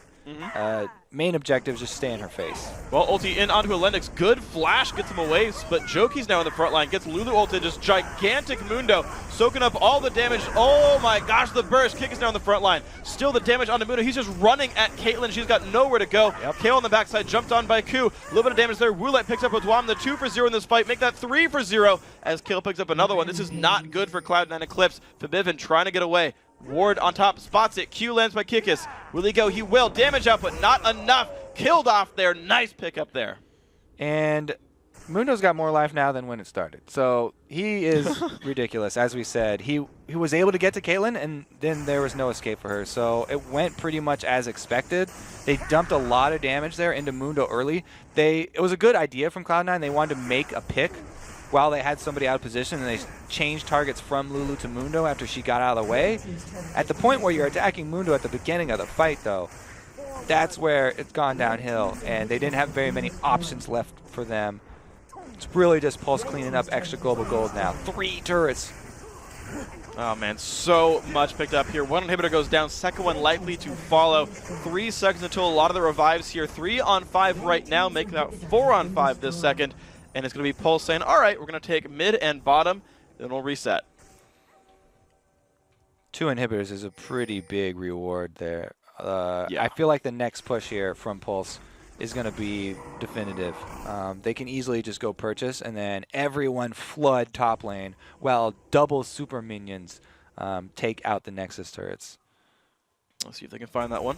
Right now it is blue buff. Yeah, why not? Shadow buff by Woolite. He's going to take that one. And Hughes doesn't need that blue buff. He got one in the retreat from the base. I believe he stole that from Cloud and Eclipse, so he's happy.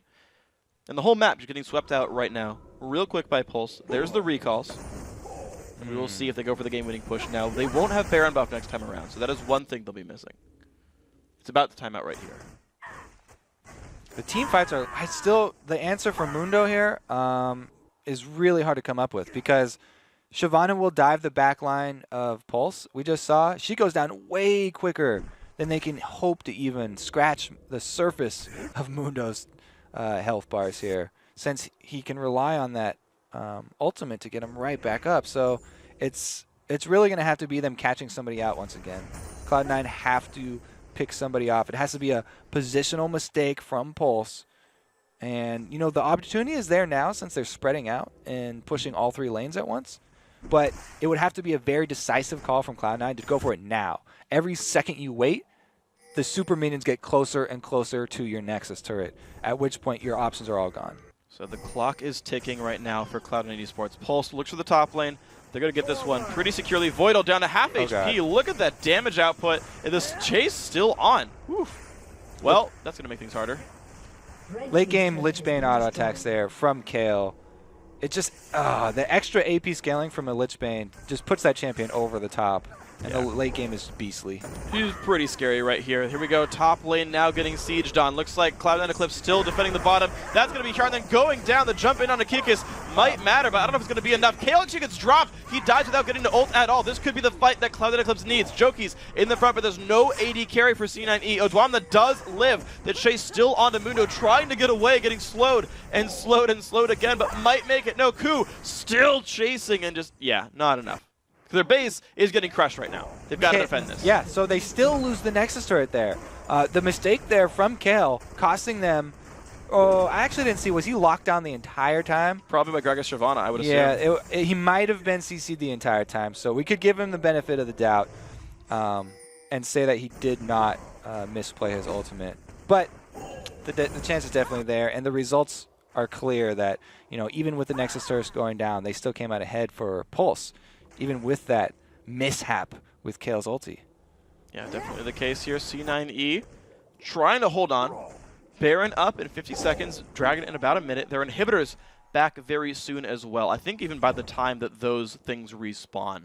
So the gold lead, of course, still massive, but there's the chance that C9E stabilizes here and finds their way back in. We'll see if this happens.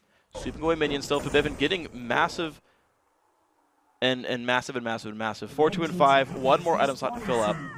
We'll see if that means much for him. So with the inhibitors respawning soon, though, it just means that Pulse can return to a open inhibitor and not have to fight around a turret.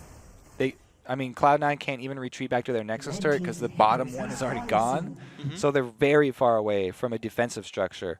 And it puts a lot of pressure on them to try and keep vision of Baron while also defending their exposed inhibitors. See if they can do it. Inhibs are back up. Mundo split push on the bottom. Ku getting hit a little bit. They look for Kikis. They find some damage. Has to jump in. Ku knocked into the team. Goes down fast. 5 versus 4. Kikis taking a bunch of pain. Can he die? Hjarnan gonna find that. Outsmarts him. Takes the kill. Now looking for a Lendix. A lot of pain coming across. Another kill picked up by NIQ on the other side of the map, and down goes the AD carry. Woolite securing that one. Now it's a 4 versus 2 on the map. This looks very good for Pulse. Oh, he's going for something here, but it's not going to work. Nope. I think he had a... Yeah, that wasn't very happy. Yeah, well, Kayle right there, not taking any chances. Real early this time, just in case. But that's pretty much the way we expected that one to go after the huge lead that Pulse have been able to accrue. So now that should be game number 2 in favor of Pulse, and we shall see a game 3, Freak. We shall see a game 3, guys. Pulse going in for the Nexus right now. Last turret gonna be fallen. And yeah, there's no way Cloud9 Eclipse holds on to this one. Pulse making it 1-1. Extremely well played by NIQ. 10-3-3 in that game. Gotta say, it's a pretty massive performance there by that mid laner.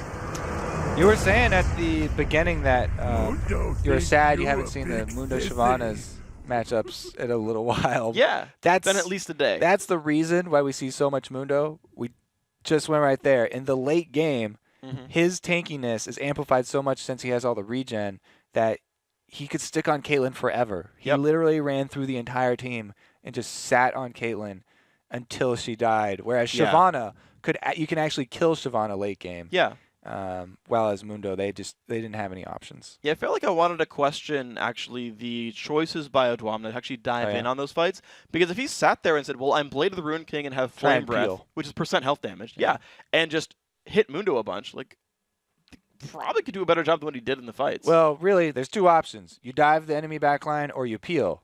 Diving is not working, so go with the other option. Yeah, at least try it out. Yeah, try it out. Of course, Mundo dove pretty well for himself, and that, by the way, was in Champs like when I was like, they always ban Kassadin. It's like, well, you have a Kayle like that, and clearly the mid lane bans didn't do anything for you. And that's why I'm like, well, maybe you don't always ban this, because if they still have the champions that are going to perform that well at late game anyway, that are hard to kill, that are going to 2v4 you at Baron and kill 3 of you, I feel like you either go all out or you just say forget it. That was definitely a big turning point in the game, that Baron call. Cloud9, they had a good teamfight win, and then all being trapped in Baron with the 2 solo lanes up, Mundo and Kayle.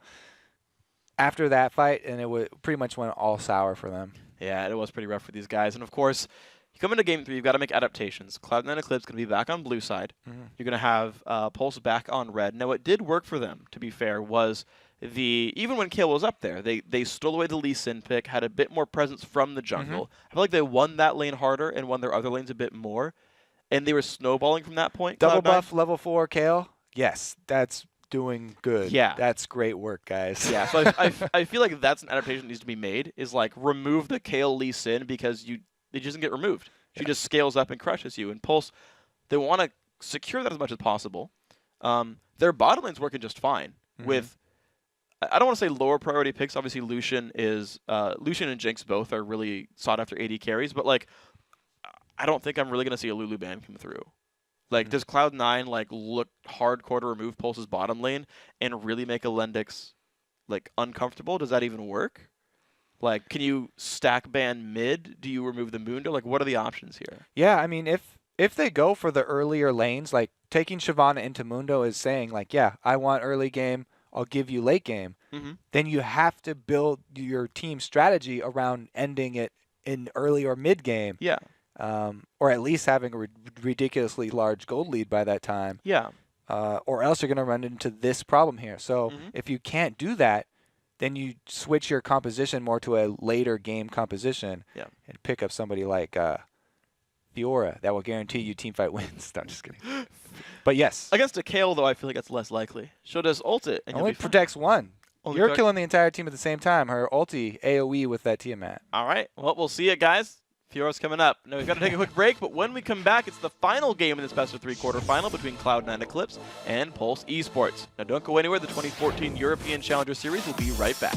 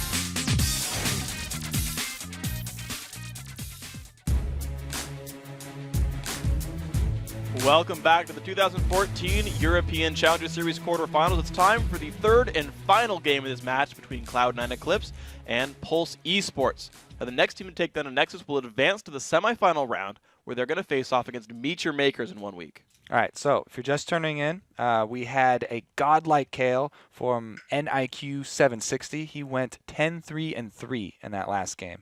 Probably going to have to change up something, maybe ban her out. They also, though, had Hjarnan, Brain, we'll call him Brain, Swedish for Brain, had the MVP in the C9 in Challenger so far, but last game, he kind of got handled by the Pulse AD carry over there. He went 1-6-4 on Caitlyn, while Woolite went 6-3-7 as Lucian, and he had a pretty good CS lead there, too.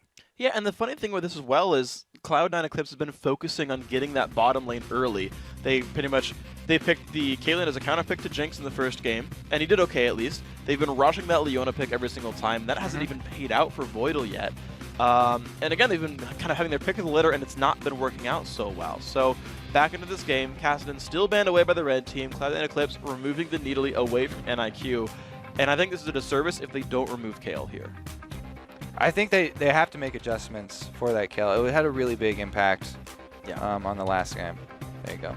Okay, so... Satisfied? I am, a little bit more, but now... All right, smiles. Here's the thing, so C9E has very few choices now to pincher the jungle as before.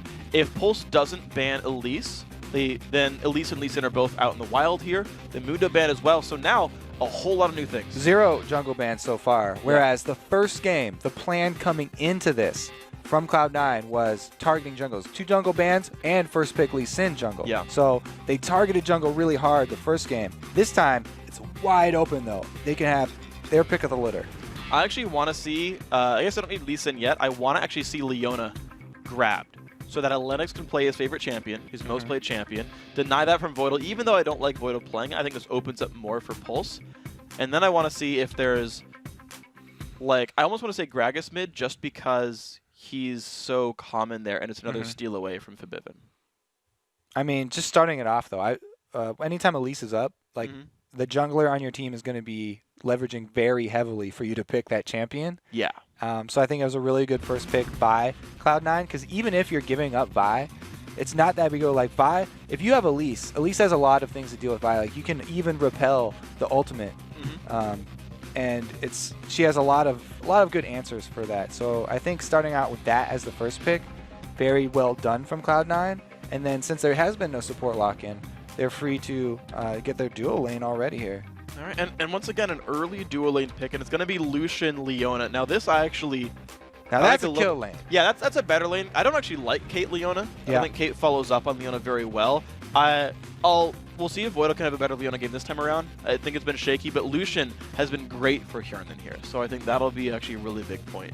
Yeah, and this seems more kind of like what I was expecting from Cloud9, because coming into this, the background on Cloud9 is like these guys are all really high up Challenger on EU. It's the #1 Challenger team from EU. Yeah. And in solo queue and Challenger play, like kill lanes are big, Elise jungle is big because you get a lot of early kills. Like things that get early kills are huge. Yeah. And so this is more sort of a team that I was expecting to see from these guys. It's funny how like the Cloud9 EU team kind of has the same formula as the Cloud9 NA team did. Like all these really high solo queue rated guys, bring them together and form a team, add a little bit of analysis in there, and you've got someone that you think is going to run the circuit. Well, here we go. Pulse are picking up a pretty standard lineup for themselves. The Lee Sin jungle does come through here for Kikis.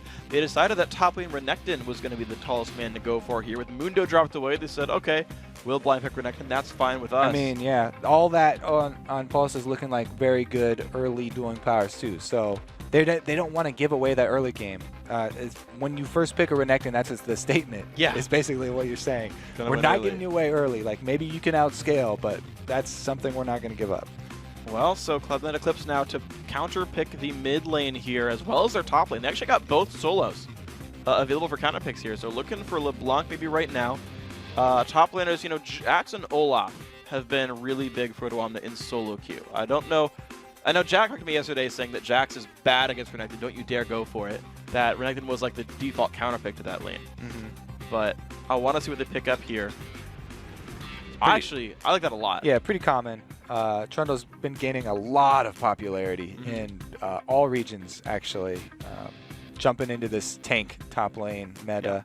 Definitely like that percentage health when going up against Renekton. So he'll have the hard early time that everybody has, but he'll be really strong towards that late game here.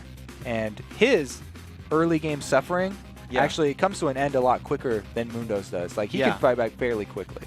Okay, so gonna look like a pretty strong lane. Good setup overall. I like C9E's champions like overall. I think they have a good roster of champions. Pulse gonna put together with a Ezreal here for AD carry. So Ezreal, Lulu bottom lane. Yeah, the end game damage, I'm not really seeing a lot of end game damage there from Pulse. So it looks like they're the ones that are trying to end early here, because this team, while very mobile and you know, strong lanes, doesn't look like they have a lot of damage for that early game. They will definitely thrive on scattered fights. This Pulse team is definitely going to benefit greatly from chaos, because Lee Sin, Ezreal, those guys are going to definitely be very mobile, and with Gragas, you're going to be able to split them up. So they're hoping for the sort of more chaotic team fights where they can separate out their target and focus someone down. But Cloud9 here, I mean, they have a lot of roaming potential. Elise and LeBlanc, both. If you don't have vision control, then you're going to have a lot of trouble, because those are very strong pick combo. Yeah, and they're going to see all these things in the open field there. And, God, I'm just thinking about it, and it's like, I feel like Cloud9 kind of got, like, if you could have any one, like, mid laner, right? Like, they have so many of, like, best in class in sort of, like, the standard defined roles for, like, each of these, right? Like, Trundle, Counterpick, Renekton. I'm, like, kicking myself for not thinking of it, but we've seen that matchup many times, and it's always been amazing for the Trundle. You steal all the stats when he ults. He's too squishy. Renekton drops in seconds in team fights. And that whole, like, remember last game where Mundo was unkillable and just, like, made everyone really sad? That can't happen anymore. Yeah. Renekton's going to be tiny. He's going to get killed. Gun's going to have a good time. Little baby keychain Renekton. Yeah, little baby keychain Renekton. I feel like it's so sad. Lucian, Leona, incredibly powerful lane. Actually has synergy now for once. Instead of going Caitlyn, Leona, I don't know why. Like, I feel like Cloud9 just got everything they wanted in this champ select. It looks like a fearsome lineup here, and I'm expecting a lot of early kills, actually, especially with that Elise roaming around. I mean, she can gank. Like, looking at the lanes to gank from the Elise's perspective is like, wow, I can go, you know, wherever I want. You know, maybe the Trundle one won't be the best, but mid and bottom look pretty juicy here. Because Gragas is a melee champion. You know, yes, he's got great wave clear and dueling power, but he's going to be in melee range. He'll be pushed up pretty far in that lane. And then I always love ganking for Leona lanes. Oh, man. So it's the best. He's got a lot of choices. So, interesting thing to point out, Odwamna went for Ignite and not Teleport. I feel like most Trundles I see go Teleport and are like, yeah, I'm fighting Renekton, I'm going to lose the lane anyway. So maybe he's not counting on losing that lane. Yeah. Is he going to want to duel him early here? We'll have to take a peek, because the last 2 games, he has definitely been the alpha top laner. He has been destroying that top lane. To be fair, he's going up against Mundo, but still. Still. We'll have to see.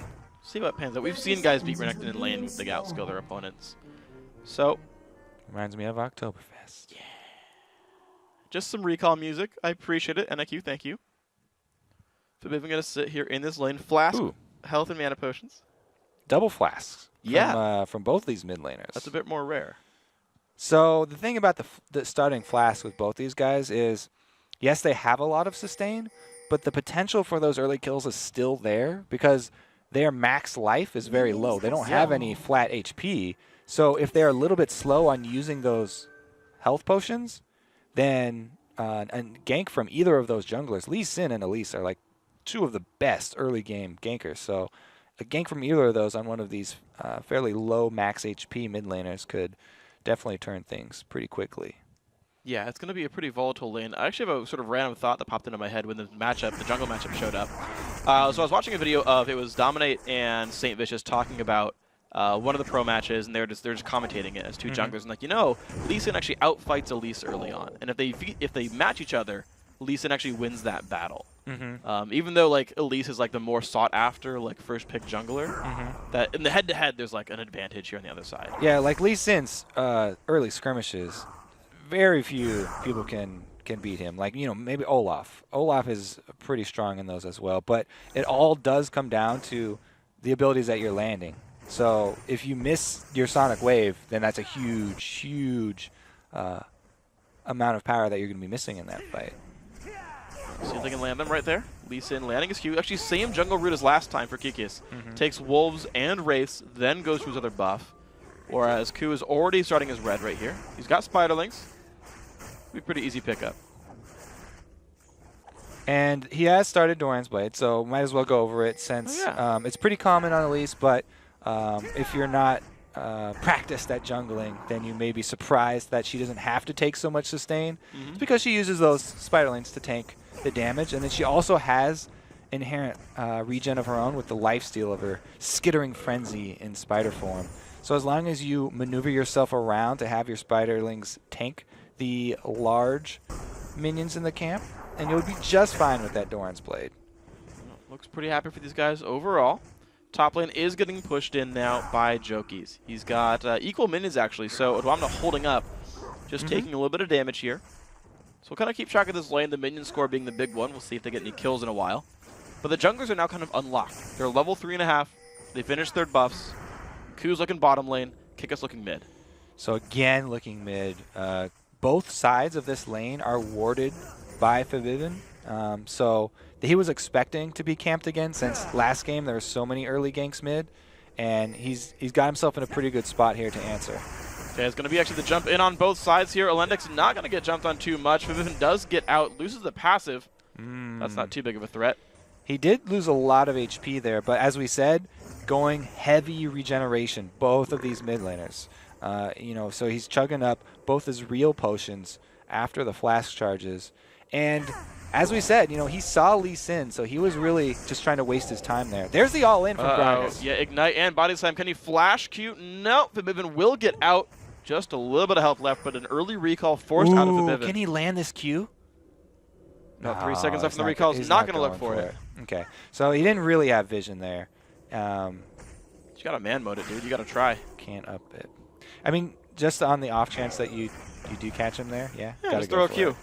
There's actually, I think my favorite clip is of a jungler. It's from Snoopy at the World Championships. Oh, the Cho'Gath? Yeah, that he like Q's like in the Fog of War and is like, I'm gonna die to Ignite, and flashes, kills a Nocturne, levels up off the kill, and it's like, what Ignite? It was glorious. I loved that. That was pretty good outplay. Easy, easy. Yeah, you just say worth it in all chat. You say easy. Get tribunaled for it. But I have to say, since LeBlanc did see Lee Sin out there and he was trying to waste his time, it ended up costing him his flash. Trading Ignite for flash, pretty good for Gragas. Yeah. Since he can easily finish off a gank with just a flash body slam, he doesn't need Ignite. So repeat visits from Lee Sin could very well be a thing in this mid lane. I feel like Forbidden's kind of is aware of how scary that's going to be. Look at his inventory. Yeah. He's got a Doran's Ring and then 5 consumables. Yeah, a little bit worried here. He's going to want to keep up those double wards on each side of his lane. Ooh, what a good cocoon. Jump in onto Lennox. 130 health left on that one. Shield comes across. One more attack to do it. That's going to be first blood. Going over to Hjarnan. Very well played, Cloud9 Eclipse. Now, that's why you don't want to be predictable as a jungler. Lee Sin here, Kikis, ganking mid over and over, just as we saw last game. So they were expecting it. That's why LeBlanc, all of these wards, all of these consumables, she's aware for it. Even though it was successful and got her flash, no kill. Whereas Ku has changed it up. His first several ganks were all bottom lane.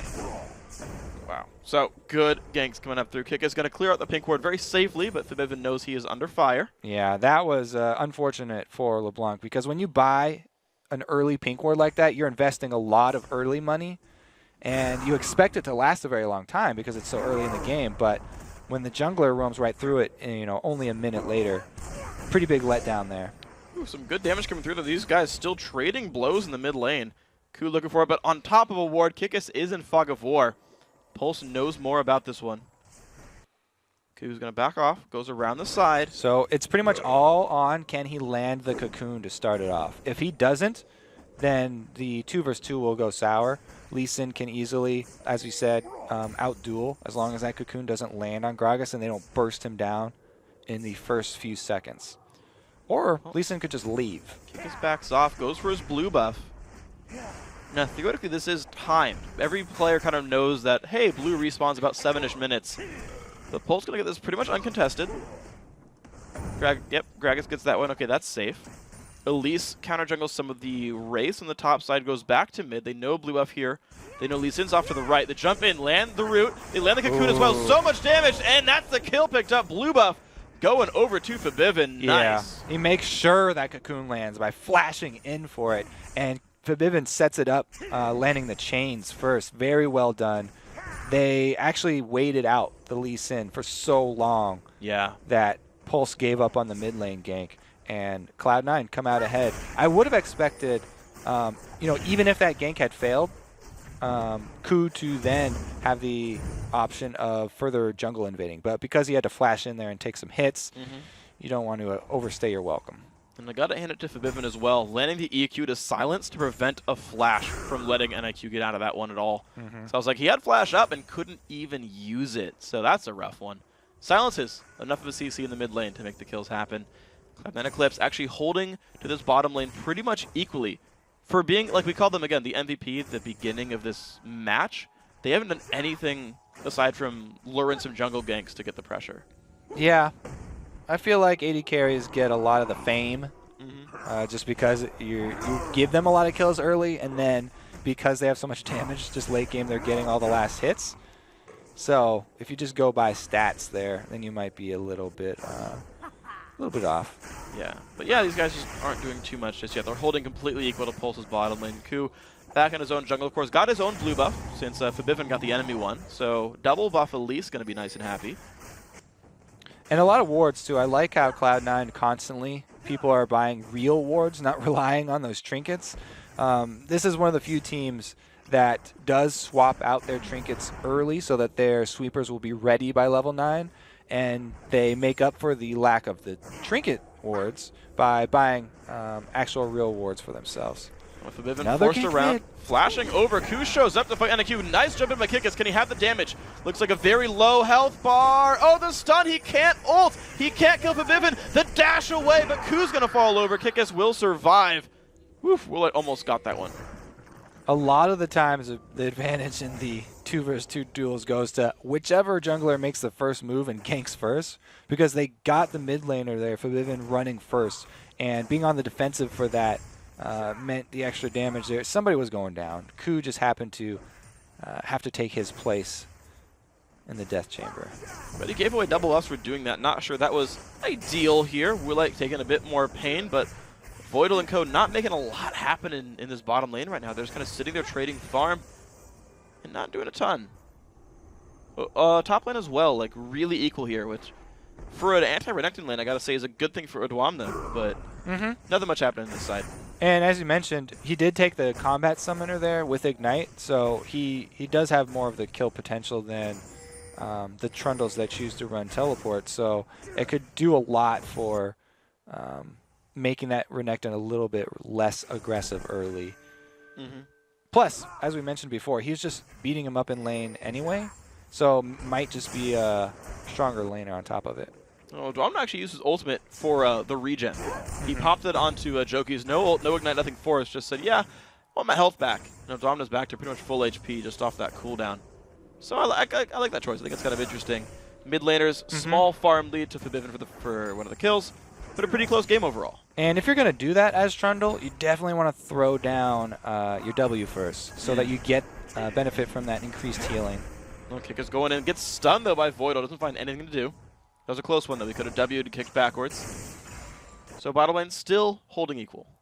Lee Sin's still hanging around though. Looks like he's going to soak up some lane minions here. The dream, the jungle dream. You have to farm a lane. It's hard to do that though in the AD carry support lane. They might jump you. Kickus actually not getting hit too much, surviving in this lane pretty well. Getting harassed, but looks like he'll live. Got no support, so it's just a 1v2 there.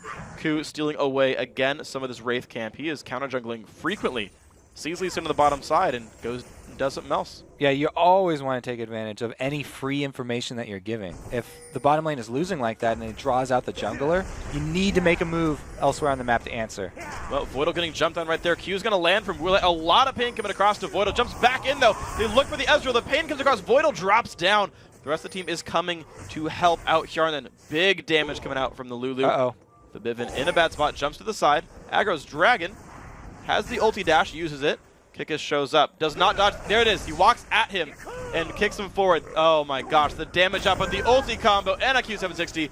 Picking that one up. A lot of great plays by Pulse here. Kikis able to give the kill over to the mid lane carry there by knocking him close enough to the edge of the dragon that NIQ can pull off the combo.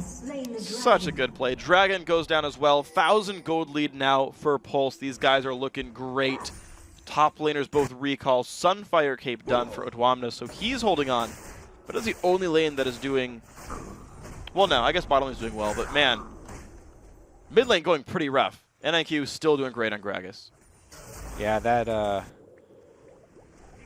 combo right there was pretty huge because taking the dragon after just kind of pushed Pulse over the edge. There was no answer from Cloud9 since they had also just lost the fight. There was nowhere for them to get an objective back. It was just a clean win for Pulse, and they can hold on to this 1,000 gold advantage. All right, happy times here for the Polish team. Back to the mid lane we go. These guys on a bit of a lull again, but that's fine, just into the laning phase. I do want to see how this top lane fight starts going, because with Sunfire done, I feel like there's no threat for Renekton anymore. You know, Dwamna can play a little bit more aggressively. You're seeing that here, actually, putting a lot of pain across. Kills minions in his face, doesn't even care. Just regens. Yeah. He'll get a lot of life off whenever the cannon minion dies. Forbidden's just wave clearing. I mean, I wouldn't say there's no threat from that Renekton, but you're right. It's definitely diminished quite a lot. Anytime he gets that fully stacked Fury Bar, you definitely have to respect him. As you can see, he's charging it up here. He's going to bite some of the AD off. It's going to hurt Renekton a little bit more. Q harass. Just these guys trading hits right there. Odwamna healing back up. And of course, double Doran's Blade. We've seen that a couple times from Renektons. They get the Doran's Shield, but they add 2 blades on top for the damage. And then they move to Sunfire. So Joki's got a little while to go until he gets more items. No River Ward, but he knew he was lacking in vision. Pops guilty onto Joki. He's trying to run away. Nice pillar, going to keep him alive for a bit more. Kicked back into the team, still trying to run through them. The red buff doing so much damage. The cut. Oh my gosh, the damage! Are you serious? Trading 1 for 1. Now Kikis and Ku in a battle. And Ku does have more health, but the red buff. They're still on the chase, too. Look at this roam from Pavivin. He's going to try and cut off Lee Sin. There's the flash Cocoon. The assassination damage is huge. The flash W. Pavivin gets it. Beautiful play. They gave double bust over to LeBlanc right there, too. Oh, Ku backing off and allowing the flash to come in from LeBlanc. Oh, he's got nothing to dodge this. Olendix is going to block it, though. It's kind of like Caitlyn, but cooler. Blocking off the damage from the ulti. Good support play by Olendix there. That is going to give them control of the lane, though, and they can push it up for some extra turret damage down bottom. It's going to be the turret killed. It's very low in health right now. Just going to take a couple of shots, and that will be there. So Cloud9 Eclipse finally making headway down here in the bottom lane. The Bloodthirster done on Lucian. Help them a bit here. They're taking their time with this one. They want to let all the minions die. Since they know they have another wave coming, they'll leave it up to the minions to do the dirty work here. They're giving up the gold again. I mean, it's... How close do you actually have to be? Pretty close. Okay. Like, I don't think either got it right there. It's 150 gold if you're relatively close by. You don't have to hit it. It's got to be fairly nearby. And I want to say it's fairly short because I've seen teams push it, and the support will back off to like a screen's length away, and it'll put all the gold in the AD carry. So it's like you can micromanage pretty reasonably. Ooh, that was close. We've been nearly knocked into the team. That would have been a kill if they landed that one in the correct direction. But the double bust will stay alive here. Ku gonna get spotted there by Kikis, but maybe not much happening for it. Now, Ku is gone with the early magic pen here for Elise. Not even upgrading that Spirit Stone, which gives you a lot of sustain in the jungle. So he's really, really looking for that offensive gank power, just going very heavily investing into that early magic penetration. Whereas Lee Sin is going the more tanky route, and he's going to be very, very useful for his teams in terms of getting vision down and also just creating plays. He's going to have a lot more money because of the conservation as well. Like, exactly. We'll see if it pans out. Both these junglers have been very instrumental in their team's success. 3-1-1 for Lee Sin's been part of every single kill for his team. Same for Ku at 0-1-4. So these are really the guys to watch right here on basically their favorite champions. Oh, Febiven does have Deathfire Grass, though. Lands the Q, dashes away. So, he will be safe. I mean, he's completed his burst item. He's going to be looking for kills. He's trying to get Roam going. You can see there he was trying to do it. Looks like Renekton's going to be squishy now. He's got ulti on him. Okay, about 800 health left. Big heal from the Q, but it's not going to be enough. Odwamna just tanking the turret basically the entire time and doesn't care. Yeah, Trundle into Renekton looking pretty good there now, huh? Pretty happy for this one. Kieran's going to spot Kikis, who's very overextended. Kicks back, double knock up there, but on the wrong side of the map right here. Top lane turret will go down, and now can Kikis get out? Ward over the wall. They spot him. He's got backup coming. And he's the one who went with that Sightstone, so he can make the plays. Whew, flash from Kieran keeps himself alive. That again would have been a kill. So a lot of narrowly missed Gragas ultis so far in this game. Kikis still making... All right, I guess he's fine. They just kind of stopped trying. Pretty close game here. It's really going to depend on, I think, the LeBlanc roam. Can we see him make use of this Deathfire Grass that he's rushed?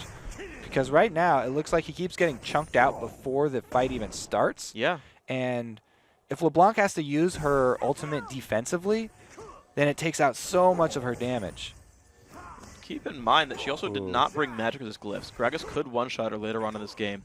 Ku on one side, Febiven on the other. They really want to make this pincer movement work. Can Voidal get some of these engages going? There we go. Cocoon onto Woolite. Damage coming across. A lot of pain there onto Ezreal. Ulti in from Lulu. Repelled up. No damage coming across. Woolite still low. One hit from dead. They can't find it. 760 locked up. The damage burst coming through. Not quite finding the damage. Kikis jumped on as well. Just a lot of traded across damage here. The ulti in from Trundle keeping himself sustained up. Lowering the health on Lulu. No kills still picked up. Hjarn then found by 760. He's got to be careful. Puts the damage back across. Into the brush he goes. Still 0 for 0. Nobody dies. Low health bars. Now, who's going to regain control of the Dragon Pit, though? Because both of them have been chunked down. Looks like it's Joki's forced a little bit backwards. Cloud9 Eclipse actually giving away control. Pulse not trying to take it either, though. It's safer to get damage on that mid turret because they have a minion wave coming. Even though Trundle's pretty tanky right now, tanking up the dragon is a lot of extra damage when these fights are so close. And it's going to be scary here. Minion's going to drop down. Kieran then back to the bottom lane here, trying to keep his turret healthy and remove the minions in front of it. Gragas, new blue buff. Blue buff for C9E is up right now. Dragon, again, on the table. But there's no AD carry for Pulse right now. He's on the other side of the map. Both AD carries seem to be just farming up here. Ezreal with red buff is a huge, huge annoyance, though. Oh, Voidal does get tagged. Good damage from Kikis. Jumps over. Almost pulled Voidal in the Dragon Pit. That was actually close. You can pull someone with you. That was actually... If he flashed, you would have gotten him into the Dragon Pit. Yeah, pretty close right there. And that probably would have been the death of old Voidal. Yeah, probably a flash trade. Ku going forward. Pink ward control here for Pulse. Might get traded out. Oh, kills the Spiderlings. Poor baby spiders. Well, that was not what he wanted. I do like how the extra sweeper is coming into play for Cloud9 here. Febiven on LeBlanc is looking for those assassinations, so he's been clearing out wards. Okay, so they just give up the dragon, and they're trying to answer it with turret here. But they have to answer very fast. Okay, well, the team is coming in. Pulse likely to be here very soon. Turret goes down. Will we see an engage? Barrel's coming across. Battle might start. There's the knockback. Doesn't do much. Only Hits the two. tanks. Yeah, that's not an ideal shot. NIQ forced back a little bit. A lot of pain off of the Voidal. Voidal goes down. Kulik not doing much either. The damage off onto the front liners here. Odwamna and Joki's taking pain. NIQ in the front lines. Ku forced backwards. Pulse looking very good in this fight. Voidal already dead, of course. 5 versus 4. The chase. NIQ looks for a Q. Hits on the Ku. Not much health left on Elise. He's forced back. Cloud9 Eclipse losing that battle. Yeah, Elise still very squishy. Now, we also have LeBlanc running for her life, very low on mana. They definitely have control of the mid lane, and they're not letting them back either. Look at the dash in. Kikis, though, gets baited in. Nice job, Hjarn. Then jump in now for the AD carry. Woolite overextends a bit, does not kill off that one. It's going to be the mid turret finally going down, but trading a kill apiece for a turret and a dragon for one turret. I have to say, Renekton lasted a lot longer than I thought he would at the beginning of that, too.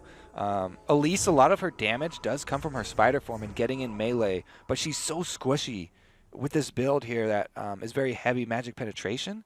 It wasn't able to stay in there long enough to do a lot of the damage and had to back out pretty quickly. Only now gets a Ancient Golem. So finally upgrades the jungle item here for Ku. Get a little bit more stats there. We'll see if that pans out nicely. If he gets more tankiness as his game moves on.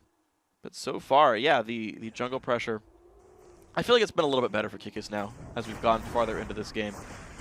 Of course, the gold very equal. 300 gold separates these teams. Yeah. And Kikis, as you talked about, like he went with the utility full health build, so he's been able to stay in the fights longer, and he's able to make the plays with his dragon kick because he has the confidence that he's not going to get bursted down so quick. So he's a little bit less jumpy with his play. You know, something I've noticed as well, like it's been a trend with mid laners, and I want to say some of the junglers, actually, yeah, with Elise it is. We're seeing less and less magic resist glyphs. Both LeBlanc and Elise have 30 MR, which is what you start with.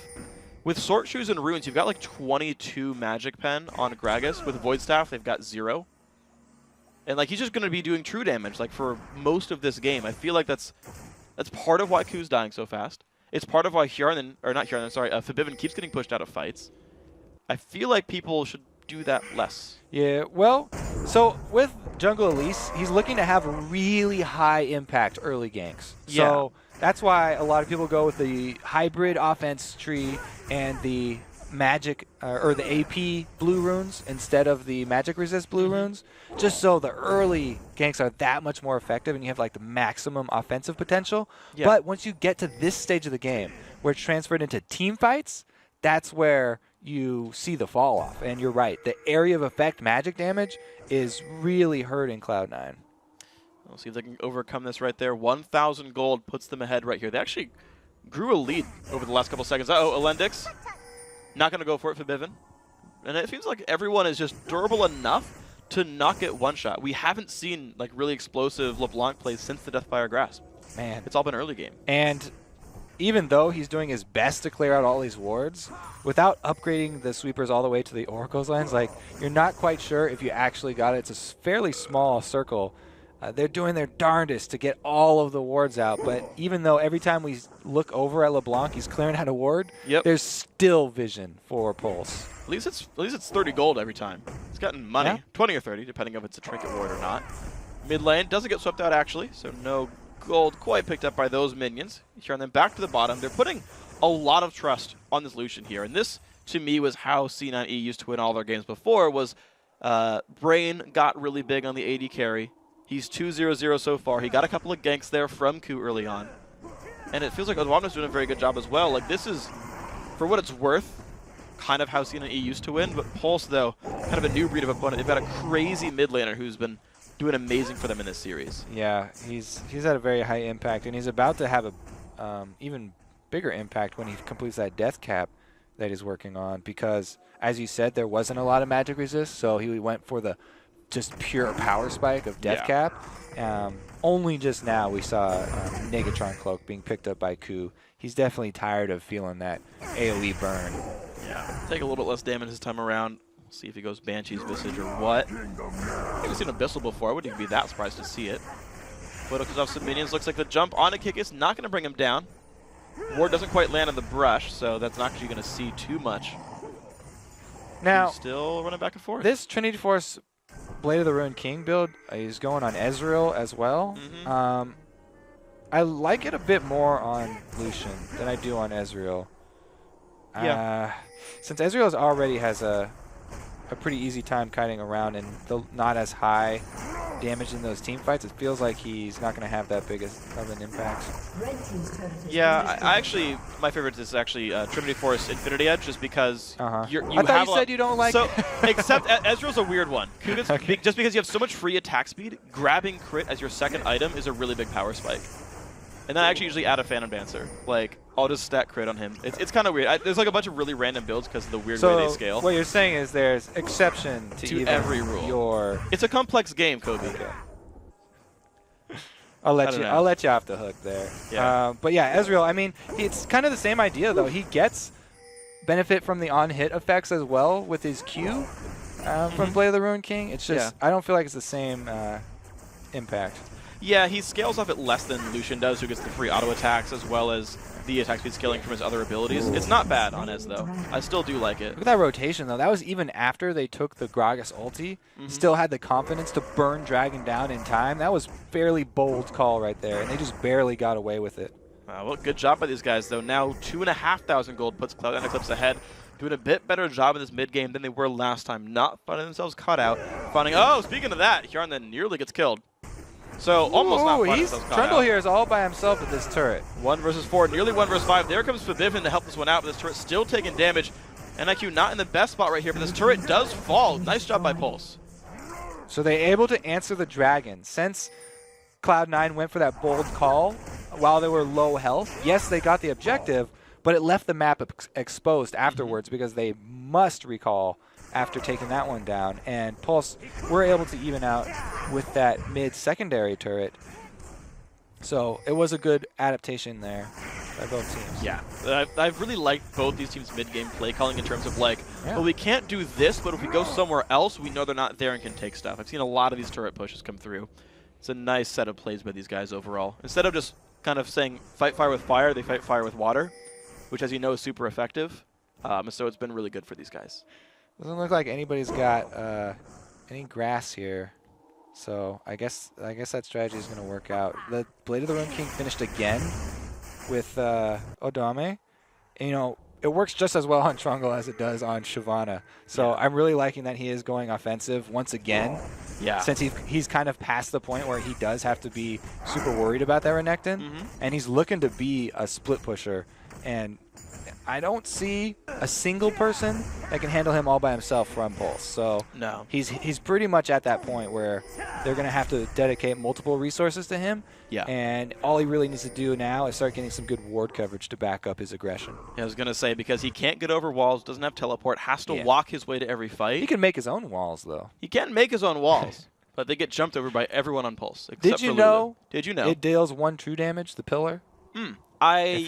Yeah. That's why you can actually steal Baron with it. As someone... has that ever happened? Yes, it has happened. Wow. There was a post about it. That's awesome. But yeah, it just does 1 true damage for the purposes of taking tower aggro. Yes. So if you trundle pillar somebody under a turret, you're going to get shot. Got to be careful about that one. Bang, bang. Yep. Olivia's wall does the same. Got to be careful. Those true damage walls, man, they are scary things to deal with. I mean, if you steal Baron with a pillar, man, you've got to get some kind of achievement plaque unlocked for that. Yeah. Do we should have achievements in League. I feel like for things like that. Yeah. But then you know you're just gonna make a custom game and have your friends say, "Hey guys, get Baron low." Oh yeah. Never mind. Then we'll just have those achievement farmers. Lame. Yep. Oh, done that. Finally rewarded. And he No! misses the E. The Ignite's not gonna do enough through the shield. Oh, I was gonna say he's finally rewarded for using that sweeper. Like I always love mid lane assassins picking up sweepers. Uh-oh. Damage output, not gonna land the flash here, and then Blade of the Ruined King got him out alive. Yep. Just there you go. Best build ever. GG. Barrier and flash helped a little bit too. Yeah, a little bit. Blue buff going over to Coop. Picks that up with the Volatile Spiderling. He's going to be safe on this one. Mid lane still getting pushed around. Cloud9 Eclipse looking a bit better in this match overall. Going back to the lanes, though, they're taking it extremely slow. I mean, this is a close game. The team can just say, oh, yeah, we'll just siege and win. So, well, I mean, yeah, if you're sieging against a Gragas. So that's really good wave clear right there. Yeah. And Ezreal actually can counter poke at the turret, which is really annoying, especially if he has a red buff. So they're trying to play to their strengths with that LeBlanc and catch people out, as we saw with Lee Sin. They just haven't been able to actually capitalize on that. If this team does siege up, they kind of rely on the Elise Cocoon to land, and if there's aggression from Pulse, then they just try and trundle pillar and book it. yeah. So good luck then. Good luck catching him, because you don't have the ability to very easily. We'll see what these guys actually do for their mid-game plans, because I always ask the question. I never know definitively what the way to continue an advantage is or to build an advantage outside of all right, fight really well at Dragon. Ooh, bit of damage. Pops an early, again, Lulu ulti onto Wu Lei. He's going to survive. So I was thinking that they were going to go with the Trundle split push plan for Cloud9, but it doesn't seem to be the case. Yeah. They're really just fighting the vision war, tooth and nail. and still waiting for a LeBlanc pick. Let's see. Mid lane, definitely trying to get the ward coverage. Looks like Baron is kind of the target for C9E. That's where kind of a lot of their ward coverage is going. They're sweeping a lot around there. Another ward goes down. Oh my god, 3 sweepers down at once. Killing the wards. A lot of them going away. Another ward going down. Yeah, so we have 3 sweepers on both sides. On both teams, I should say. Locket is done here for Kikis. So very teamwork oriented. No Aegis at all for C9E. Hey, he's got a longsword there. He's getting a little crazy. He's getting carried away with himself. Going damage on that Lee Sin. That's a cool way to play it. Yeah, 1 longsword. Well, I was going to say get a Hydra and kill things, but sure, yeah, 1 longsword. That's pretty much the same thing. Similar damage. All right, Dragon going to pop up in about 5 more seconds here. Will they find Ku? Good damage there. Kick is forced away. I don't like that one so much anymore. Will it in the back line? Shield coming across. Juki's in the front line. Nice stun coming out from Voidal. Juki still forced away, has to run. Trundle Pillar comes out here and then dodging through it. 1 kill picked up. Make that 2 kills picked up for 1. Good start to this fight for Cloud9 Eclipse. NIQ 760 forced away by this one. Pulse still running here and then he's going to be safe. And Dragon Control is Cloud9's now. And I think at the other side of the map at the beginning of that chase, Gragas double ulted Elise and just LeBlanc. He zoned out Forbidden there with his combo at the fight. That's why we saw the LeBlanc clone pop so far back in the jungle and him trying to run around. Rest of the team could carry though. Ooh, dodges the body slam just barely and the barrel. Hjarnan getting himself away. 2-0 and 2 on that Lucian. Once again, back to no deaths. Mid lane turret, tier 2, gonna drop down for Forbidden with the kill credit on this one. Pulse kind of reeling now after that fight. Yeah, so that was a great pickoff for Cloud9. Not only did they get the kills, but also Dragon plus mid turret is a very big boost to their gold lead. I'm really curious what happened over in that jungle because Gragas came down with no ult left and LeBlanc had her clones popped. Yeah, well, likely a bunch of burst and a guy with no magic resist at all. Deathfire, Grasp, Void Staff, and soon, I don't know if that's Death Cap or Zhonya's coming up next for Forbidden. I could see both actually being a wise choice here. But on the other side, though, you've got a further scaling Gragas. NIQ 760 carried the last game for Pulse. He's got 3 big core items here, and he's going to be honestly explosive in these team fights. Oh, he doesn't tag Baron, though, so Voidal got off easy on that one. No extra Baron damage from that aggro. No, but there's Baron. Or sorry, blue buff. Again, picked up for Forbidden. He's actually stayed at 2-1-0 for a really long time in this game. Yeah. He's harassed people low, but hasn't picked up kills himself. Exactly. He hasn't picked up much CS for himself either. Oh, yeah. It's a lot easier to be said, for Gragas, especially in the late game. Well, sure. But he's really been doing a lot of work trying to clear out wards and look for the surprise LeBlanc pops. Well, a little bit of control over Baron. Looks like they're... Oh! Took aggro again. Careful, Ku. I would not want to start Baron for them either because this Gragas is so fed. There's so much money on this Gragas. That's the one thing you don't want to do is fight in the Baron pit where you've got extra magic damage debuff on you and you're all grouped up perfectly for his spells. Yeah, not ideal. So it looks Better like just C9E leave him alone. Yeah, so Cloud9's goal seems to be very ward control focused. One more hit. Nope, can't get it. Couldn't get to if he upgraded his trinket to oracles, he would have gotten it. He did. He had the pink eye over his head. Oh, then he didn't walk into the brush. Oracle sweeper. Oh, I'm just silly then. He didn't walk into the brush. He could have gotten it. It's upgraded. Okay, well, never mind. We're gonna move on. NIQ sweeps out wards. Doesn't have any in front of him. He's saved. Gonna grab the blue. These guys slowing it back down, turning back to the split push farm in the bottom side. So a very fed AD carry is coming with a Infinity Edge likely to follow.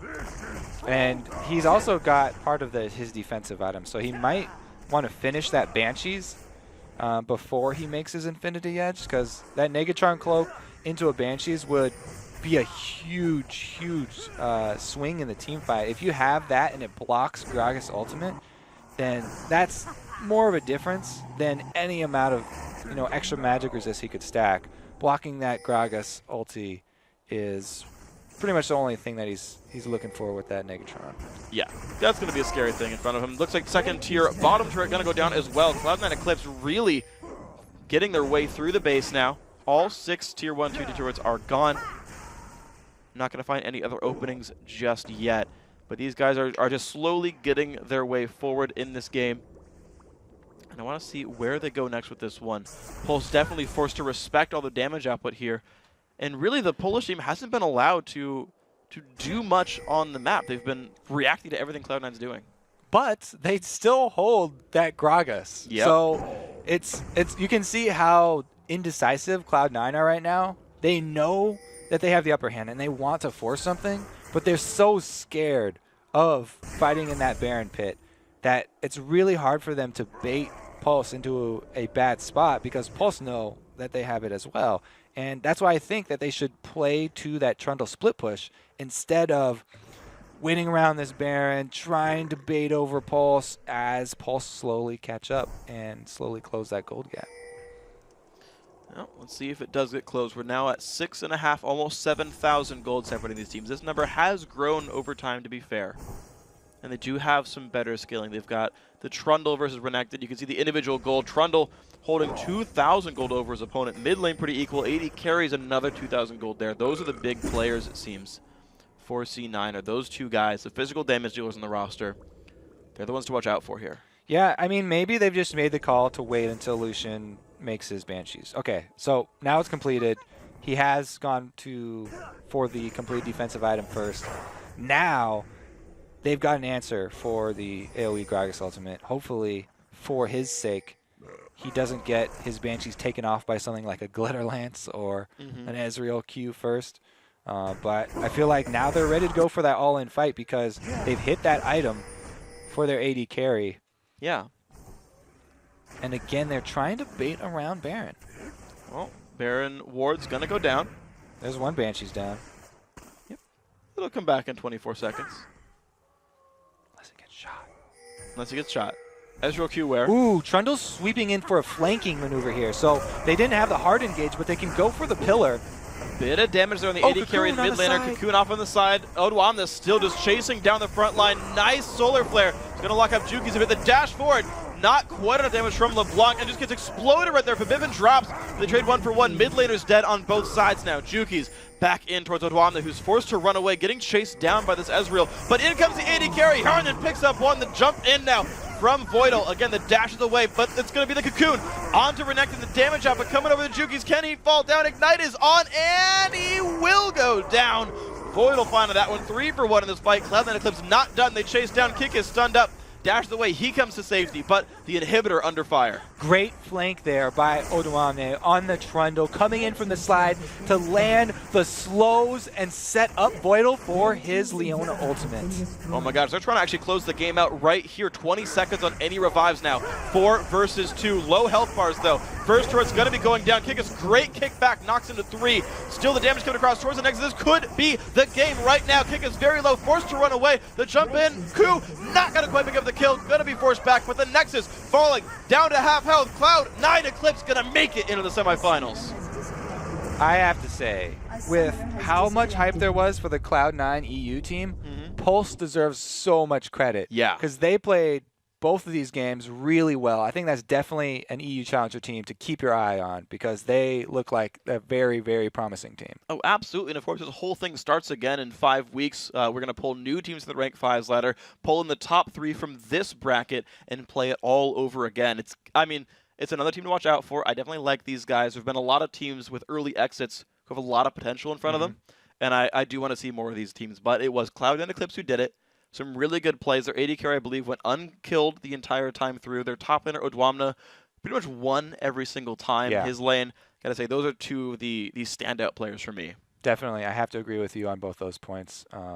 Even though he was Shyvana versus Mundo the first couple times, sure. The Trundle into Renekton was pretty strong as well. Yeah, so very good play by these guys. And, of course, that does it now. The final European Challenger Series quarterfinal is in our match history. let's check out the upgraded bracket. On February 6th, it'll be the former LCS pros Ninjas in Pajamas taking on Tick, Trick, and Duck in our first semifinal series. And in the bottom half of the bracket, it'll be Meet Your Makers versus tonight's victors, Cloud9 Eclipse, on Friday, February 7th. And while Europe is powering down till next week, the North American LCS kicks off their Week 3 with 4 huge games on Saturday. Up first, Bjergsen and Team Solomid taking on the struggling ManCloud and XDG. And then right after, EG and Cloud9 face off. It's time for the North American Challengers to take to the Rift. Yeah, Saturday's quarterfinal match features Spring Promotion Tournament participants Determined Gaming taking on former Curse support Rux and the rest of the class from Curse Academy. The action kicks off at noon Pacific, 2100 Central European Time, live from our Los Angeles studio. And with that, we've reached the end of our time together tonight. We're going to miss you. But, of course, I'd like to say thanks to our friends at Coca-Cola, and I'd like to thank you guys for watching. Now for myself, Kobe, and the entire live broadcast crew, good night, GG, and we'll miss you.